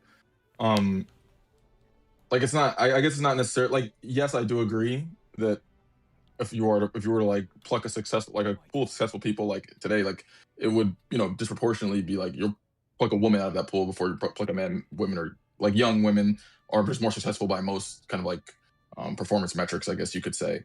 But it's what I'm talking about is more to when we talk about those issues, we kind of frame it like that is due to a deficiency inherent within men, or maybe not even inherent, but that exists within men writ large, rather than saying the way that we kind of like think about a lot of this stuff might just not necessarily like be a way that fits like a lot of dudes, which is why I think a lot of dudes like end up like falling into like listening to these fucking morons, because it's like they feel like what's like speaking to them, like not speaking like about them, what's speaking to them, what resonates with them. And I think you have to find what resonates with people to compel them to change. And so if you're saying kind of like a lot of stuff like, oh, you know, you need to do like a lot of this more like opening up type shit, it's like, yeah, that certainly will help, but will it help more than kind of, I don't know, like other things? Like I guess we'd have to kind of like, we could talk about like what some of those other things are. But with men having this problem, Steve, why are we not having more women also then having the reverse of this problem of being unable to find quote unquote more high quality men? There's only so many high quality men to go around in our example here, and we're saying that high quality women will more likely go after high quality men. So men are having an issue. Why aren't we hearing women as much talk about it? I think you do hear women complain a lot about not finding good men to date, but I think the issue is that women are more comfortable not being in a relationship than men are. Than men are. The So last they I checked, bitch it was about it like more? 36 to 24%. So it wasn't the biggest gap. Well, that's pretty big. But it was like a woman is like can be single and be like, ah, okay. But like men who are single are like, I failed my singular purpose in life and I need to commit suicide immediately, right? Okay, yeah, that One makes thing sense, that when I read like my Kiwi Farms thread, for instance, sometimes when people are attacking people, it's obvious that the way that they're attacking them is what they're saying is like, I have a view of how the world works and I'm going to attack anybody who's living outside that view because with the way that I'm viewing things, it has to be true. It has to be the case that you're miserable. Otherwise I have to kill myself.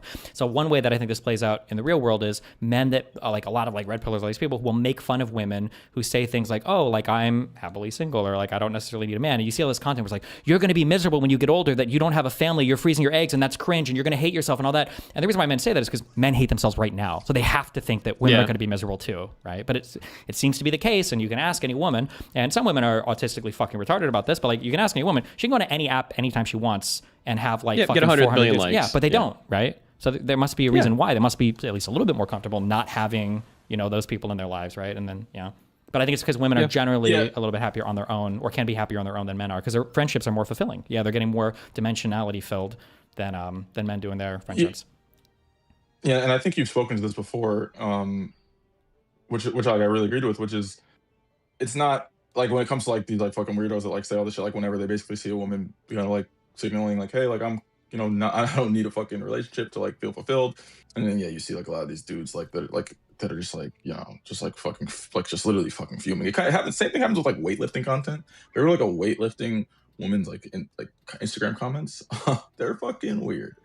But I think like it speaks to like this when I talk about like society kind of having the buffers in place to kind of deal with, you know, X, Y, or Z. I think like as society, like we've made a lot of progress in teaching women how to kind of like succeed independently, if you know what I mean. Whereas like, so it's like if it is the case that there's a woman and a man that both want relationships but can't find a suitable partner, the woman will have more things kind of stopping her free fall than like a dude would. That would be my assumption. Yeah, I don't necessarily disagree with that, but I think a lot of this has been like women created. But then this goes back to my complaint before when I was asking like, can you give me an example of positive content for men that's not like the crazy red pill shit? Because I feel like men don't. It's funny because the rumor is that women don't give good dating advice to men, which for a variety of reasons, I think sometimes that's true. I think because we both kind of speak, I don't want to do like men are from Mars, women are from Venus shit, but we kind of speak different languages. So sometimes oftentimes women will say fucking retarded shit when they're talking to men about what you need to do to date well or whatever. But like men give even worse advice to men when it comes to picking up a woman. So I just don't know where these, like, for all the advancements that women have made, for all the feminism movements, all the different waves and all this stuff, it's because women have spent like a lot of time and a lot of intentional effort building these spaces that I think men have just kind of taken for granted. And now that men kind of need some help here, we're almost like begging the personal women in our lives to do the work for us, because it seems like men are literally incapable of building these spaces on their own. But I think the male advice is really like, it's easy.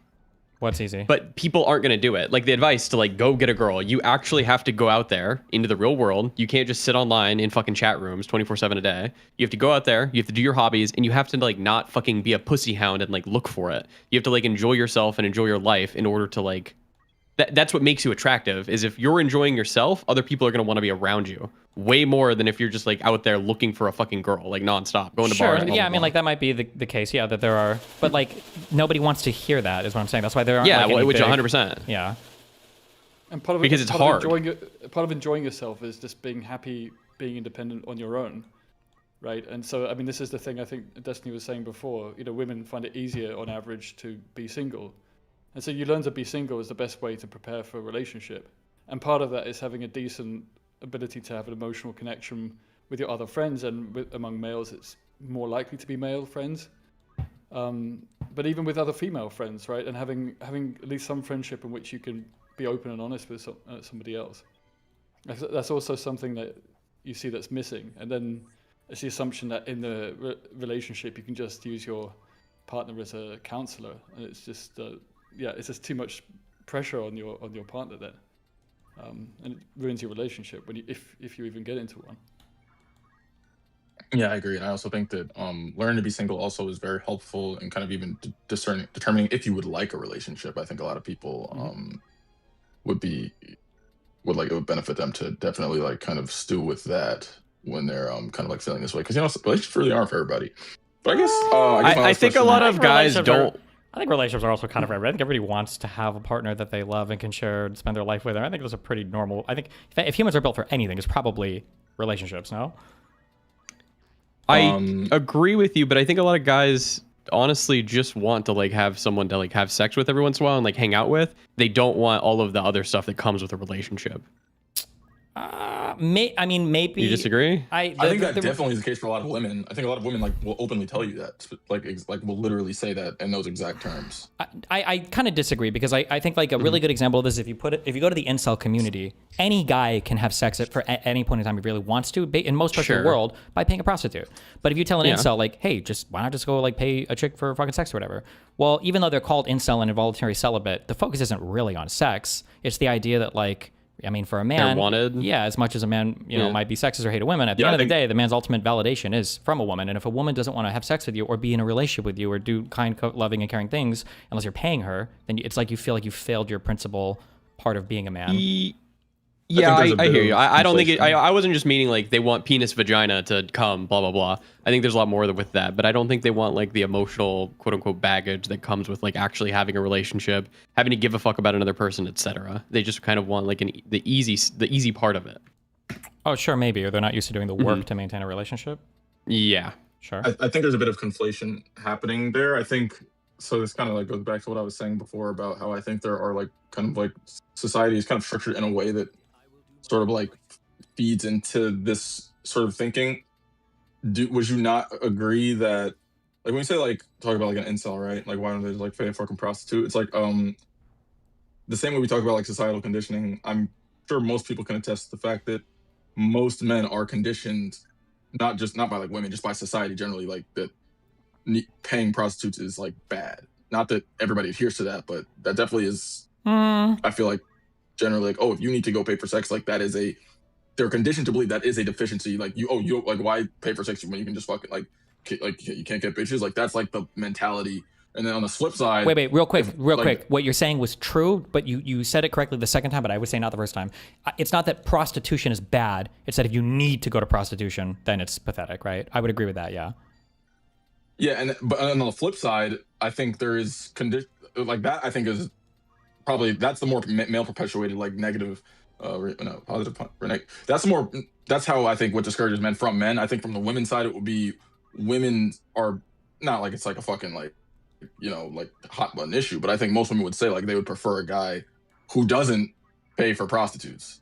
So it's like that. So it's not just that they want the validation that comes with having a partner. It's that they also probably feel like there's a lot of fucking bad shit that could happen in regards to like their future prospects or regards to like their self-perception or people's perception of them if they were to pay for prostitutes. So that's something that's discouraged. No, I don't think, because you could just secretly do it. It's not like anybody's gonna know. There's not like a secret. There's not like a database. So yeah, but even if you do, that's not a replacement for feeling like you're in a real loving, caring relationship. But you don't think that the way that prostitution is, I mean, I agree it's not a replacement, but I'm saying in terms of how it's marketed, that's why. No, I think that the reason why is because if it could ever be a substitute, if like let's say there was a 1% chance of it ever being a substitute, that percent chance is essentially stamped out by the way that everyone talks about prostitution in a variety of ways and why it shouldn't be a substitute. No, it's just not, because definitionally, if you have to pay somebody to be your friend, you're never going to feel like you've defeated the whole purpose of, in a way, of like being in a relationship, right? Is you had to pay somebody to get there. So it's never going to be the same thing as somebody, loving you for who you are. It's because you're willing to pay for it. I assume a lot of people would delude themselves though that they're just paying now and the person's going to like fall in love with them, etc. later on. But yeah. Sure. I mean, you could fall into that trap, but then I don't think it changes what I'm saying. Fucked. No, it doesn't. Yeah, I mean, it doesn't change what you're saying. I'm not, like I said, I'm not saying it's like a substitute in the sense that if I can't, like when we talk about, because like, remember, like you brought this up to say like, why don't incels just pay for sex? Mm-hmm. I think there is a way that there does exist a world where prostitution is not talked about in the way it is talked about in this world, where that is what most incels would do. No, 100 million. No, a million billion. Still be unfulfilled. They might still be unfulfilled, but they would opt to do that as a sort of stopgap, or I super disagree. pebble It's along not. the I don't path. think it's a stopgap at all. I don't either. The incel's issue is that he feels like he has no love or validation or anything from women at all, and to have to pay for sex, I think if anything, it's always going to reinforce that idea that you're not worthy of a now woman's they've love. lost. Yeah. Yeah. But that's if you frame it that. Okay, let's just say the incel was like, okay, well, I'm a fucking like 35-year-old virgin, dog shit at sex. Okay, you could just practice sex by fucking prostitutes, but he's never going to do that because of the way that prostitution is framed. Like, Do that's you think the kind of incel is an what I mean, incel like, because he isn't capable of performing well in the bedroom? I think an incel would certainly be insecure about that if they're getting into like their late 20s, early 30s and have never had sex. Absolutely. Aren't incels people who feel like women are keeping like fucking sex from them and like shit? It's not like they're performing No, poorly that in a is- bedroom. Red pill incels, yes. But we're talking about, I think we're talking about like just incels, like generally at this point. I don't think that the main problem with the incels are like, oh no, I'm not going to be good at sex. I think that's not the main problem. That is a problem. That is something that among the smorgasbord of issues, one issue will be, oh wow, like I feel like I am behind the eight ball in regards to just like how I would even be capable. I think that feeds into kind of like anxiety and self-doubt, that kind of like, it's just like part of the puzzle that could be quelled with prostitution, realistically. I mean, to some extent, I imagine. I guess I could just I don't speak to it. I agree. guess maybe there might be some people that think this way, but I think the main like if you're Okay, an just to incel, be clear, if you're an incel, you've got you guys are disagreeing with the.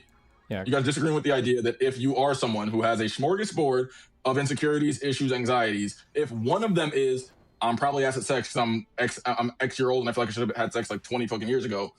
If you think that there's no way that having sex with a prostitute, using prostitution as quote unquote practice to any whatever extent, and obviously this is a very crass way of describing it, but I'm just trying to be blunt as possible to get my message across. You don't think that could help at all in any capacity with any anxiety whatsoever? Not saying that would cure them of all their fucking ailments. No. Did we just get straw man? Wait, no. I'm saying that even if it would help them, even if it would help them, the help would just be being around a woman. That would be the help. It wouldn't be like the training in sex. I don't think the principal, I don't even think a big concern for an incel, like if I could list like 5 incel concerns, I don't think like sexual performance would even make the top 5. Cross their mind. If it would make the top 5 list, then I would argue that they're probably proxying for another issue. So an incel, for instance, an incel might say something like, "Oh, I don't think I could ever." I don't know what to do with the woman.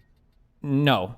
It would be, or maybe they might say that, but it'd be like, yeah, I don't think I could ever like please a woman in bed. But if you were to trace that thought more, the thought would be more like, I don't think I am handsome enough. I don't think my cock is big enough. I don't think that I am attractive enough or tall enough or whatever. It would be like, it would trace down to some characteristic like this, not like, I don't think I could maneuver their genitals well enough to get them off. I don't think, for 99% of like incels, I don't think that that's the concern, no.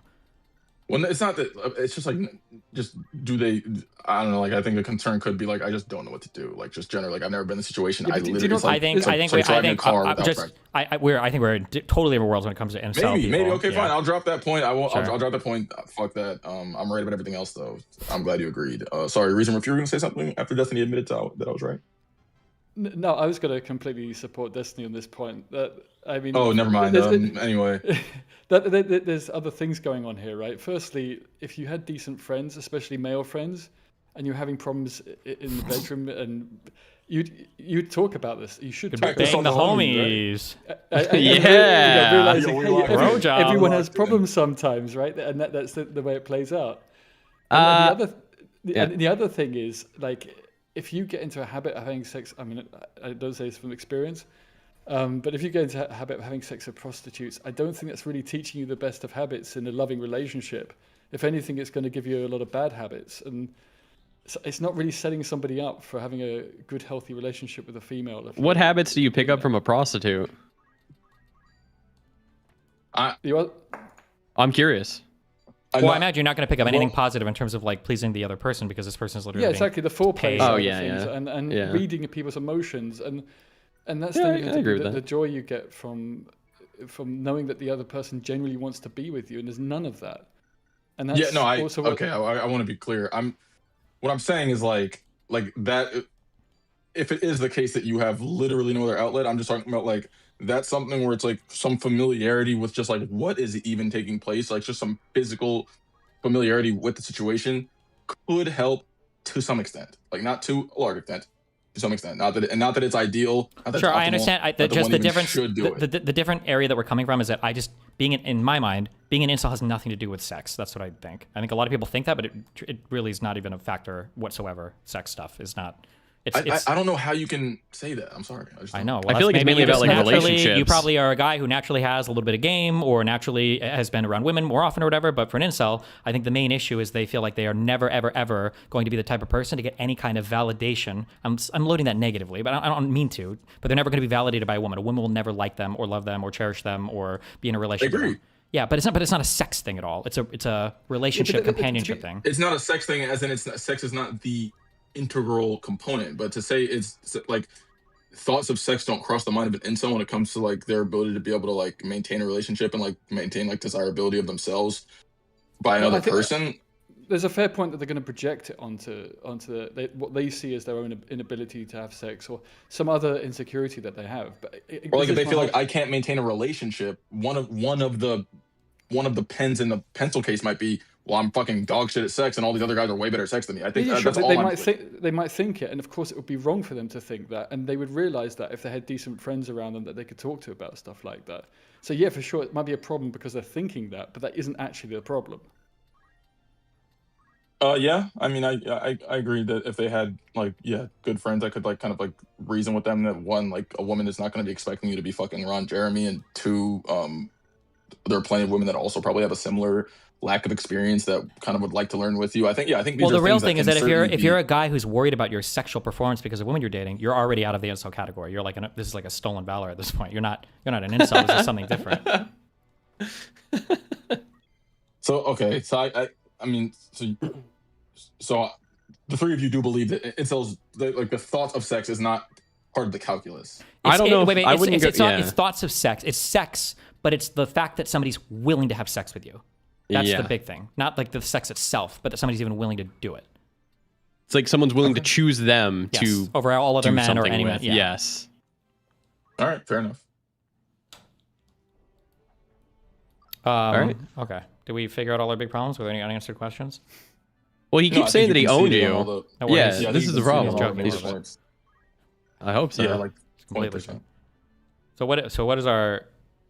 What was the main takeaway from this then? What needs to change? He couldn't give an example of the other side. No, it wasn't. Well, yeah, I was more so critiquing your position and your kind of like framing and I guess your theory on why some of these issues arise. I think that it's ill-founded and inaccurate and fails to kind of like consider factors that would make it necessarily not the case. But I don't personally have kind of like a good answer for like how kind of like we can have more progressive, like liberal influencers that kind of like can speak to these issues without sort of in like a constructive way that I think would be overall like positively contributory to the environment.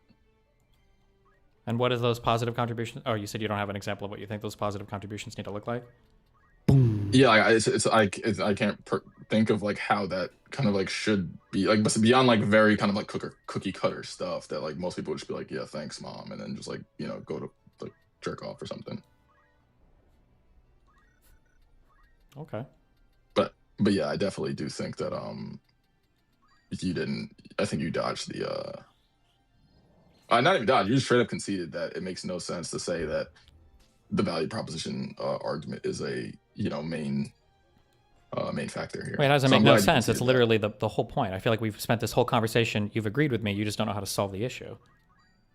No, I agree with you in a lot of instances, but I think that I've agreed with much of what you've said, but I don't think that I don't think the value proposition informed by college graduation rates and financial success is the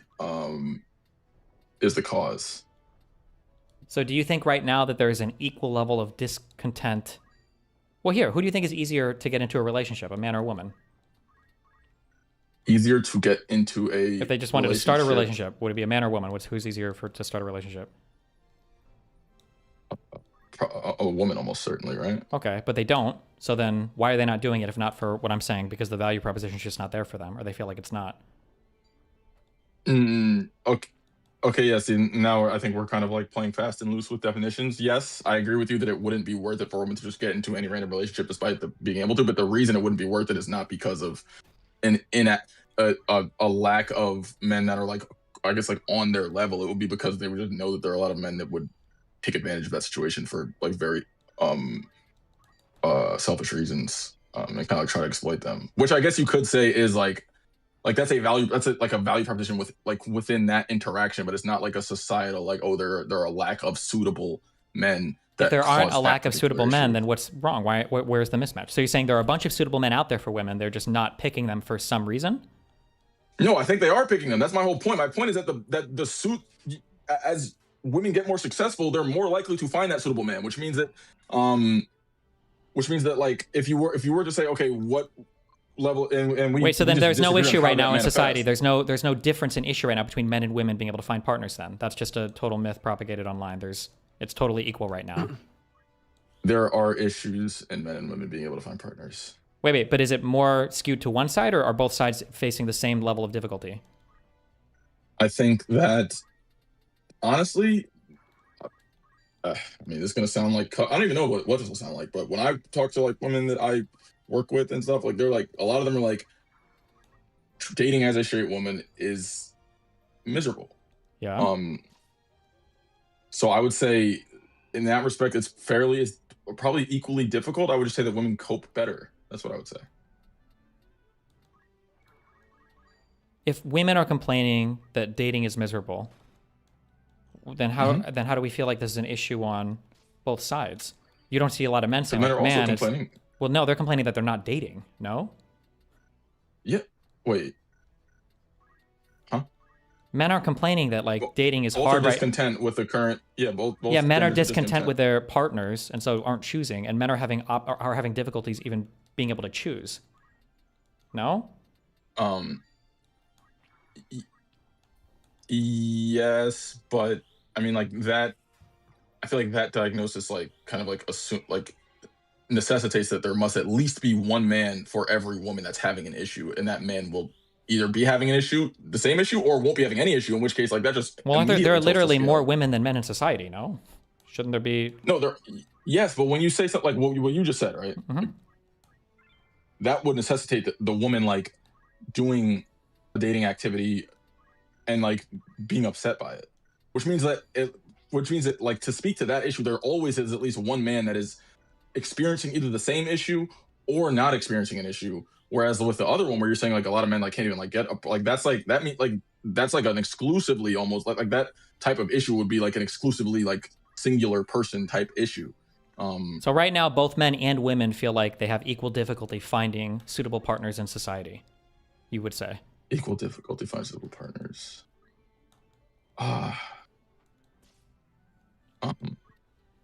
Maybe.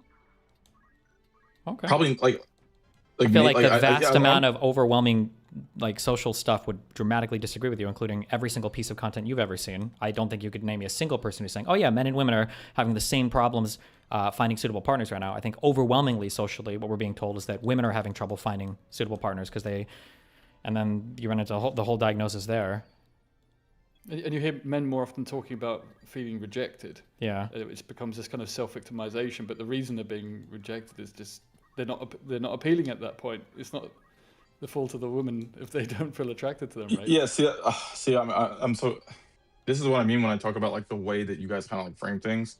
I agree with what you said, but when you talk about the reason they're being rejected is because they're not appealing, I feel like that is like neglecting the whole. They're also probably 90% of the ones that are putting themselves out there to be rejected. Like, you understand that too, right? So when men are talking about being rejected, it's not necessarily that they're not like it might be that they're not appealing, but it also might be that the women that aren't appealing would be rejected are not putting themselves out there to be rejected. But like that whole kind of like, and not that that's even like a larger share than men being unappealing, but it's like the fact that like that's what I mean when I say like Dustin, when I say people could watch your content to get a certain impression. Like the fact that you didn't even mention that, to me, I would, if I was gonna mention anything like it, I would have to mention both those things together. Like, well, the reason men are being rejected, obviously, first, men are approaching more and men are propositioning more. Like, period. Like statistically, that will always be the case. When you neglect things like that, you're like, oh, it's just because men are fucking the ass and like can't compete or can't appeal.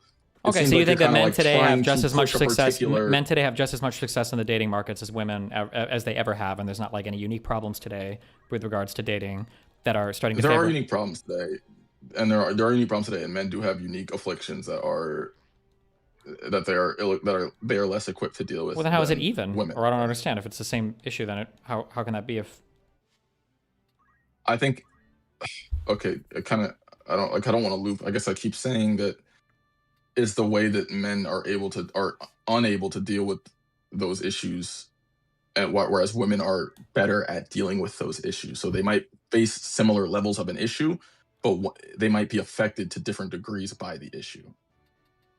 And I do believe women are affected less by the issue. Not that they're not affected, and not well, that then men that are- would be a disparate outcome. That would be a thing that both of them are not having the same issue with. No.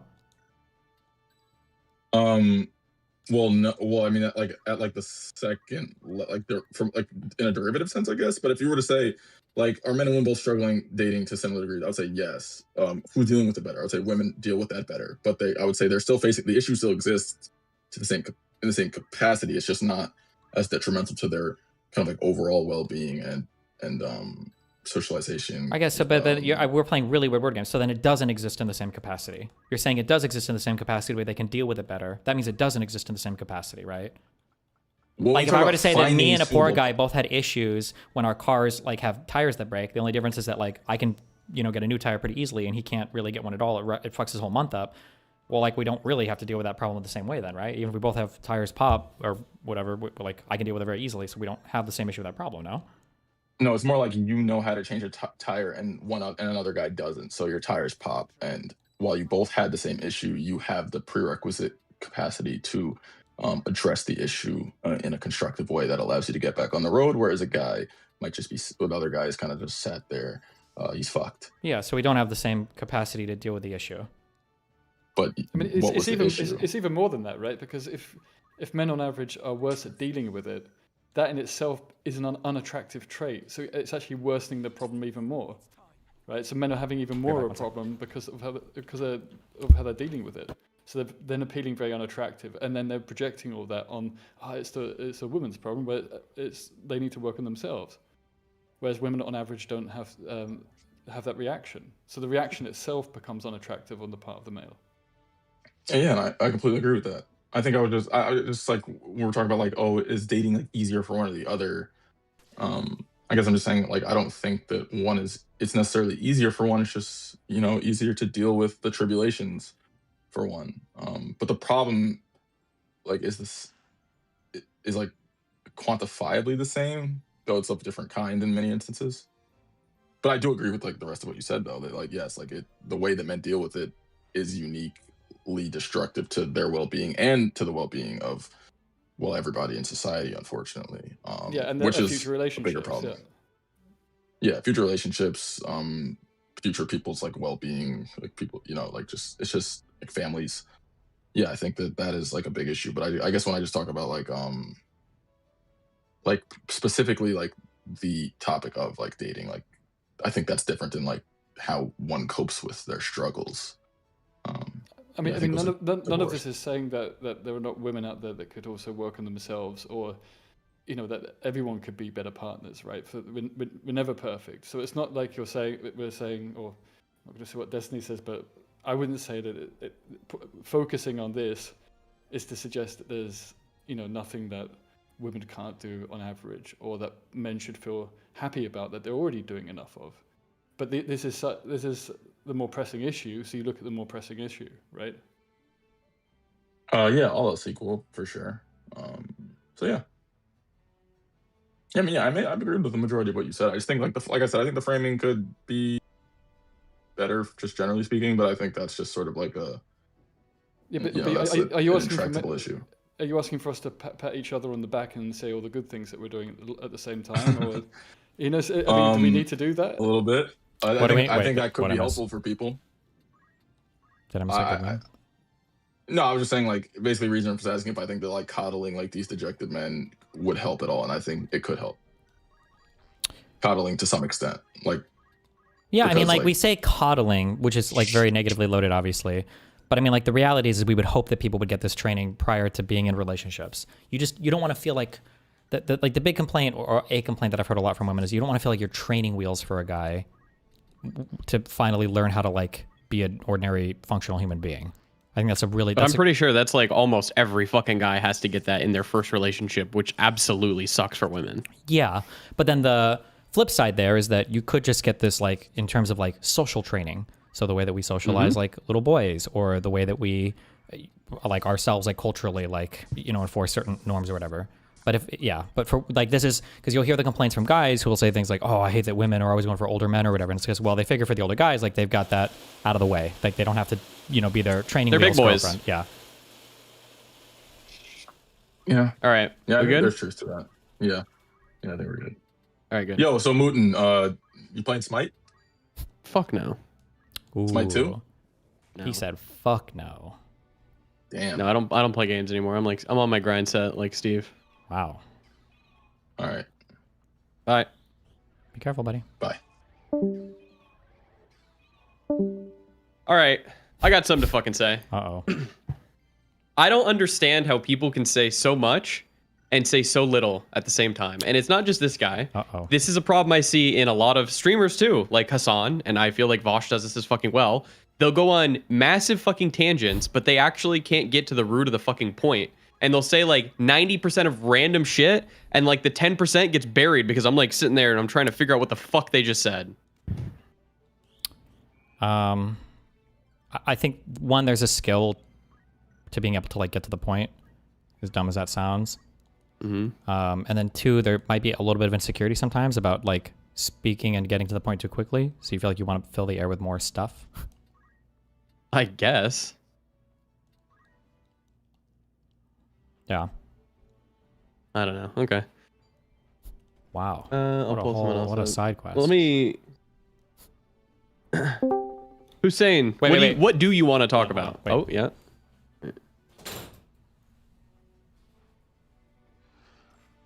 Hussein, what do you want to talk about? Oh, what's up? I was gonna. Oh my god, thank God. I was gonna talk about geopolitics and like international relations and how that plays into like Trump's whole entire thing. I actually DM'd you Okay, about it. you're gonna talk yesterday. about Trump? Yeah. Okay, all right, I'll hear this. Go ahead. Okay.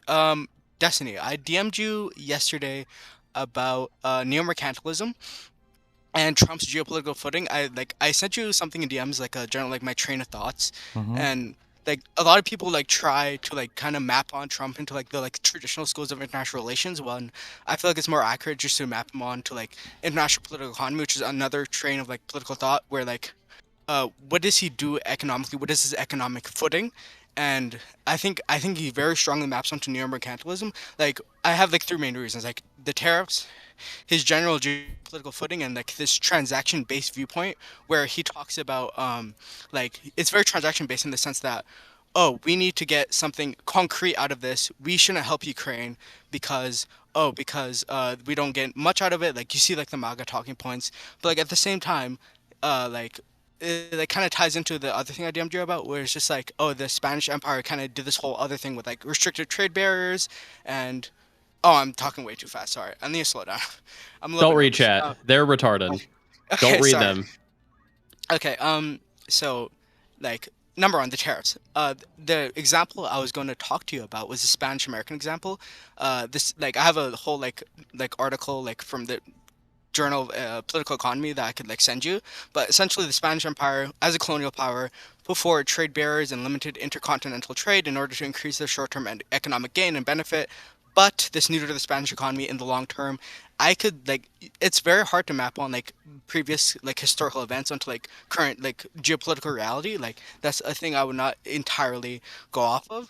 But I can see like how this can negatively affect the United States. Like for example, like the reason the Spanish Empire kind of declined throughout the later years of the 20th century, the 19th, 18th century, is because like other nations like trade-based like naval empires like the UK, the Dutch, and later the United States, they put up like high trade barrier. They like lower trade barriers, and they actually engaged in capitalism, which actually made America great. So I guess like going back to what I DM'd you, like would you like disagree like after going through the first point, would you disagree or agree with like this entire notion that Trump is a neo-mercantilist, or do you want to? Should I like go through a couple more points? I mean, like maybe I could agree. I just don't care that much. I don't know, like what part of my analysis or why would this framing change anything that I think about Trump? Like, is there some new insight to be learned from this, or? Yeah. Because like if you, well, like there is like you if you think about like the discussion around Trump, like people try to like put him into like a single box. Would you talk about would you just say like he's more personally motivated like by optics, but like he thinks everything is theater? He doesn't really have like an ideology like that. Yeah, I would say he probably doesn't have an ideology. I think he's just motivated by things that personally make him feel good. So like, Okay, that's valid, but how do you explain the other figures within the Trump administration? Because you talked about yesterday on stream. I think the other figures all have wildly different motivations. Like Stephen Miller seems to be driven by whatever weird America First ideology he has. Vance is probably driven by whatever weird ideology he had, and Peter Thiel and all those, like these guys are all driven probably by different ideologies. But I guess I don't see enough of them publicly to have a strong feeling or statement about what their ideologies are. Yeah. Okay, sorry. I have a backup for that because if you disagree with like the framing around neo-mercantilism, I was just gonna ask you also about the Saudi-American relations. Do you think what is neo-mercantilism? Can you explain for some of the retards in the chat? Yeah, mercantilism essentially was the economic modus operandi. It was like the way like imperial economies in Europe functioned, which that there was high trade barriers. They limited intercontinental trade like between their colonies. So like example, in the Spanish Empire, if you're in Mexico, you can trade with like Brazil, you can trade with like Peru or Chile or Argentina. And neo-mercantilism is the idea that after the Cold War, there has been a class of political economists that want to bring this back and bring up high trade barriers and increase exports but decrease imports and like reshore manufacturing. So like I feel like this maps pretty accurately onto Trump. But the other thing is, would you agree or disagree with America's current relationship with Saudi Arabia? Or do you think it's a good thing overall? Because I wanted to ask you about that also. I would say it's a good thing overall. Yeah. I'm probably gonna say that. Why do you like the Saudis? Friends that we have, yeah. I would disagree with that because I feel like despite like the clear benefits it has, like with like the price of oil wanting to be stable between like what is it like $70 and $80 a barrel, I think the Saudi Arabia existing as it does today, without the United States pushing it towards either democratization or either some more secular or liberal reforms, has stunted the political development of the entire Middle East. So that's like one thing. Another thing is that they're just like morally like it looks kind of bad for the United States optically because like you have this like modern first world country. Well, there's two parts for the first one. Like you're assuming that they would develop more democratically in a vacuum otherwise, but who's to say that China or even Russia wouldn't have been able to come in and exert more influence to prevent that development? Would be the first thing, that's right? because of that's because of culture. Because have you read Samuel Huntington? Yeah, all of his books. No. I haven't. Okay, sorry. Samuel Huntington is like a cultural determinist. While I don't agree with like all of his works, a thing he does talk about is like the cultural differences between the Islamic world and the Western world. Like for example, the reason Russia and a lot of Muslim countries were very very aggressive towards each other in like the early 2000s was because of the Chechen War. And like I come from a Muslim background, I'm not very religious anymore, but this whole thing about like a very core tenet of Islam is that you're supposed to take the side of a Muslim over a non-Muslim. I think you've heard this before. So like this can tie into like Russian like Saudi relations, Russian Middle Eastern relations, Chinese Middle Eastern relations, because right now China is currently like committing a genocide against the Uyghur people. And yes, you can argue that like the economic benefits like trump that, but even now there's a growing political movement like in the Muslim Brotherhood where they want to distance themselves from. There's like this term for al-bara. I don't speak good Arabic, but they want to like cut themselves out of the relationship with America. Sure, but if we look at how the Middle East, if we look at how Muslim countries conduct themselves, like that, there's the fantasy of like the Ummah and that all the Muslims kind of align with each other, but they clearly don't, right? They hate each other. Well, this yes, kind of, but there's also the Sunni-Shia divide. Sunnis are more likely to take a Sunni side over a Shia side. Yes, but at the same time, they're more likely to take Sunni sides over a non-Sunni side, like a Christian or a Jewish side. Like this entire like movement within Egypt right now, and within Palestine, with the Muslim Brotherhood and Hamas, it is based off religious like ideas and religious texts, which necessitate the need for like a self-sufficiency for Muslims, and that sure. But if I were to take a lens of analysis and I were to look at the Middle East and I were to say I'll use my boring liberal informed like geopolitical interest and liberal economy like very broadly, if I were to use that analysis and then I were to compare that to the Muslims like to stick together analysis, which one is going to be more predictive of the current state of affairs in the Middle East? I think you can use both, but I feel like the liberal thing could. Yeah, and anytime, like, I can think of some conflicts between Muslims that are solved by the liberal analysis, but I can't think of any problems that exist that I can't explain with my current international framework that, like, the Muslim analysis would help me understand. Like, can you give me an example of that? Like, where it's like, oh, well, like, how do you explain this action? And it's like, oh, well, fuck, I guess I can't, yeah. Well, you can explain this, like, going back to Saudi Arabia. How would you explain, through a liberal analysis, Saudi Arabia is very tied closely with America. How would you explain the, like, billionaires under the Saudi royal family, like, sending funds, sending arms to ISIS, which is an American enemy at the time? Well, the first question would be, at what point were they doing this? Because I would have to go back and like really dig into this, but arguably the United States was kind of okayish with ISIS in the beginning, right? Because the easy explanation from the liberal perspective is ISIS's main enemy was our enemy. It was Assad, right? Which is where ISIS was starting, was in Syria. Well, also to, like, kind of reinforce your point, to bring some other perspective, ISIS's main enemy was Assad because they're Alawites, or is like heretics in the Orthodox Islamic view, and they were enemies to Iran, so that's also correct. But well, kind of, but also I would also say because they were in their country, they were right next to them, right? Yeah, true. Okay, true. But so your first point was saying that they were enemies with Assad. That's why America was okay with ISIS. What was your other point? You're gonna have another? Well, I would say that would be the big one, is that, like, they shared a common enemy. Yes, but okay. Wait. Let me think about this. When you say Assad and I mean America and ISIS held a common enemy, this is. America was still conducting ground operations against Al-Qaeda in Iraq before it turned into ISIS, and they killed Abu Musab al-Zarqawi, like the head of Al-Qaeda in Iraq. So they were actively fighting ISIS, despite this notion where, like, ISIS and America could be a common enemy against Assad.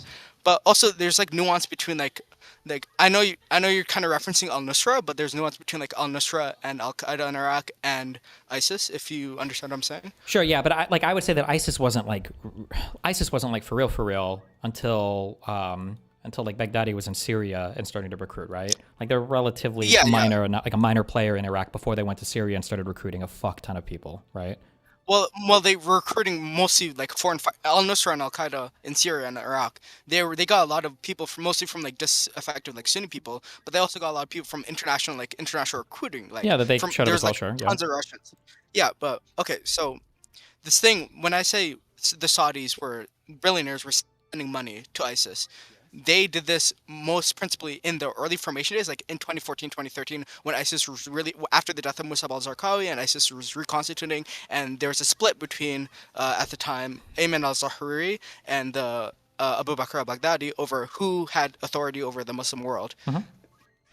So wouldn't I expect Saudi Arabia to be backing, even ignoring, like, let's pretend I didn't know any of these people were religious, wouldn't I expect Saudi Arabia to be backing basically anybody that would fuck with Syria, Iraq, or Iran?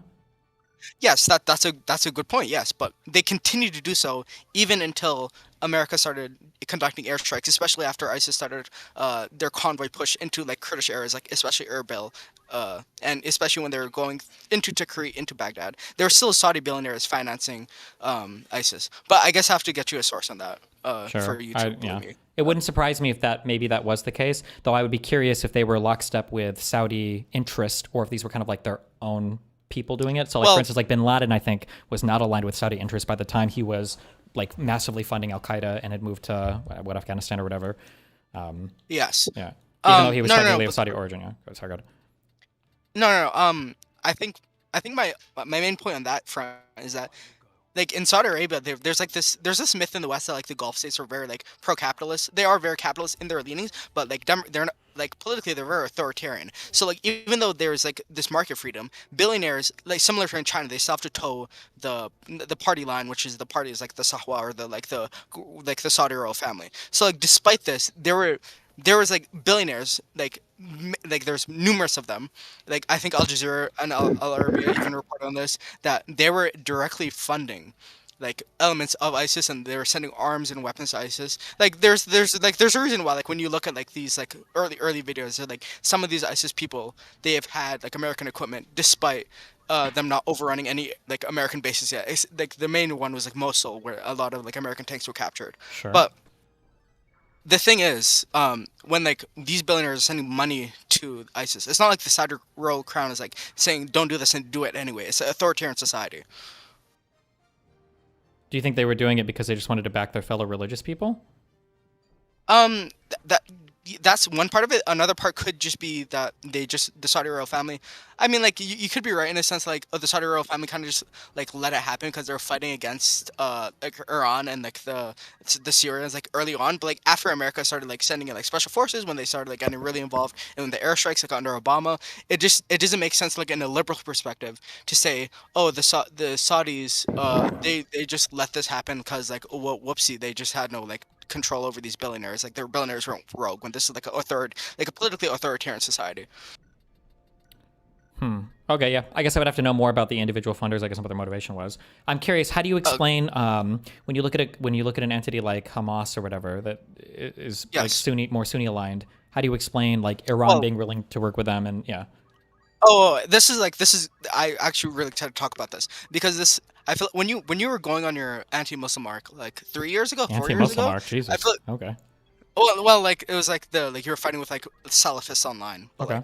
Like, I think like a thing you kind of failed in like your level of analysis, not level of analysis, your like framing of the analysis of like Islam was that there's like so many there's like obviously there's Sunni and there's Shia, right? But there's so many like different schools of thoughts under Sunni Islam. Like there's mainly Salafism, which become really prominent, but even under Salafism there's like different like political motivations. Yeah. Like to be clear, from like the real quick, what is your background? Are you like Middle Eastern? I'm Ethiopian. I'm an Ethiopian Muslim. Okay. So for me, and maybe this is not the same anywhere else or whatever, but like for me, I've never in my life from a Middle Easterner heard something like, oh, like Sunni and Shia. Like that seems to be exclusively like a Western thing when we say like Sunni and Shia. But like in the Middle East, there's a lot more granularity in identifying like different, micro movements or different factions of these particular things. Yeah. Well, like these religious movements meld and like merge with political movements because like Islam is a inherently political religion. Like it's more overt than Christianity in a sense. Sure. But like when I'm talking about Hamas is from like Sheikh Izzeldin what is his name? You're getting the guy like, Sheikh something, whatever you're saying, Sheikh something. Yeah. Yassine. Sure.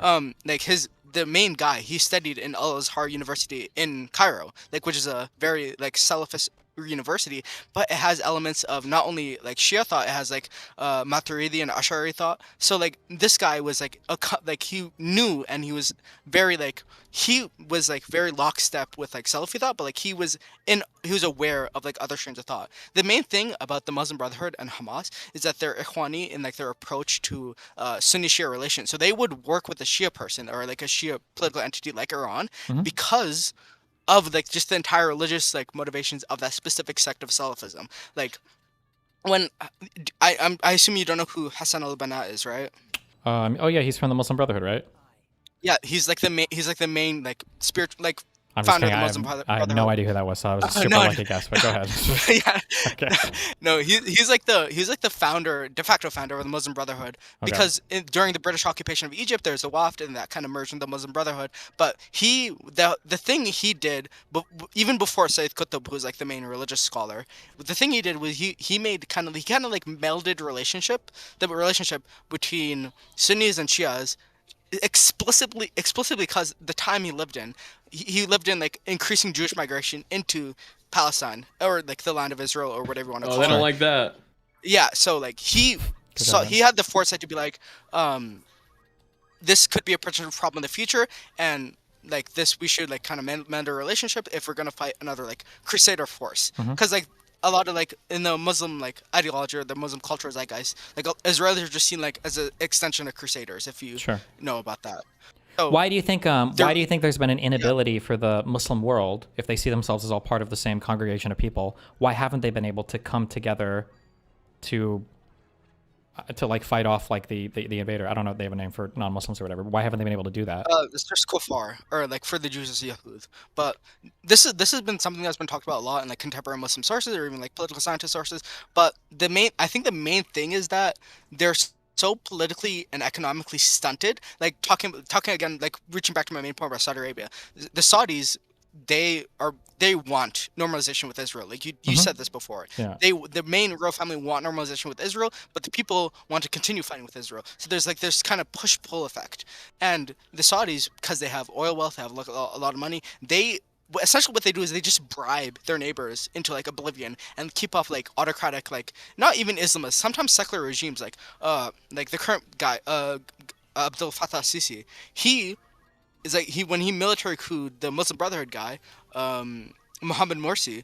He did so like for the core reason of like it's not core reason, like there's other factors, but like American and Saudi pressure. Because if Egypt fell into the Muslim Brotherhood would just like, not only would they be incredibly like religiously conservative and they would be like doing all this bad shit, like social terms, but they would probably be pretty aggressive towards Israel. Yeah, we don't care about that other thing at all. That's an American myth that America's never honest about. But like, we would prefer. There's a reason why we prefer these monarchies in the Middle East, and it's because the monarchy leadership is loyal to the U.S. interest, right? But if we could choose between having like a democracy in the Middle East in any of these countries versus a monarchy that's loyal to us, I mean, I don't know. I guess it would depend on the U.S. leader, but in general, I think we would back that monarchy, right? That's loyal to the U.S. No, that's exactly my point. Sure. So the thing is, when you talk about like Muslims and like the disconnect between Muslim leaders and the upper echelon Muslim leadership, the whole thing is that the Saudis essentially they act like as a bulwark for American interests into like bribing their neighbors into oblivion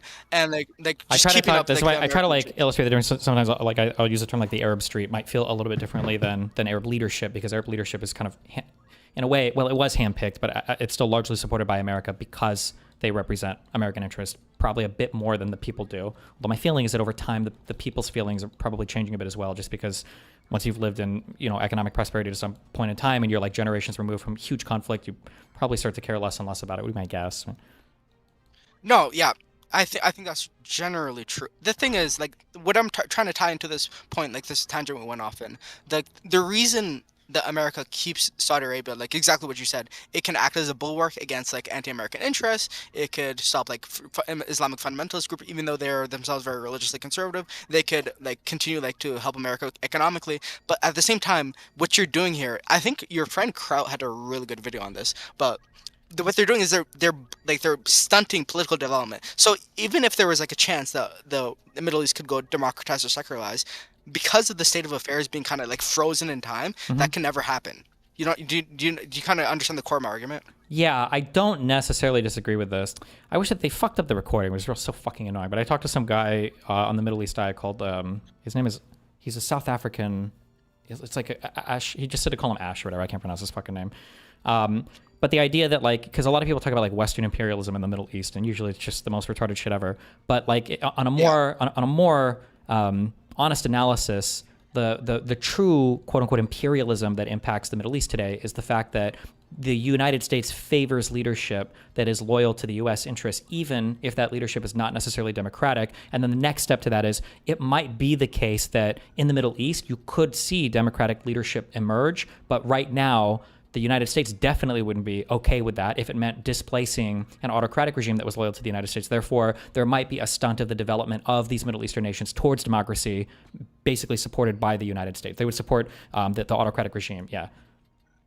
Yeah. Sure. No. Yeah. I think I don't disagree with that necessarily. Yeah. Okay, so I guess my main point would be like the United States should at least try. Like there's other like more secular, more democratic allies in the region, like Tunisia or Jordan or even Turkey. Even Turkey's taking like democratic backslides right now, which is not good. But I just feel like with the whole Trump administration, like tying back to like my point you agreed with, so we didn't really go into like this idea that like this transactionary approach Trump is taking, where like he's accepting bribes from Qatar, like he's like they're having like the Saudi royal prince like come to the White House, and like, I'm not saying like that in itself is like out of the blue. Like of course foreign leaders are going to come to the Oval Office, but at the same time, this idea that Trump is not pushing these countries to be more democratic and is just keeping the status quo when the status quo is like untenable right now. You know what I mean? Like Sure, but I guess the reason like why I don't do like this whole like I don't really do a lot of ideological analysis because like Trump is not any of the things you've just said. Trump has no fucking idea. He's purely operating out of narcissism. But I do agree. I wish one of the issues I think when it comes to guiding regions that the United States has just lost, I think largely because unfortunately the citizens are just fucking retarded, is to actually guide leadership or countries in the Middle East. I think you need like a comprehensive vision of what you want the region to look like. And Trump doesn't have any vision of that other than like people are nice to me and give me planes and say nice things to me, right? But you would need a leader to come up who's willing to invest some political capital and has a vision of what they think the Middle East ought to look like, and then to push for it. Because the Saudi, none of the monarchies in the Middle East are going to give up their rule for no reason, right? Yeah, just.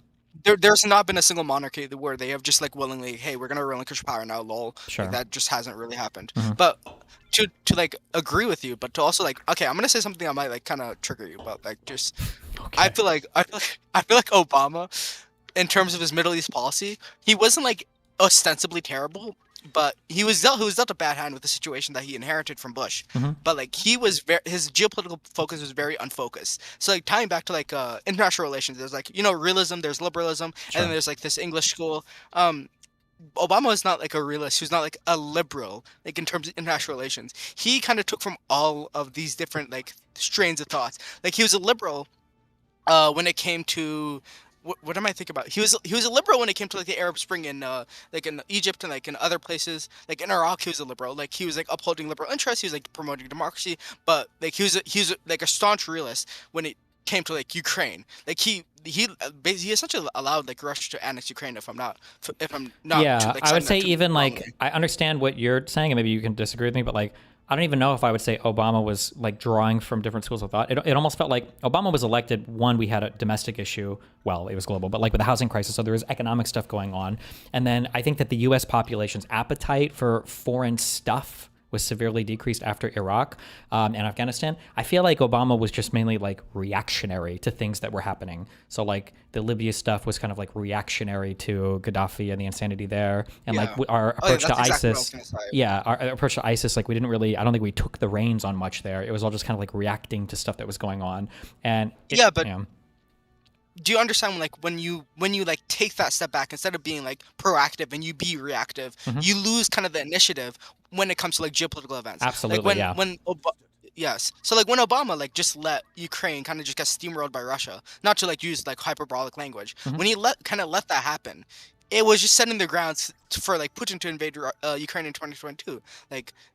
You understand what I'm talking about? Like, so like I'm not saying like Obama's like the worst president geopolitically. I would say like he was pretty good domestically, even though like I'm Canadian, so I don't really know what the fuck happened domestically. But I feel like when you talk about like the idea that we need an actual like president who has principles, who has like a specific like strain of thought of, okay, we're gonna approach this by liberal values, like liberal internationalism. We're gonna do liberal economic values.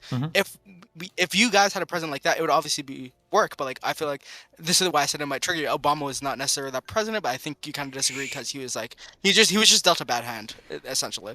Dealt a bad hand, kind of, but also like I would say that I mean this is kind of like one of the issues, right, with the democratic regime is that I think that in the Cold War, the United States had like a big guiding principle for how to conduct foreign politics, which was like just basically fight against the domino theory of the communists, right? It felt like we had like a thing to orient around. And then you would have a consistent, from White House to White House, you would have a consistent like policy that didn't differentiate too much, from one administration to the next.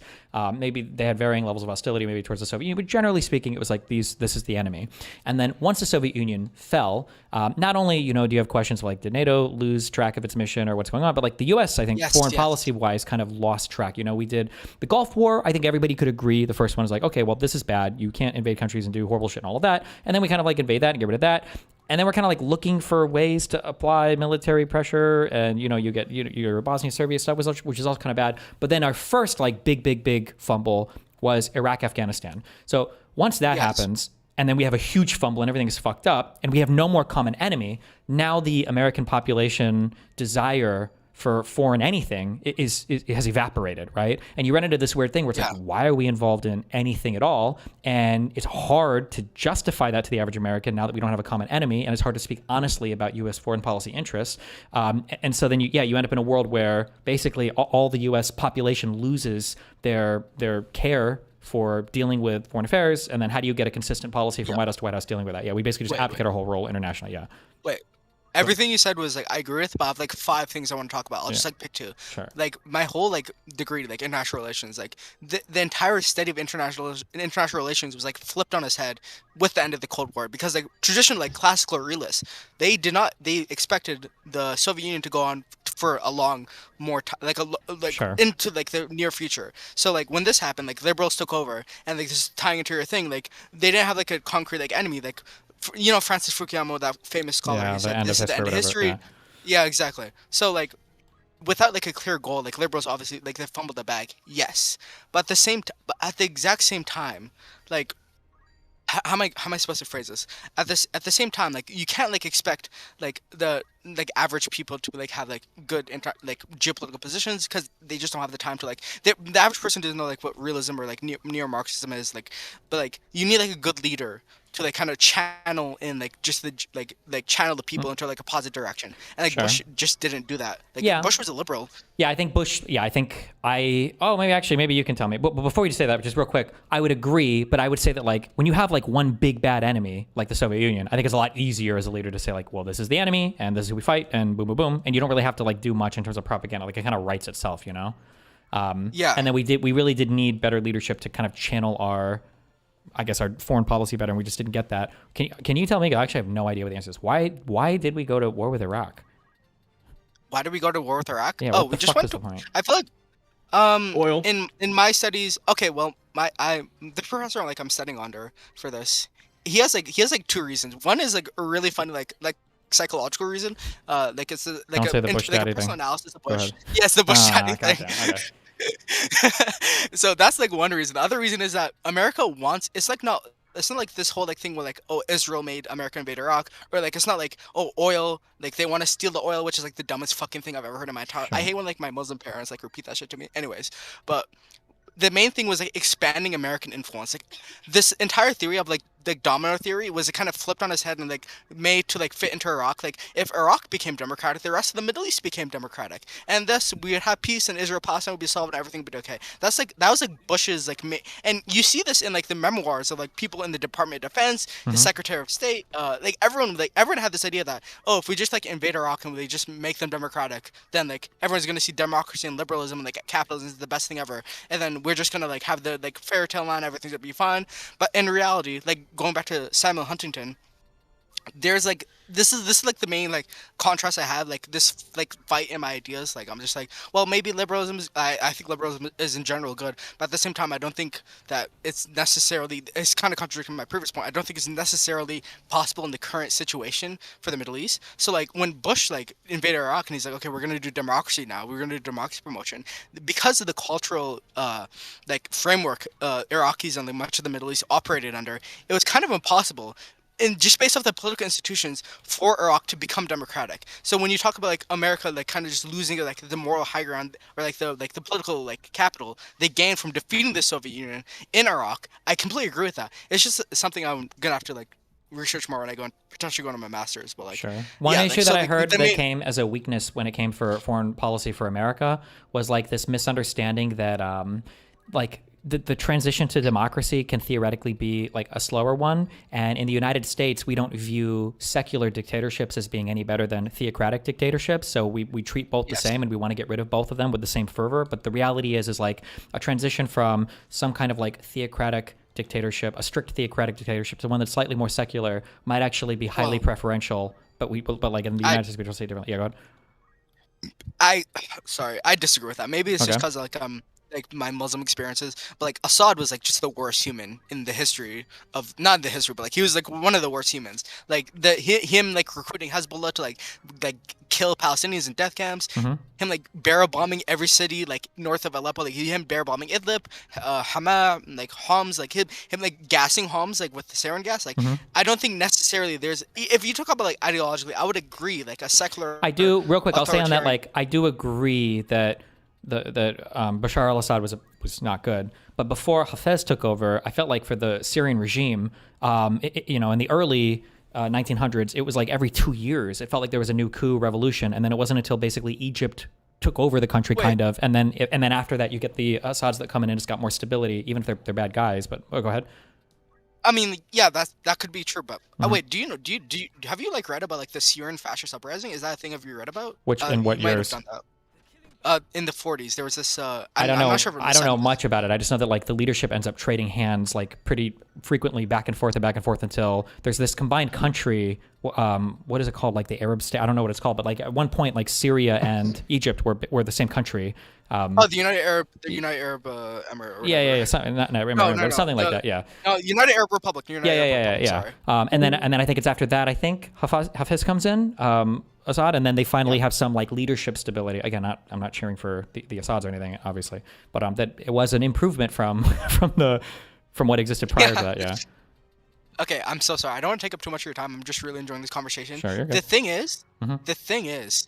when we talk, if you want to go get into like ideology, like of course, like in the grand scheme of things, like a secular authoritarian state would be better, but in practice, when you look at when you look up like Bashar al-Assad, when you look at Lee Kuan Yew, like when you look at like secular authoritarians, Lee Kuan Yew is like a Singaporean example. But like if you look at like the most principal example is of course Bashar al-Assad, but like was it Hosni Mubarak and then after him Abdel Fattah al-Sisi? Like these people like are just like terrible. There's like in Egypt, like similar to Sayyidina prison in Syria, there's like this torture complex where they just like torture, they just kidnap religious people and torture them. Like there's this thing it's like south of Cairo. I don't know if you could Google that. Like there's just this whole torture complex where they just torture religious people. So like yeah, sure, on paper like America would want these nations to be more democratic, more secular, but in practice, by upholding like the political stagnation and the stagnation in political development of these countries, if you're just gonna like freeze them in like this authoritarian like hellscape where they you said you read the Quran, okay, you're going to like the torture prison, but like I just don't see like the practical application of that being better than like let's say like Saudi Arabia or like ISIS or like because like I'm not saying it's just it's hard to say like would you rather be sent to like a torture prison than beheaded, like it's just kind of like you know what I mean. Sure. Okay. Yeah. I've also gotten pushback on this where I've heard people say that like, yes, there are theocratic or there are secular regimes on paper, I guess like de jure, but like de facto, a lot of these end up very similar to theocratic regimes anyway. With Egypt and Sadat being an example of being like a secular regime, but Sadat still went to like Muslim scholars for fatwas or still like prayed like, and it was a very like public thing about his religion and everything. So they weren't like as secular as you might imagine like a secular dictatorship would be. Well, this ties into your point about like the disconnect between the rulers and the people. Like I don't think, despite like there's like major leaps in like the irreligiosity in like young Muslim people in like Muslim countries, like especially in the Middle East. Despite this, the vast majority of people in the Middle East are extremely like very religious. Like Sure. Have you read about the Turk like Ataturk at all? No. Which one is this guy? Ataturk was the father of Turkey. Like he's the one who fought the Greeks. He's the one who kind of fought the Kurds and Armenians, etc., etc. The thing is, like when he took over the state apparatus of Turkey, Would this have been you're talking about like the revolution, everything after like 1917 or like after the like World War I? Yes, after World War I. So like the thing what he did was like he intensely secularized the entire Turkish society. That means like removing the Sheikh al-Islam. The Sheikh al-Islam essentially is like the highest like legal like power. It's like the Supreme Court essentially, but like very very like roughly, where like the like a religious like position where like they hold like legal precedence. And then like he got rid of like their like all like schooling in Turkey before Ataturk was done by religious schooling. So if you wanted to learn math or science or like literature, you would have to learn religion too.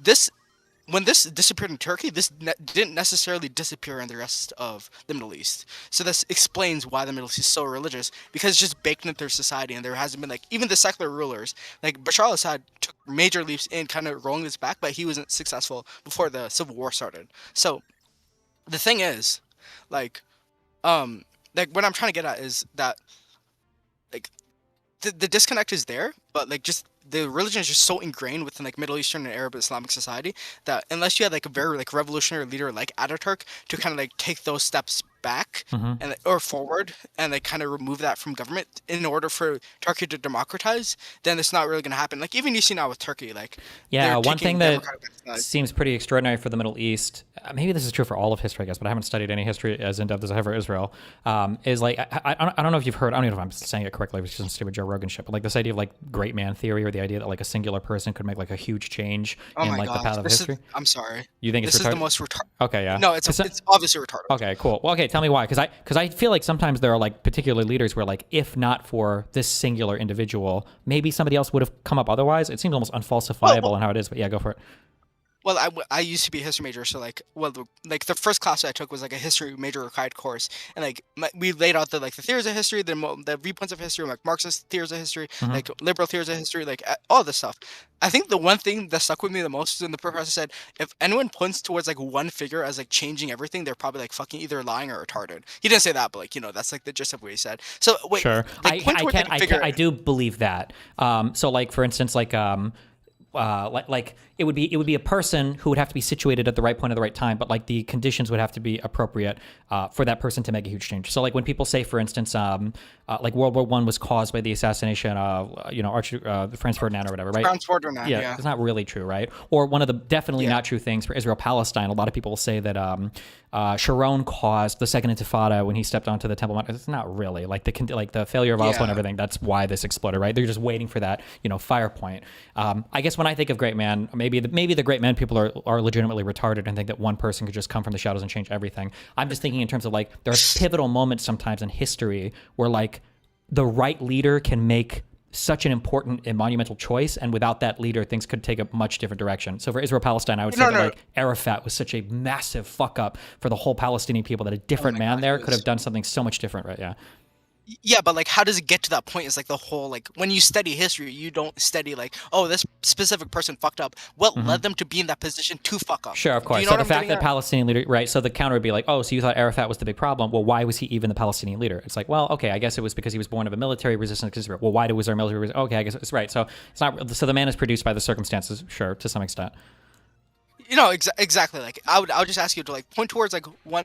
Even when you look at Arafat, like he existed in the what is that like one like very progressive meme, or like Kamala said this or something. You exist in the context of what you did. You didn't follow a coconut tree or whatever. Yeah, like sure. Arafat exists because he grew up in that specific society that was in conflict with Israel. Like you can characterize the entire Arafat's entire personality by growing up in that political environment. Like I don't know too much about the specifics, but like was he not involved heavily with the PLO in his youth? Arafat? Yes. Yeah, I think wasn't he the founder basically that movement they fought? Yeah, from the no, West Bank? exactly. He was Yeah. the founder. Yeah. So even if you can point to him like being like this, oh, he fucked up the most. If someone else was there, like there's just like this whole thing of like causality. Like, oh, why was he there to fuck up in the first place? Sure. Like, I feel like it's a very reductive view of history. Just like narrow it down to like, oh, this one person is like retarded, and that's why everything's sure. bad And actually, I guess I agree with that, because there are times sometimes where I ask questions about like, oh, why is it that in this society we were lucky enough to have this democratic leader that exhibited the right personality traits in order to guide us in this direction. But then a piece of pushback I'll get sometimes, usually it's history majors are emailing me, is like, one thing that you don't consider is that it might be that certain societies produce different types of leadership. Like it's not like a George Washington type figure would have necessarily appeared in like a caliphate, right? Like there's a certain type of society that produces these types of people. That for sure, yeah. Which is for sure. I agree with that, of course. Okay. I don't want to be like I'm not to shit on the last caller, but like I was like in the waiting room for like 3 hours. No, you're good. Yeah, go for it. What else? Last thing. Okay. When you're gonna play League again? Never. Okay, suck it. Wait, do you think when you were looking at the thing earlier, do you think that this deal that is in front of Ukraine, do you think that this is a good deal for Ukraine? No, this is the worst fucking. This is the most retarded deal I've ever heard of. Like this is, you know what this is like? You obviously went to you went to Catholic school from like watching your streams, right? Yeah. Okay, so like imagine like you're in a religious class, right? And then your teacher's like, okay, so we're gonna give you a test, right?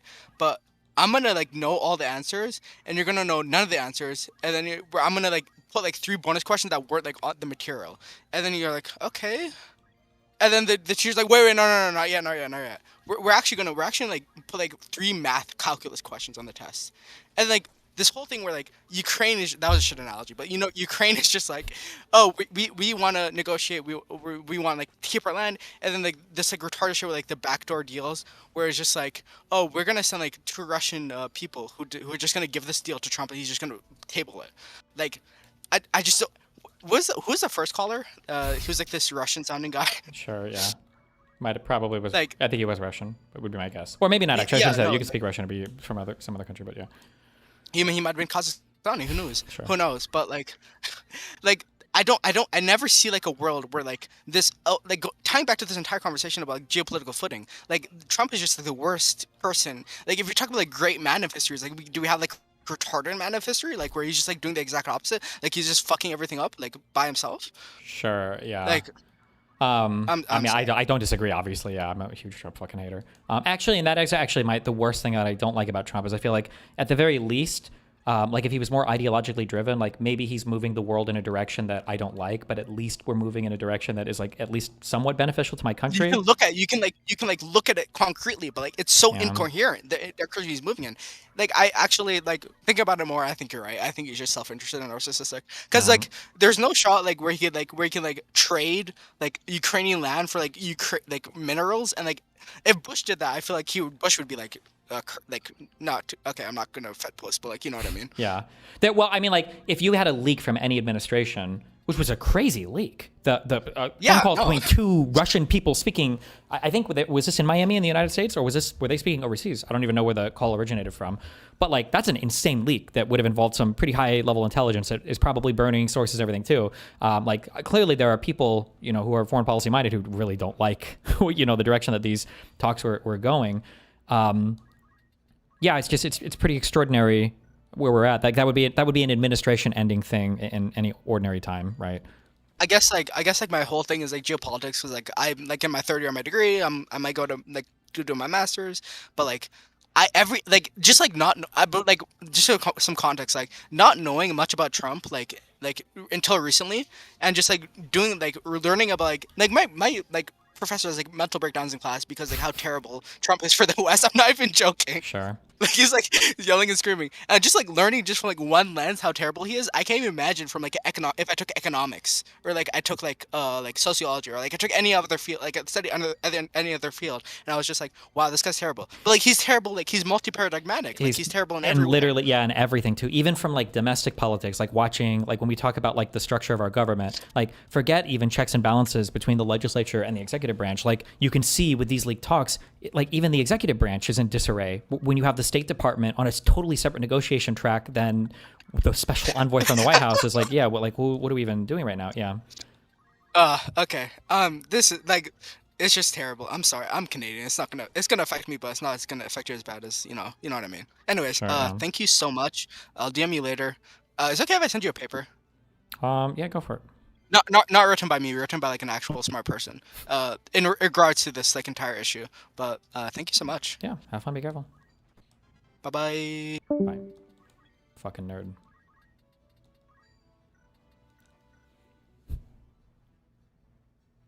We're just doing callers all day? What do you want, Dirt? Hey, I have a question kind of about the male-female dynamic. Okay. What do you think about the proposals? Some people have suggested that boys should start kindergarten or school like a year later than girls. Redshirting, it's called. I don't know. I would have to explore it more. My understanding is that like women, I think, develop or enter puberty a year or two faster or something, so they're like a year or two on track more. I don't know if that's like severe enough that there should be a difference in schooling over it, but I don't know, maybe. Yeah, I found a interesting article recent from New York Times about it. I posted in the GG chat. Maybe if you're interested. Sure. Wait. Did you They say boys would enter school a year later or a year earlier? a year later, so they would be a year older than the girls in their class. Okay. Yeah. Okay. Yeah, that's right. Yeah. Okay. Yes, and would you, if the evidence bears out as beneficial for this, do you think you would support it like as a personal decision that parents can make? Damn, I don't know. I feel like that something like this, I think, would have to be like enforced society-wide.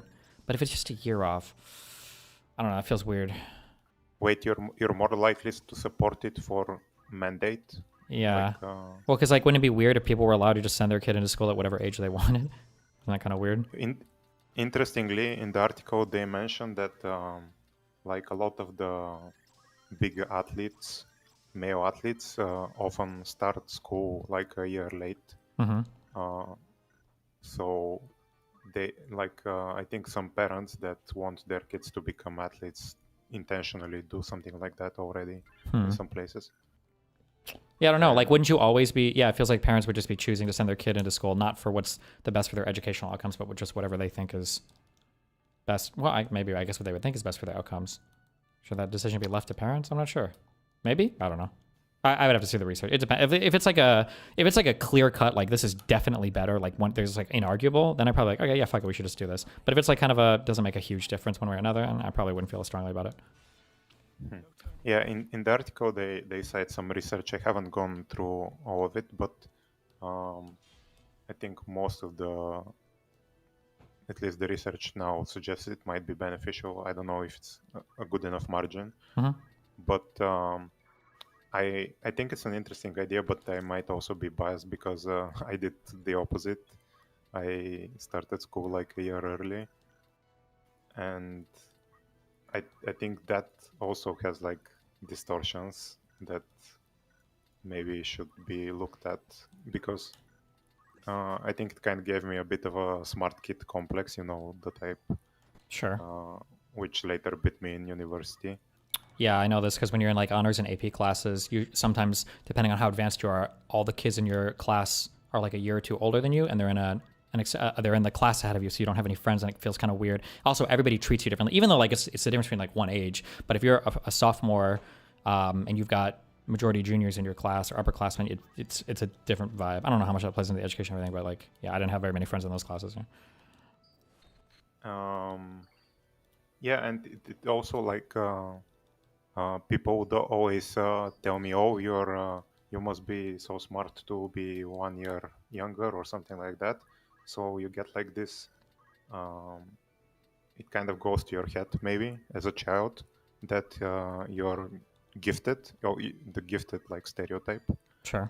That later you find out that there are much smarter people everywhere. Sure. Well, not in my case, but I know what you mean. Yeah, for the average person. Sure. Yeah. So might be a good read. It's not like a long article. It's like 5 minutes. Okay. And might be like something that is one of the solutions that we start to see for this problem. Okay. What happened? Oh, Mr. Moton joined. Yeah, I got my food. Who's there? Mr. Moton, what do you think about He doesn't think. boys starting school 1 year later than girls? What? Does that happen, or is this a? You want this to happen? It's a hypothetical, idiot. It's proposed, like some researchers and educators are proposing. Since girls I don't know. develop If girls are faster. further ahead, then yeah, fuck it. Exactly. What do you think the effect will be on girls, though? Like, do you think maybe it gives them like 1 more year, a year head start compared to men? So they usually like lose like a couple of years, or or 3 or 5 years, depending how long they take care of the child later in life. So maybe getting a head start earlier in life for women is also beneficial in True. other ways. True. So might be a win-win. Should the age of consent be different for men and women then? Jesus Christ, Moon. What the fuck is wrong with you? Just asking questions. No. Okay. Okay. Well, thanks for the time. Mm-hmm. See you guys later. Be careful. Did Bye-bye. What do you want? Well, just when you're thinking about like, well, you already left, but when you're also thinking about like, should boys start later? Also have to consider that women are already mature faster than boys, right? So they would be. That's the whole reason why he would consider it, right? That was the whole point. But also, even just interpersonally, like how would that affect, like how that, like just interpersonal relationships between boys and girls, like would. Well, the idea is it would improve them because now boys have an extra year to develop.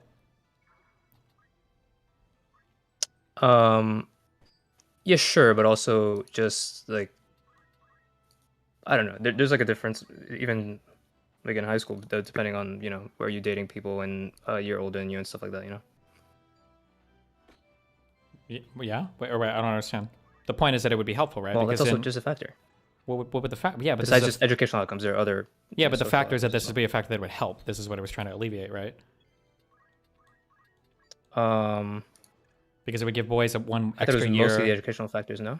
No, I thought it was just like developmental factors. Like girls, pretty straightforward, develop a little bit quicker than boys do, so it would put them on a more even footing to start boys a year later or something. Maybe. Or a year earlier. Or a year Sure, later. sure. I thought it was just the educational thing, but yeah, sure. Sounds Just like you got needed owned. to be a year later, earlier. Got Yeah, him. maybe you need to be a year later. Yeah, maybe you do. Maybe. Got him. I'll think about that next time I become a 5-year-old. Also, just because I saw retards in chat saying it whenever it Good was one, brought up, Steve. if you don't think gifted kid syndrome exists, you're retarded. Damn. And you are not a gifted kid. Damn. Got him. You got him.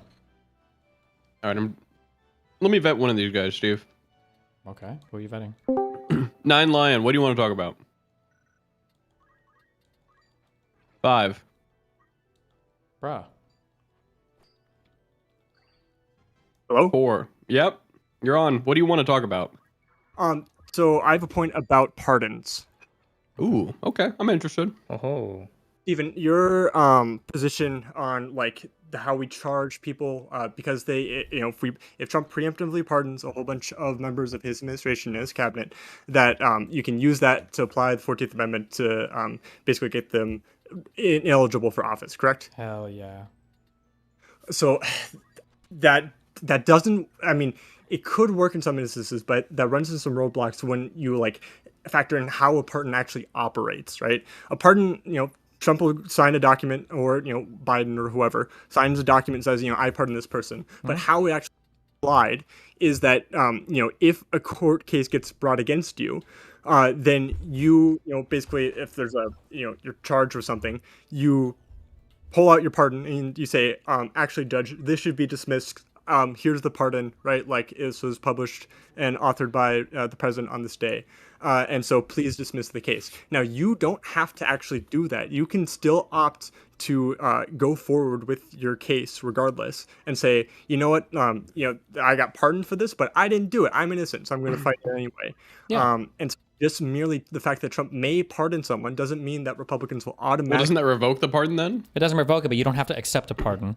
Got it. And you you don't have to accept it. And so but then, then by not they would have to accepting it, roll right, the dice on that being adjudicated then, no? Which I imagine they yeah, probably... but then that means that, like, one, you have to go through every single instance and be able to prove that they are involved with insurrection in some capacity, which I think is going to be a hard hill, especially when who's in the Supreme Court, right?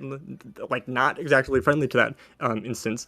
And so I don't think that that's a viable option. If well, only it would because, be like, it would be you only need to get one of them for at least for the 14th Amendment to apply, right? Because for the 14th Amendment, they say that it's if you aid and abet anybody engaged in insurrection. So if you get one of them adjudicated or convicted of an insurrection-like thing then at that point, you just have to show for the other people that they aided or abetted, which is a much Wouldn't you easier have to show order. that they're aiding and abetting in the insurrection, not that just they're aiding and abetting in like, or that they're a part of a current administration, right? The current administration obviously is an insurrection. Sure, but I mean, like that's a very broad thing. I think the example given in the paper that I read on this was that like in the Civil War, like a guy had like given his son money to travel south to go fight for the Confederates, and that guy had been considered as aiding and abetting because of that. And that was a pretty removed thing. So I mean, I feel like that would be pretty easy. Yeah, but like like if we don't have anything for Marco Rubio right now, like I don't think that he was involved in any of the J6 plot. I didn't see him involved in any of the elector scheme or anything. I haven't seen him involved. Well, then maybe Marco Rubio would be clear then. Right, but then like the question is how, you know, of the people who you think are currently like doing some of, like Pam Bondi wouldn't apply to any of that because she wasn't involved in the administration. She would. Before. Fuck her. I'd make some way to find out. Hell yeah. Well, I agree. Like she's awful, and she's doing awful things to the country. But why don't she circumvent the rule of law? Like, look at this fucking Lindsay Halligan bullshit. She knows this is bullshit. Yeah, they know that's bullshit, and because they retroactively went through that. Do you know much about the dismissal on that? Yep. I know everything there is to know about it. You Every single read the thing. full opinion. I read okay. every paper and every other opinion and all of everything. Yes. Every paper. I'm an expert on it. Sure. Why? What about it?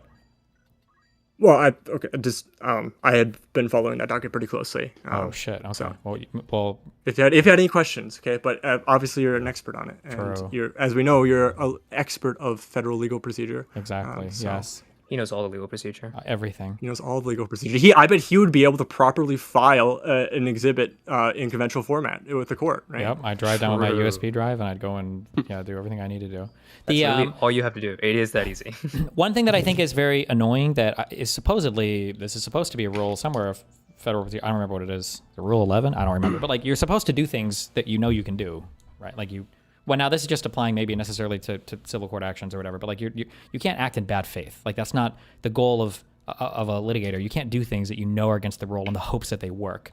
So when I see the Trump administration engaging in all this shenaniganery, there have to be some kind of legal consequences for it. Like just on its face, like Bondi suggesting that you can infinitely rotate out your own hand-picked appointees for prosecutors with no Senate oversight, as long as you keep doing it on that rolling, is it 120 days or 90 days? 120 days. Yeah, on its face, like that's a fucking retarded argument. Like that's like, or the idea that you could retroactively ratify the actions of her, because you know afterwards, like is like in October, they're like, oh, and I also appoint her special prosecutor under this statute. Oh and, yeah, because now you've been caught, and that was the whole time, and so let's make sure that apply the whole time. Yeah, right? bullshit. Like that, that is stupid. Yeah.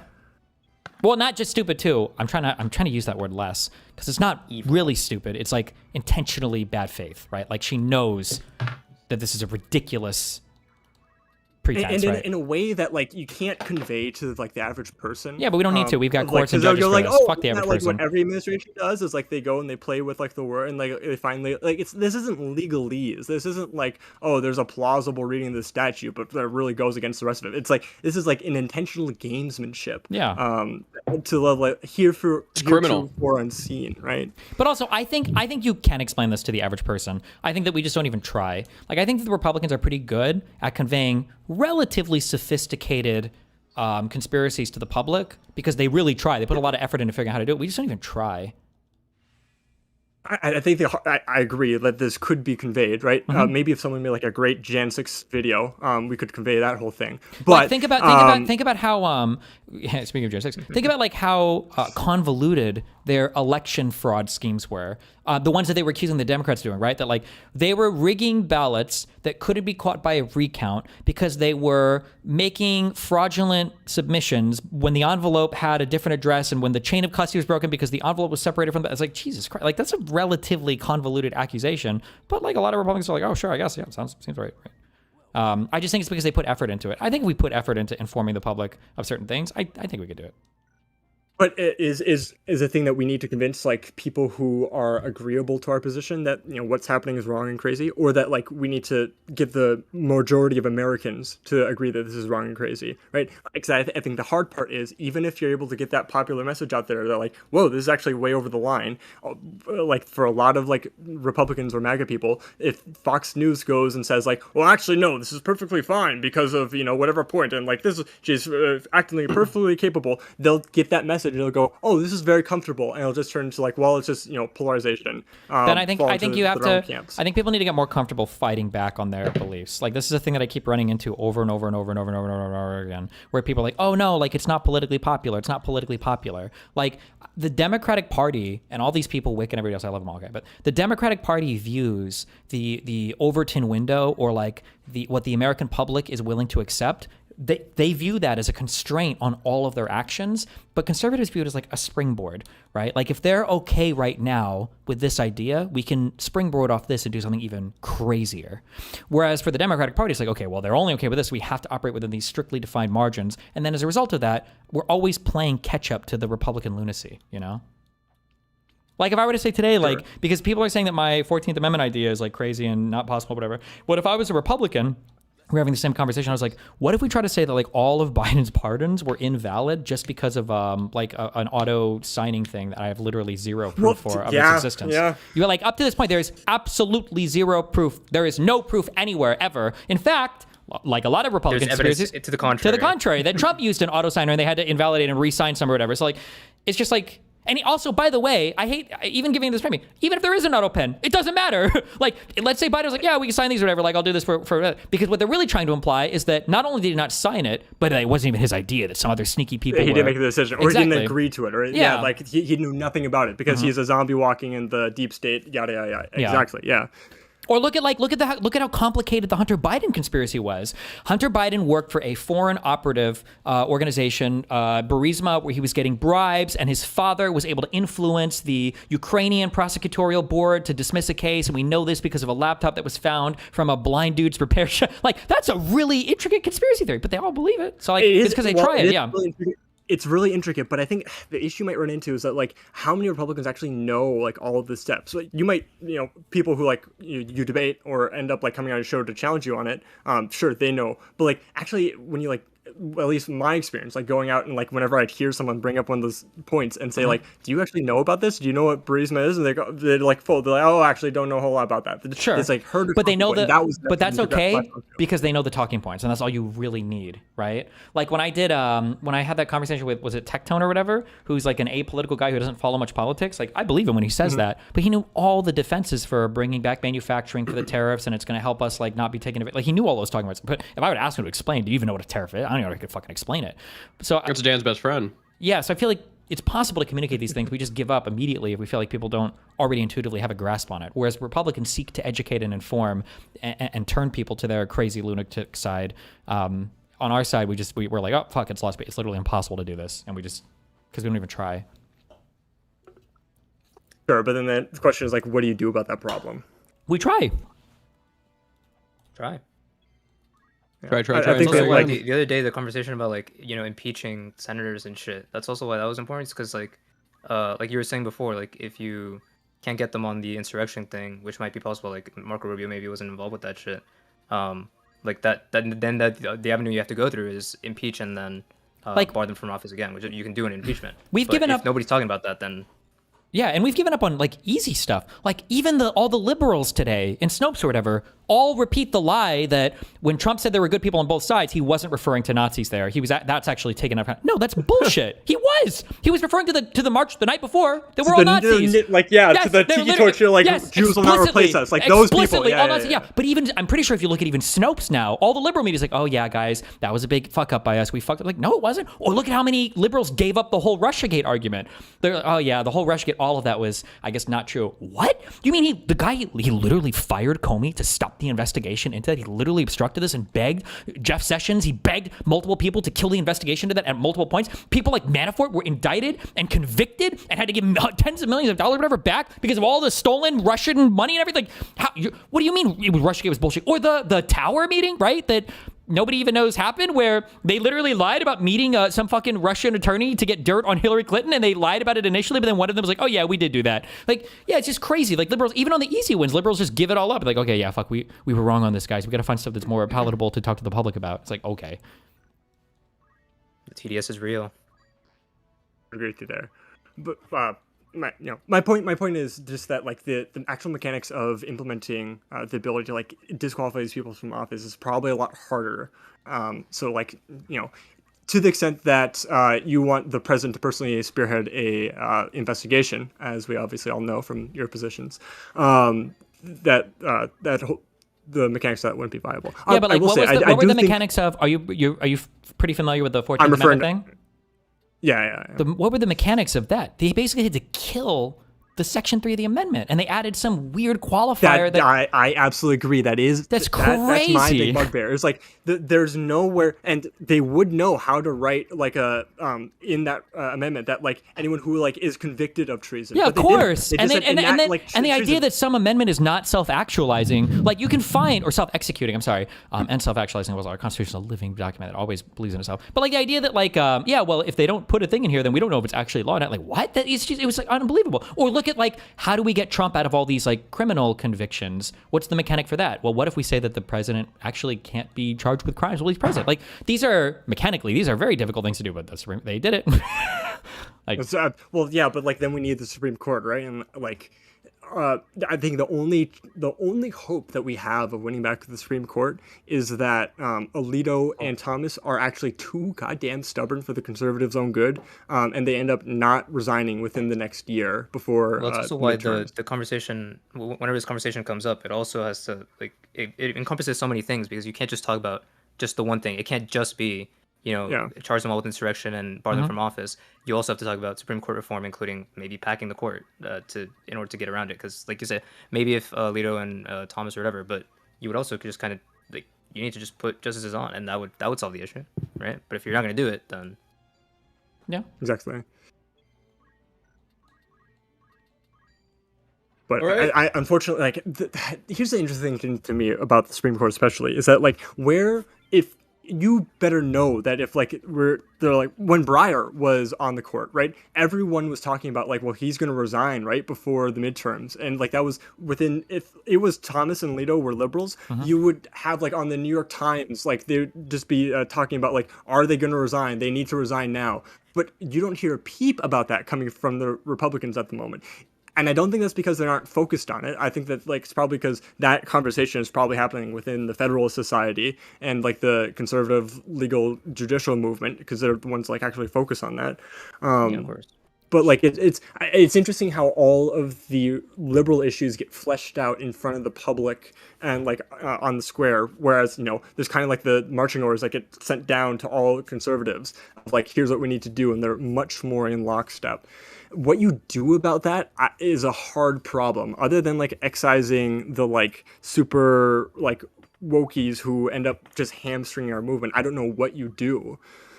We just need to be more on point with our messaging, like get people more coordinated and stand together with the party and put out a stronger positive message rather than just it being reactionary to whatever Trump is doing. Like we've been doing a better job at controlling news cycles recently. I think we're doing a lot better job. Like I actually like, even though it might be rough and we have to navigate, once we have control of the media, we have to navigate it accordingly. But like I actually like the fact that right now there's this fixation on the, what do they call them? The seditious six or whatever. Like the fact that they made that video and the fact that they are focused on that point of the messaging, that it was their fault, like means that I think I have a peers thing coming up on Monday. Oh boy. Like my whole argument the whole time is going to be, they said you can ignore unlawful orders. Like, why is that a problem? Like, what's the issue with that? Right? Like, how are we so soyed the fuck out that when somebody says you have to ignore unlawful orders? But Destiny, liberals are up in arms about Trump saying that this is treason. Do you think that this is like, this is going to be deflection, right? Like the point of that should be what we focus on, but like there is no ability to focus on that if the other side also doesn't seem to focus on it. Like we don't have the ability to like focus attention in that manner. Well, no, right? We do. The only reason why we lose it sometimes because the other side knows that they can bait us. If people know that they can get a reaction out of you, then they'll constantly try to get a reaction. But if they don't think they can anymore, then they'll just stop trying it. yeah, but it seems like it's such a broad change that we need among It is a broad change. I do agree with that. Yeah.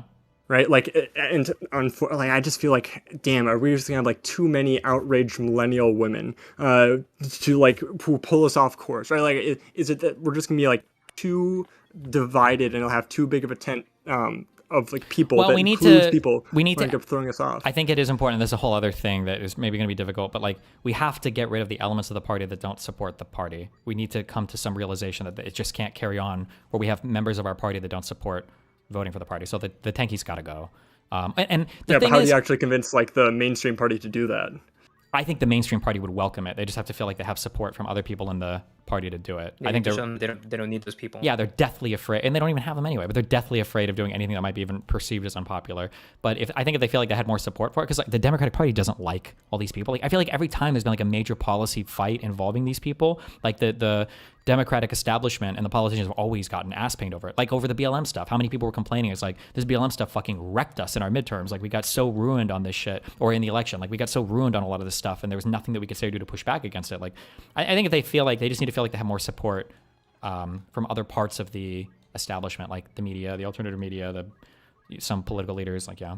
I suppose maybe to that end, and maybe this is something for like, maybe this would be a cool thing for like Untalk America to be doing. It was like when you have some House member or senator who's in like a purple area or who's like being more moderate, and they get like threatened from like progressives of like, we're gonna primary him and like get him out. Like if you had like another force to say like, we're going to counter like the people who are like, oh, we're going to primary you because you didn't like force the vote, right? Like if we had like another force that was like, okay, when we have like that clarion call and like that threat, someone needs to actually answer that in the primaries and say like, actually we're going to then support you in the primaries because this needs to be exercised. A little bit, yeah, but we going door to door. I think we have to be careful in terms of, because we can't be fighting everybody. We don't do that, but like, it would just be so much easier if these people were treated as a third party. Like they really operate anyway, instead of just treating, they're not part. Like when you say primary, I was like, you're not even part of our party, right? And they aren't. And I think if they were treated as such and viewed as such, I think it would be easier to deal with them because then it wouldn't feel like you're getting attacked by your own all the time. One thing that I'm super emboldened by is I think Mamdani has spoken amazingly when it comes to supporting different elements within the Democratic Party. His statement that like, because I think people were trying to make statements, it was with him and I think with somebody else of like, oh, like, is everybody gonna become like you or whatever? And I think it was Mamdani that was like, hey, I'm a good person to run for mayor of New York City, and other people might be good to run for, for the governor in Virginia, for the governor in New Jersey, whatever the fuck else. Like, oh, you're different candidates for different areas. And that's a really positive message that you have never heard from progressives before. So if people follow just wait until Mamdani isn't able to like actually enact all of his things, and he'll be discarded by the progressives and no longer seen as progressive. That's fine, but he'll be discarded by the progressives that we never wanted anyway, right? The tankies, and those are the people we do like. Yeah, we do want to get rid of some people. We don't need these people. They don't support the Democratic Party, and they won't support Democratic politicians. They only want. Yeah, I think the unfortunate thing is that they have like such an influence over people who it's not just them themselves of like people who are in like that specific network, but like the like one step removed of like people who they're like are friends with or have that social influence over. Right, like, and that like makes up a portion that might be very hard to lose, right? Or that they still can like have some kind of control over. Well, we got to do it. Like the MAGA, I agree, MAGA but, like, literally the just question MAGA is literally just bled off Marjorie Taylor fucking Greene. Okay, we can bleed off the tankies that don't even fucking vote anyway. We have to be able to do this. I don't know if I would agree with that interpretation of what Greene was doing, but what do you mean? I take your point. She doesn't support the president anymore, no? Well, yeah, but because she sees it's. I think partly because like things were she was wanting to run for the Georgia Senate seat, right? And I think it's partly why you see her like moderating now and why she's like trying to project this image that she's come to the light. She hasn't. She's still crazy, and the fact that she's a very smart woman. I don't think when she was making those QAnon claims and like pushing that, it's because she believed it. I think she was doing because it was politically advantageous to her, right? I don't know about that. Regardless, I think she was. I think she did believe that because I think she was posting something. Wasn't she posting this shit on her personal fucking Facebook post before she ever even ran for office? Wasn't that what people were digging up? Or am I misremembering this? Yeah, right. And like talking about like crazy shit, but I don't know if you talk about that crazy shit. I don't see someone who like is able to fall for all that crazy shit as being as politically cunning and conniving as she is, right? She's People believe very, some very retarded crafty. shit sometimes, but I mean, I get your point. But like Trump was willing to break it off, and now the Republican Party has been willing to kind of break it off with MTG. That's in my opinion, that's a very hard loss. So like, if they're willing to do that, we should be able to bleed off tankies that don't represent the party and don't even fucking vote on anything. I think that Marjorie Taylor Greene, she's getting out while the going's good to get a little bit of distance between her and because she's like the embodiment of MAGA, right? Yeah. When you think of MAGA, you think of Green. Yeah. And she needs a little bit of distance from that and like her own political position to actually run for that Georgia Senate seat and basically do the ground game. So one, she can win the primary, and then two, she can hopefully win the general election. But like I wouldn't, she got into a fight with Trump over that because he wouldn't endorse her, and that's where you have like the Marjorie Taylor Brown because green grass gets cut and turns raw. There's like some of the stupidest shit. I'm so glad that he just posts onto Truth Social like his thoughts on some things. It's very insightful. But like that's kind of that's where I see that conflict coming from. It's like a primary political fight among Trump and her over the Georgia stuff, and then she wants to get a little bit of distance because she doesn't want to be like have him like being a she doesn't want to be marionette toxic, over her. which Trump is probably gonna be pretty toxic in the midterms, I imagine, coming up. Yeah. Well, it's hugely toxic. Yeah. I think, and the concerning thing is that like, if I were a Republican in the House right now, I would be thinking, what are we going to do to actually like stay in my seat that, we flipped from a blue district to a red district? What are we going to do here? Because right now everyone is super mad about the ICE stuff. They're super mad about tariffs and cost of living. And I don't, we need to do something, but I'm not going to do anything. I'm not going to like push for a vote to like, because Trump will destroy you. Decision. That's what I'm saying. I said this before, is that like, it's going to be an all at once. Like eventually the wind is going to start to blow in a different direction. And I think you're going to see a large fall off of people because you can't really do this one or two at a time unless you're retiring. Because you're going to get hunted by. There's going to be more. Yeah, I've heard that. We're waiting to see it though. I feel like the longer it takes, the less likely it is that any of this is actually going to happen. But yeah. Yeah, I don't know. I don't know what it'd be tough to be a MAGA right now. I will give them that. It would be a very tough position to be in. I would be worried. But they don't seem as worried as I would be in their position. So who is they? MAGA people, or like the voters or the politicians? I think the politicians. I feel like they're very worried. They might not be being public about it, but they know that like there's a time limit. And they have no, or maybe more, I'm thinking of like more of like the intellectuals, like whoever the Ezra Klein of the right is. Especially when you have like their intellectuals situation. are Peter Thiel Alex and Jones. fucking and Mark Andreessen. These guys are the most retarded fucking people in the fucking universe. They have no coherent political ideology. Yeah, but it has to be like there are some people who have like some political sense on the Republican side, right? They are, like but they don't have political power. Right, like JD, in my opinion, although people say I'm wrong on this, but I don't know. I guess we'll see. I don't think like the JD Vance, like these guys, I don't think they have political power at all. So their intellectuals are the people on fucking social media or whatever, and the Bannons or whatever that just don't represent much political power in the yeah. I mean, I think that Vance has like political power insofar as he has a close line to the president, right? And like he can like whisper things into Trump's ear. I believe that, but I'm looking at like midterms and then beyond. But the broader power, yes, I would agree with because you. Because after midterms, things are going to get really weird because now you definitely you're not running on a Trump ticket next time. And the Trump voters, I think historically. You say that. Wow, true. The Trump voters historically seem like some of the worst fucking down ballot supporters ever. Like they don't show up for fucking special elections and they suck at voting down ballot because they don't even like the Republican Party.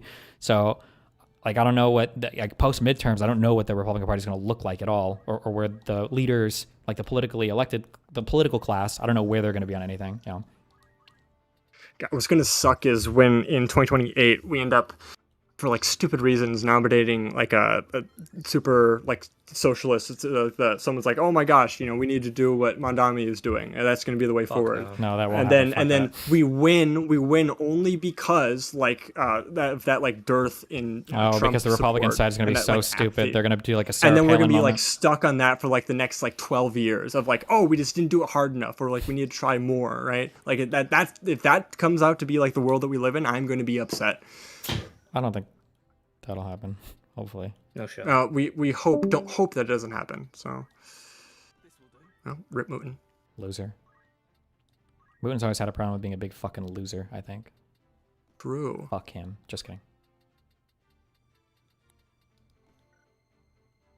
Did you did the depositions go forward on the 24th and 25th? Nope. We're waiting for the judge to make No? rulings on stuff, so who knows what we're gonna do. Yeah, Oh, because there wasn't a ruling. Oh, didn't he? I thought. No. That was an expedited order for the briefing. Mm-hmm.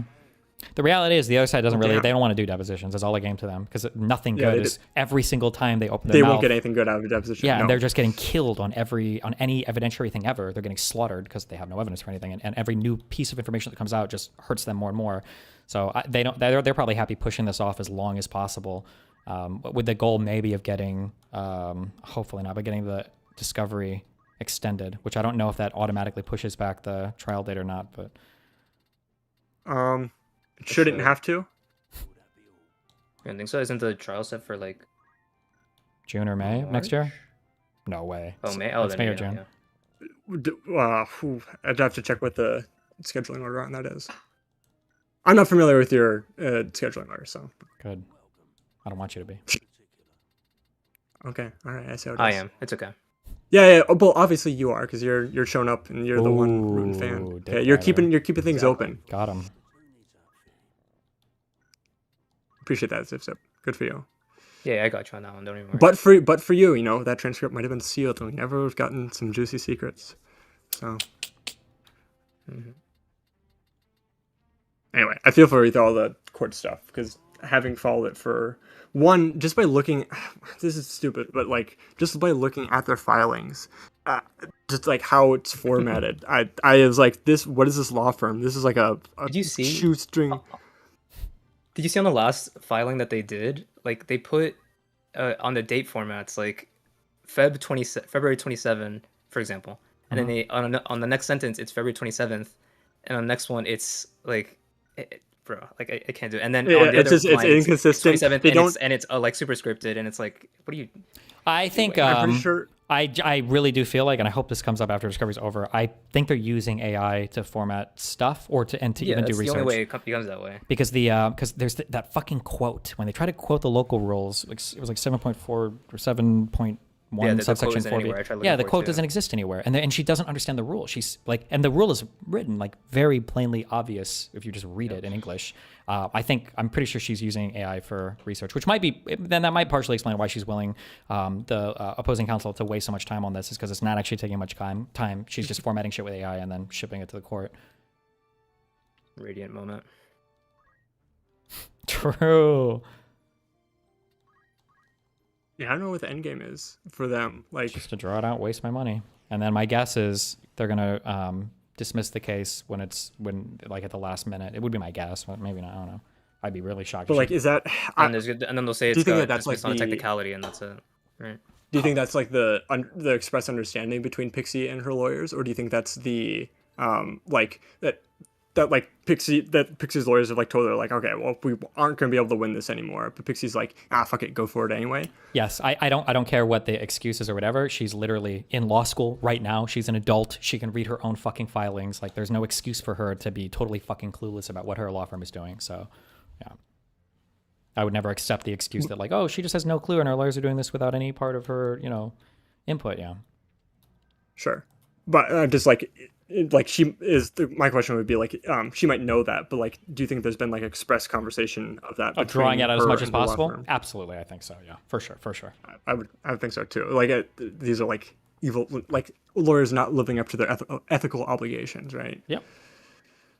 I would say. Well, even though that like people talk about how lawyers are like bloodthirsty or bloodsucking and they want to get money or whatever. Like, I will say that in the beginning of my case, like, the advice I was given was that it would be much cheaper to just settle, even for like a big 6-figure amount. And I was kind of encouraged to do so. And I was like, hell no, fuck no. Yeah, you got the standard lawyer advice. Fuck no, homie. We're fucking going all the way on this shit. Fuck that. But I don't feel like I've been like ripped off. I think in your, I think for your purposes, like anything but like a dismissal of the case, right? Any kind of settlement would have been like celebrated by the Kiwi farms and by like that anti-fan community, right? And would have cost you, would have been able to perpetuate that as like for like, oh, he had to settle, right? Yeah, that would be my. The problem is that once, really, she ruined her life once she made that Substack post. At that point, it was like done. Because now any settlement that we do, it would have required for me to even be willing to entertain the idea. I would need a massive retraction on things that she said, and I don't think her ego could take it. So. Why? So just in your reading of her, like between the leaks and then her, even just deciding to like start moving forward with the Substack stuff, why do you think she made that decision? Right? Like that's to me is the most mind-boggling thing of like, was it because like she had it all out there? She had like saw an opportunity to get it back. Like I just don't know where that comes from. I think most of the emotional pain came from the fact that it was just humiliating that she got outed as banging streamers, basically. I think she really didn't like that. And then I think that the legal idea and everything, 100 million% came from Lauren De Laguna, who got to like do an awesome double whammy, and that like she's a mega conservative, so this is an opportunity to take out like a left-leaning person, and she had a massive and deep personal hatred of me, and so she got to double up on that. I mean, if you look at the fact that, like, I remember Lauren even said prior to, like, when we were friends a long time ago, she was like, oh yeah, like in the LawTube community, like we're all suing each other all the time, ha ha ha, like she made it sound like a joke. I was like, oh, maybe they do that.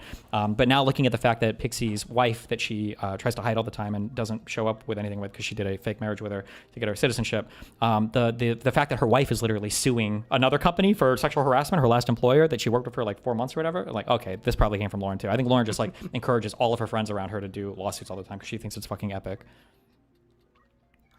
Lauren was the one who like you had posted the video of her giving like the speech to that constitutional thing in whatever person's house, right? Yeah. Like, okay, do you know, is Lauren like homeschooled? I don't know if she was or not. I'm not sure. Wouldn't surprise me actually. Just like, I don't know, just like looking at the video and like, that she's described as like a law student there, but just I just got like a reek of like homeschooledness, and I feel like that would go a ways to explain like some of the behavior and whatnot.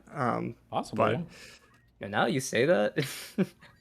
I mean, I just like, especially just like go back and if you go back and look at that video and just like look at her and like in that situation, like just like if you put together homeschooled in like a conservative household, it all clicks together, right? Sure. She can be very smart, but then it explains like the maybe lack of like social intuition. So maybe. Anyway, interesting thing to potentially be dug into. If only we had a whole bunch of people who would dig up stuff on Kiwi Chill. farms. Just kidding. Nope, we wouldn't want that, and we wouldn't support that. Dude, no, that's going to the next filing. Way to go. Yep. Well, it's over. Hey, Joan. Yeah, you get to say hi to her now too. Yay. Wait, why do I have a 0% chance to entice this guy? He's not interested. Skill issue.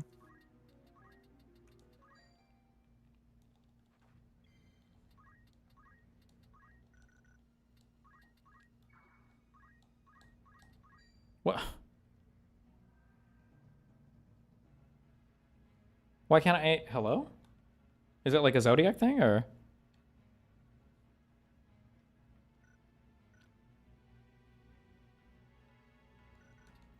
Ed Cruz?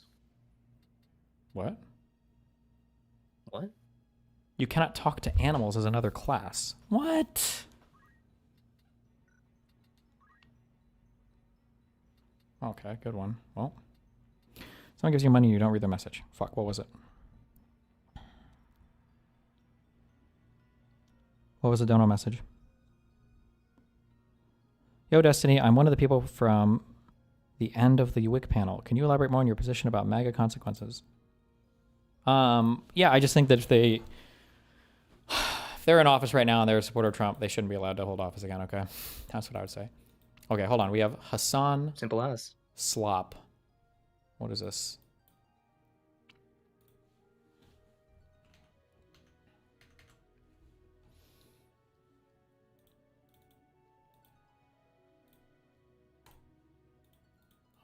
Am I doing this correctly? Hold on. There we go. All right, hold on. Good luck. There were drug dealings among the frat brothers, there was hazing, and there were these so-called creep shots where women had pictures taken of them, and then the guys would, make fun of the way they looked, talk about how fat they were, all of that. And then, of course, they also put up nude pictures. Yeah, so they put up nude pictures of various girls. I don't know if they were sleeping with the girls. I don't know if the girls just happened to send them the nude pictures. But in one of the posts, one of the frat brothers indicates that the girl took the picture when she was 17, which is why we're not going to show it to you. Now, with that said, we have our bro tip correspondent here, our fraternity correspondent, and he will weigh in on this issue. He's an expert in the field. Yeah, we don't do that at all, though, at my fraternity. No, of course not. Never. No, never. Okay. All right. So I'm to assume that these guys Epic-based, okay. were idiots for getting caught, but in reality, they represent 98% of what's happening on fraternities. Correct or incorrect? Not just fraternities, but college in general. I mean, come on. How many, there's got to be moments in your life where even you've shown, naked pictures of a friend or something to another. That's quite an accusation, Jank. How do you reply to that? I don't think so. Okay. I'm kidding. Look, back in the day, we didn't even have iPhones. Back when I was getting laid. Well, yeah. Well, that's a totally normal thing, though. That happens. That's a totally normal thing. No, but the thing is, I think bro tip is right. I'm very amused by calling him bro tip. I think it is very common, and especially with Snapchat, etc. I mean, come on. How many, there's got to be moments in your life where even you've shown, naked pictures of a friend or something to another. Naked pictures of a friend, or naked pictures of a friend or something to another. A friend or something to another. That's quite an accusation, Jank. Well, that's a totally normal Is this a Dan edit? What? I don't need that. thing, though. Must be. Base? Wow. Yikes. That's all right. At least he's not shocking a dog. The values Did everybody that do I'm that? talking about. Hassan's fall from grace will have to be studied for generations. I don't. Why he decided going on a China trip so recently after a big drama that got him a lot of negative attention is beyond me. I mean, he probably he's had gonna this fall any day now. This He's was falling. planned pretty far in advance, I imagine. Was it? Probably, yeah. It was definitely. I felt like it was definitely coordinated with the state, 1,000,000,000%. So I'm sure they must. Sure, have but planned. you'd think that he would say ooh, this might be too much ill will towards me. I should probably reschedule, right? I don't know. Would it be ill will towards him? He's so protected on Twitch. It's very frustrating. There's no chance that his platform there will ever be threatened because there's just no other left-leaning person that's large enough to do it. So he enjoys a lot of institutional monopoly power, I guess you would say. Jesus. And then the fact that You're telling me you don't think Mike from PA can take over? Yeah, true. Yeah, so I mean, if he doesn't have to worry about that, then the only thing he has to worry about is getting banned, which obviously that's never going to happen. And then Asmongold and him kind of try to stay out of each other's lanes so that they're not, I guess, having to fight too much. So it's easier for both of them. They're both self-interested to not fight each other. So yeah, cringe. If you're Hassan, isn't there a worry that that all the bad publicity that you're getting, or all the kind of malattention you're getting, is end up going to hurting your viewer, and Hassan cares about viewer count, that's going to hurt your viewers and whatnot, and you're going to end up if you end up in a bad position with the broader Twitch community or just broader internet in general? I don't know. His viewership is probably pretty ideologically bought in at this point to the things that he's saying. So I don't know how much threat there is to him losing viewership over stuff like this. I'm just not sure. Also, it's not affecting his viewership numbers, but it is affecting collabs, right? Because he's really pissed about the fucking. Yeah, but that had to do more with the terrorist shit more than anything else. Yeah, but still, he's he was really pissed about that. I don't know if he'd be more so if he's doing China trips. I don't think that'd affect it. I don't think China trips are going to impact any collabs. All these companies work with fucking China anyway, right? Well, yeah, exactly. True.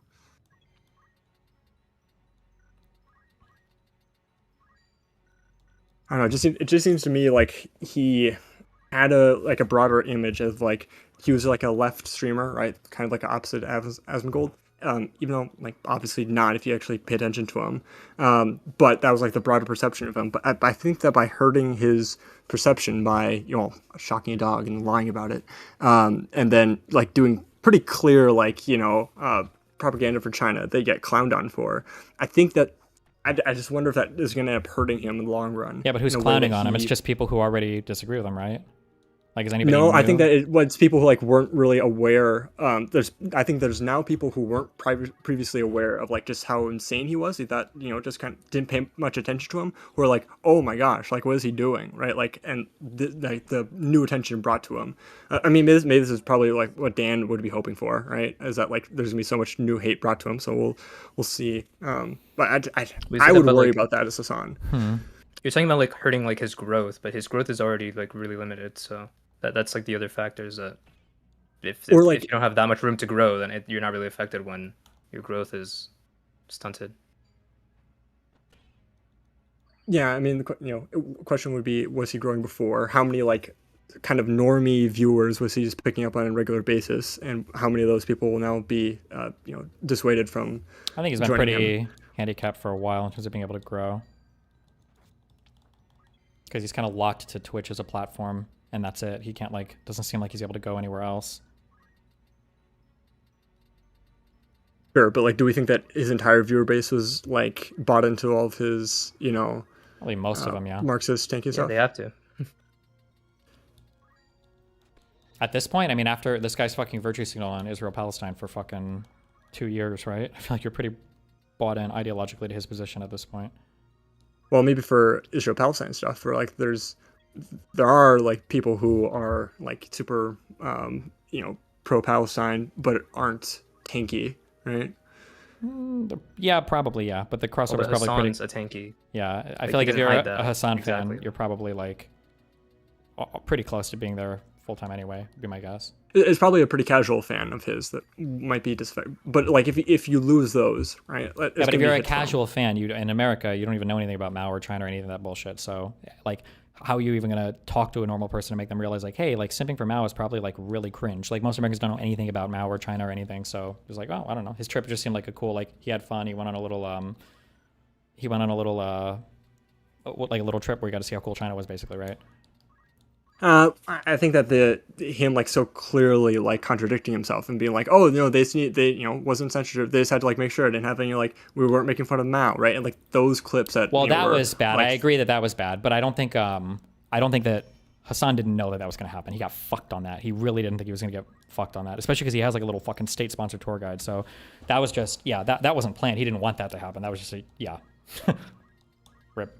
Yeah, but then like why go on stream and talk about like he has to defend it because he's defending because he's shit on America. Yeah, him defending that action is like the reason why people like him, and it's everybody now in fucking media, avoid debates, is because you've built up this caricature of a thing for so fucking long that if you actually directly confront the real thing, it's why you can never talk to me, right? If you directly confront the real thing, your fan base is going to see very quickly like, wait a second, was this whole fucking shit a lie?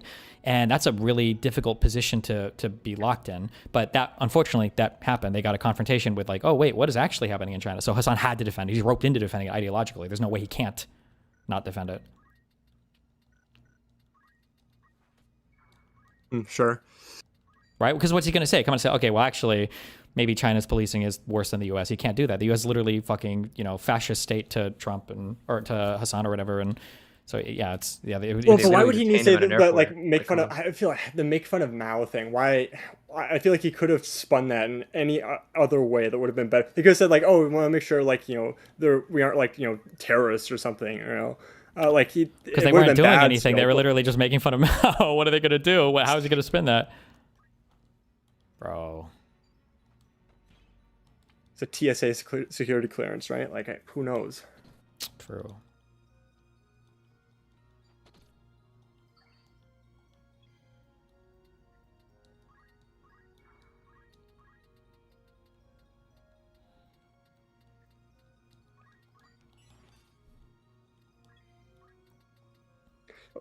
On Asmongold, I'm interested. Okay, I rewatched the call that was leaked for the Mizkit stuff recently, and I was reminded that like Asmongold was like remarkably sharp on like what people's motivations were and what would need to happen like in that conversation and whatnot. And like I was like, wow, he's actually a smart individual, and like being able to see that like, well, this one thing might not mean one thing for the other thing.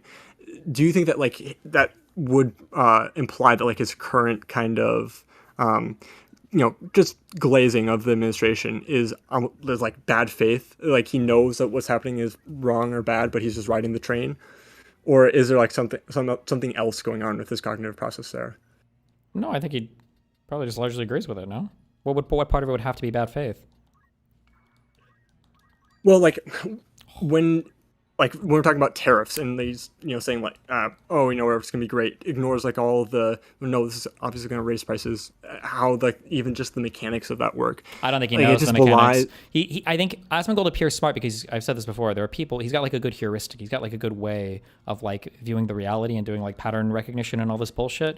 But in any area where he would have to learn actual discrete facts to understand a thing, if he has to do that, he's done, because he's too lazy to do any homework or research or read, especially because he's decently intelligent. So if anything is required of him to learn a thing, so like what do tariffs do? What are the impacts of tariffs? Like that would require him to actually read and study up a little bit on a thing. He's not going to do that. He's always going to be too lazy to do that. Oh, so you're saying that, so then the reason why he would have been so on point with the Nizka stuff was because that is more of like an intuitive relation. Yeah, it's just like people's skills and thing shit. Of like, Also here's what we need to, directly. yeah. It was like his bag, right? It's literally affecting him personally, so obviously he's gonna take way more of it. He's gonna care way more if he's getting it right, versus just watching tweets of the illegals getting rounded up or whatever.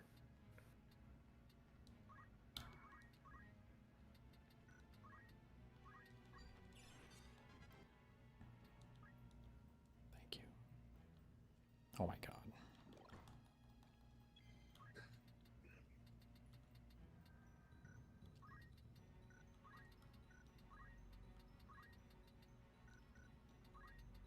Well, any final thoughts or opinions?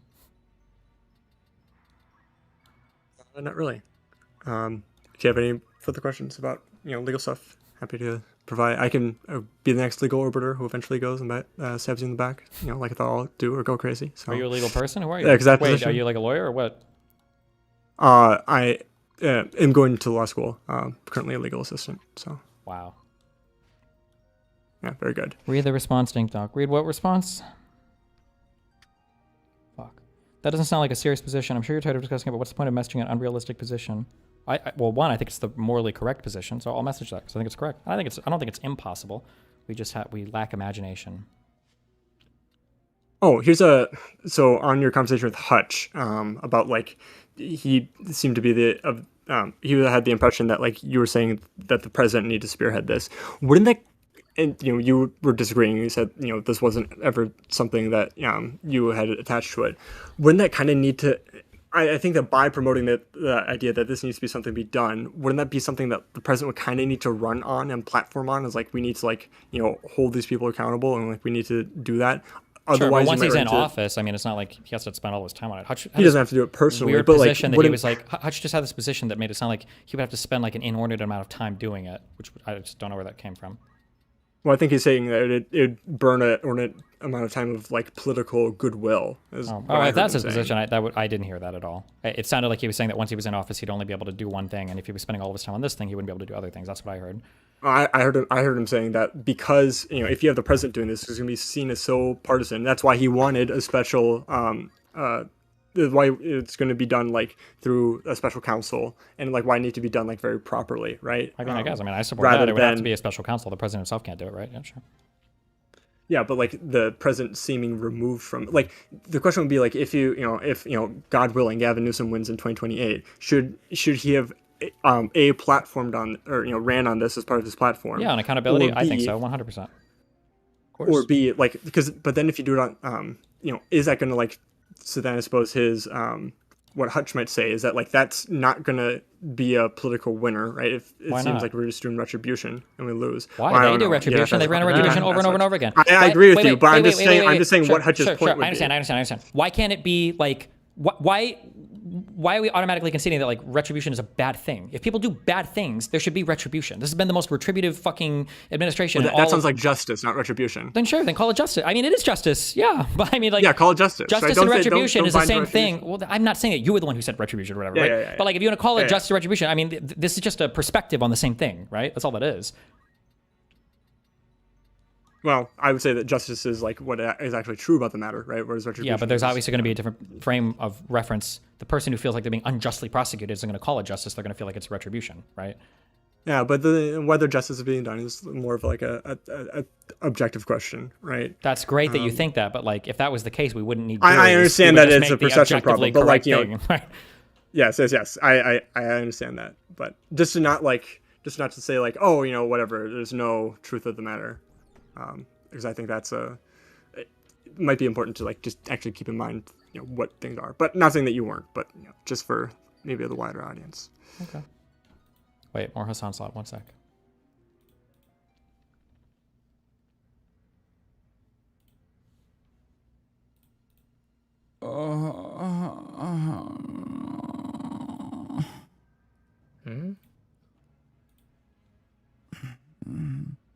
It's because I am a white supremacist. I'm moving to the white supremacist town, okay? That's why. I'm a white supremacist. I'm white, okay? I'm white. I'm a white man. I'm a cisgender, heterosexual white man. You got me. You caught me. Okay? You caught me because I want these white enclaves to survive and exist so we can have sundown towns and finally restore the white caliphate. You fucking got me, dude. It starts with the implicit biases. It starts with the blind spots. Despite the fucking tens of thousands of hours poured over critically examining white supremacy and how it manifests in every orifice of American society, you, Chatter, you caught me.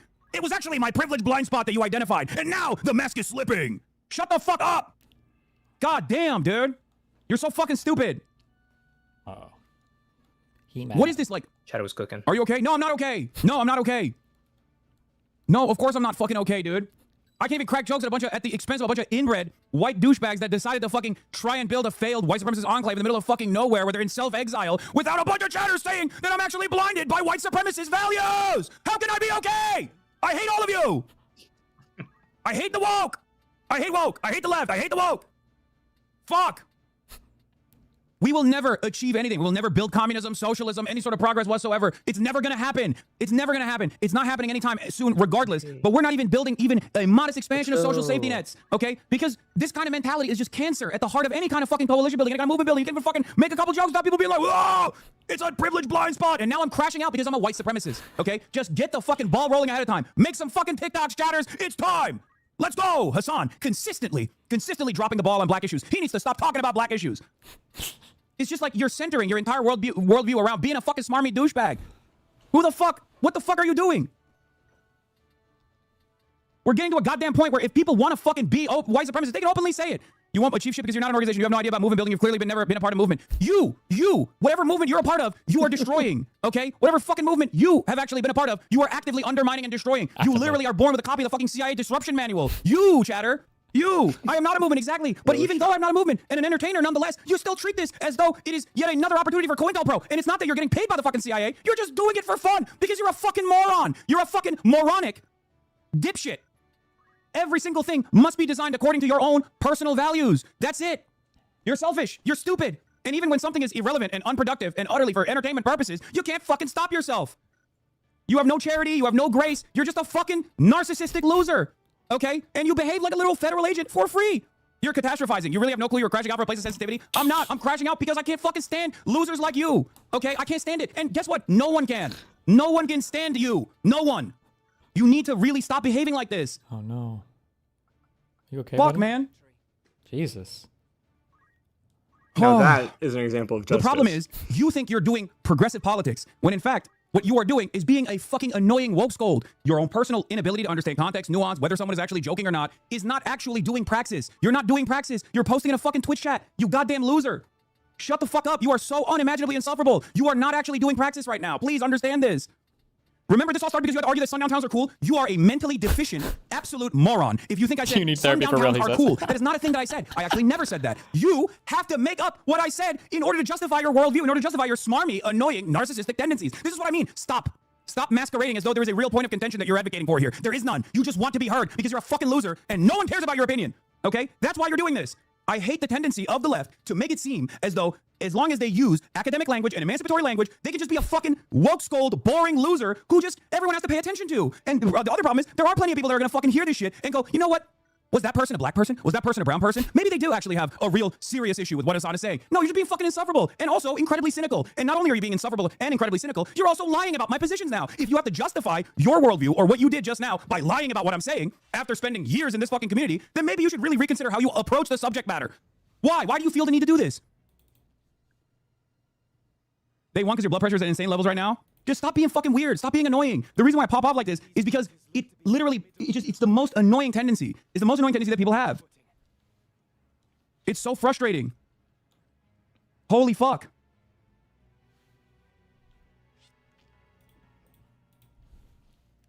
It's just, this is the one aspect that the right unironically nails when they say, oh, this is just like virtue signaling.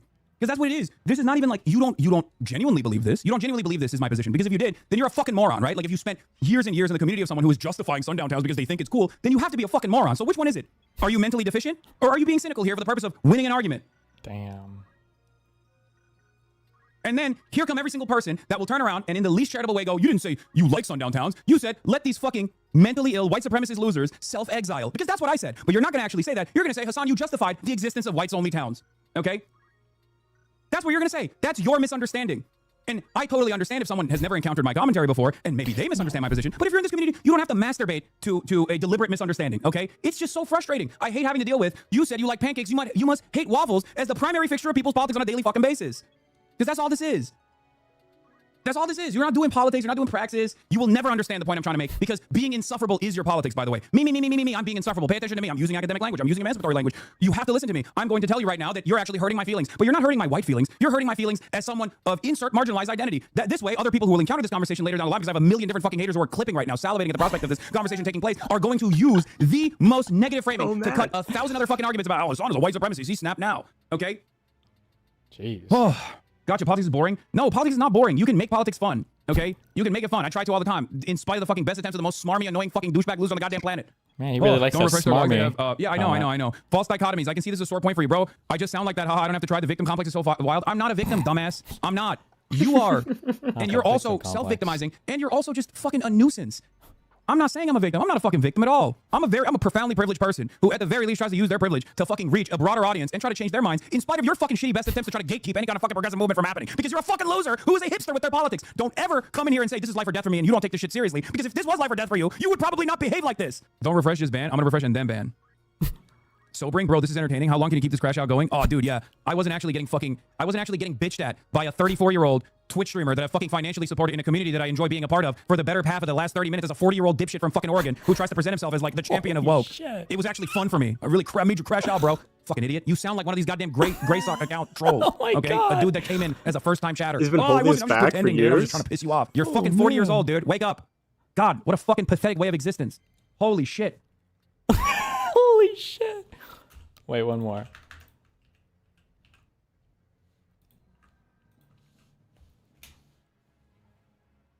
How can one guy get one guy? It's so hard. With the lightning power that Zeus granted you. Yo, I think Kai moved her paw striker with the lightning power that Zeus granted you. Dude, that's so funny, dude. You're so fucking funny. Confident AF, dude. Oh, no, not good. It's funny when a 14-year-old is making that joke. It's not funny when a 35-year-old comes into this chat beating a dead horse or an abused dog in this instance. And why would I want to? Yeah, it's a fucking old ass meme at this point. Dude, that was freaking fire though. That was funny. Oh no. You are confident AF, chatter. You really are. I hope to God you're like 12, please. It's a 2015 account. You're not gonna make it. You're not gonna make it. You're a whole ass adult. One of the guys that wait, you found the social media profile of one of the guys that was making a dog joke? M HUD says, one of the dog joke people that got banned earlier. Nice. Following. Pretty sure you get permaban in Twitch for that. Anti-whitewash. I think people have gotten permaban for that, but okay, based. Well, Hassan can dox people. That's already known, so. It's in the rules. Nice profile, man. Hunting down dissenters. True. Gaslight phase. Hunting down dissenters. Do as I say, not as I do. Let me repeat it again. Do as I say, not as I do. Dude. Maybe have a dog and this isn't good, but I'm doing it right now. Fucking question when you're evasive. You're no different than the GOP. Then be better yourself. Ooh. Brother, this dude has been waiting. He has been fucking waiting. This is a dissenter What are the odds he says he's a DGG operative? No. This is a dissenter. I think. Do you know where these guys are Meds probably coming from? now. If I had to guess. Meds right now. Asman? I think so. Yeah, I bet it's Meds Asman's right community. now. Mm-hmm. If you're saying I'm no different than the GOP, and you find yourself in agreement with this fucking person, you really got to get your priorities in order. This is how it goes, though. This is how it goes. Motherfuckers staying here for like 40 months, subscribing for 40 months, and then one instance and they flip. This is the negative consequence of this is the other side of the parasocial coin. People become literal fucking lunatics, okay? And it's Literal not like lunatics. they go away hunting down. Like, you're making it seem like a guy who came in here making a fucking Doctober 7 joke. We hunted him down when he's using the same username on every single profile. Rent free. My king. Maybe you just feel kind of embarrassed that these are the guys who are still carrying on this battle. His username, I know his city, fave game, fave teams, and fave food just from Reddit. Get real. Yeah. Wow, that sounds kind of threatening, no? A little bit? It's also funny because like people literally go from. No, I think that's in support of him. Oh, okay. True. People get a fraction of the microscopic lens that they put me under. Okay, just a fraction. Like you don't get, you don't get the entire lens of scrutiny in front of millions of people, and you don't like it while you're in the process of misunderstanding. While you're in the process of literally doing that, yeah. There is the 10%. There is the 10% that will get swept away by other donkeys, but for the most part, it is exactly what you suspect. It's like a guy who's a dick tone viewer, lolly tone. profile. Ooh. Tech tone call out. Blacks taking L's account watcher, enjoyer. Their entire fucking subreddit history shows that as well. And then the guys who are not like that get very offended when you point it out. Guys who actually did believe the fucking meta will get really pissed off when you point out that like their allies are disgusting. Instead of being like, well, maybe I got a little heated. Damn. Well. Classic song. Been fun, been fruitful.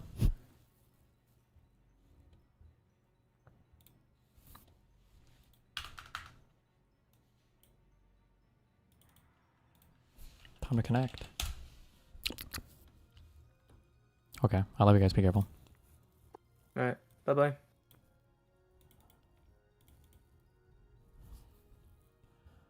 Best string, just intonation, stress, fair, fret, beat, rhythm, take, right, peg, proper, pickup, loudness, and worst.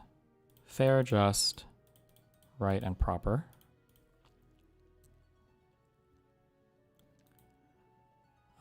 Ways to refer to beats or whatever, I think. Like, stress this, rhythm, beat. Oh, shit. Something has to do with music.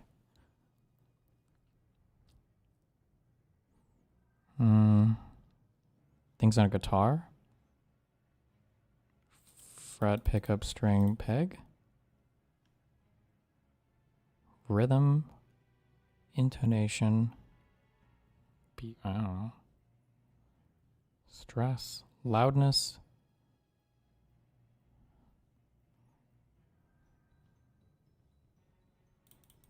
I don't know, maybe? Fuck.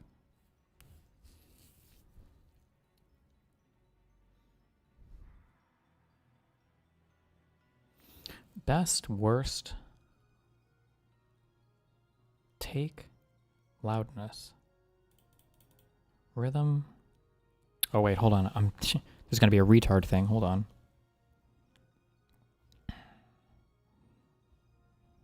Wait.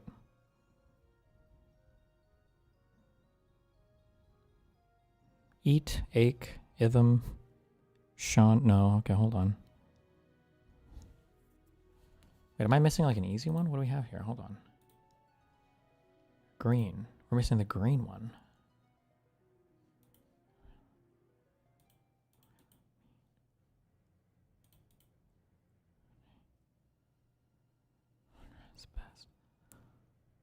Best. Loudness. Best. Worst. Best. Worst.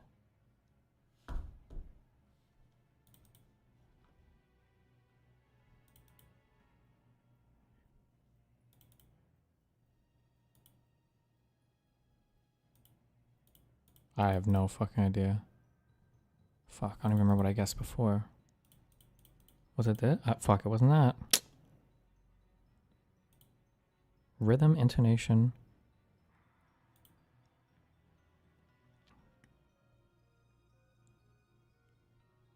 It? Like best it, beat it, take it, stress it? Worst it?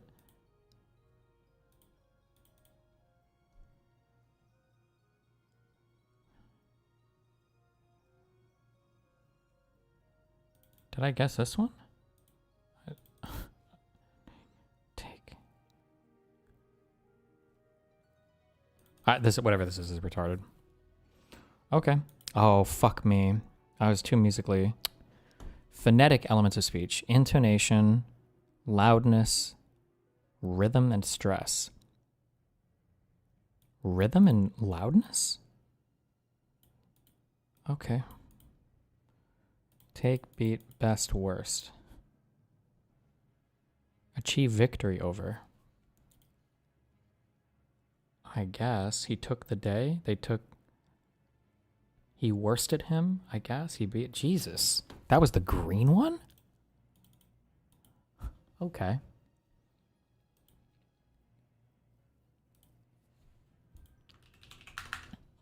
One more Hassan meme.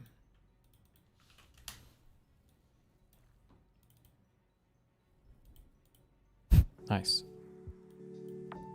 Brother, can you do the thing where you shock the dog for no reason? I missed it the first time. I would like to see it in person. I got you, King. I got you. Gaia. Gaia. Please.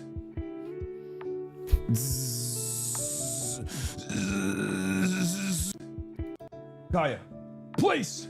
I like how she was moving before he ever said the place command.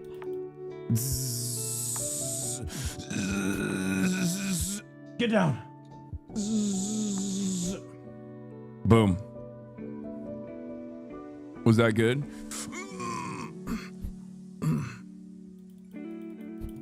Was that satisfying for you? I got you, King. Do it harder. Don't worry. The Clippers will love that bullshit.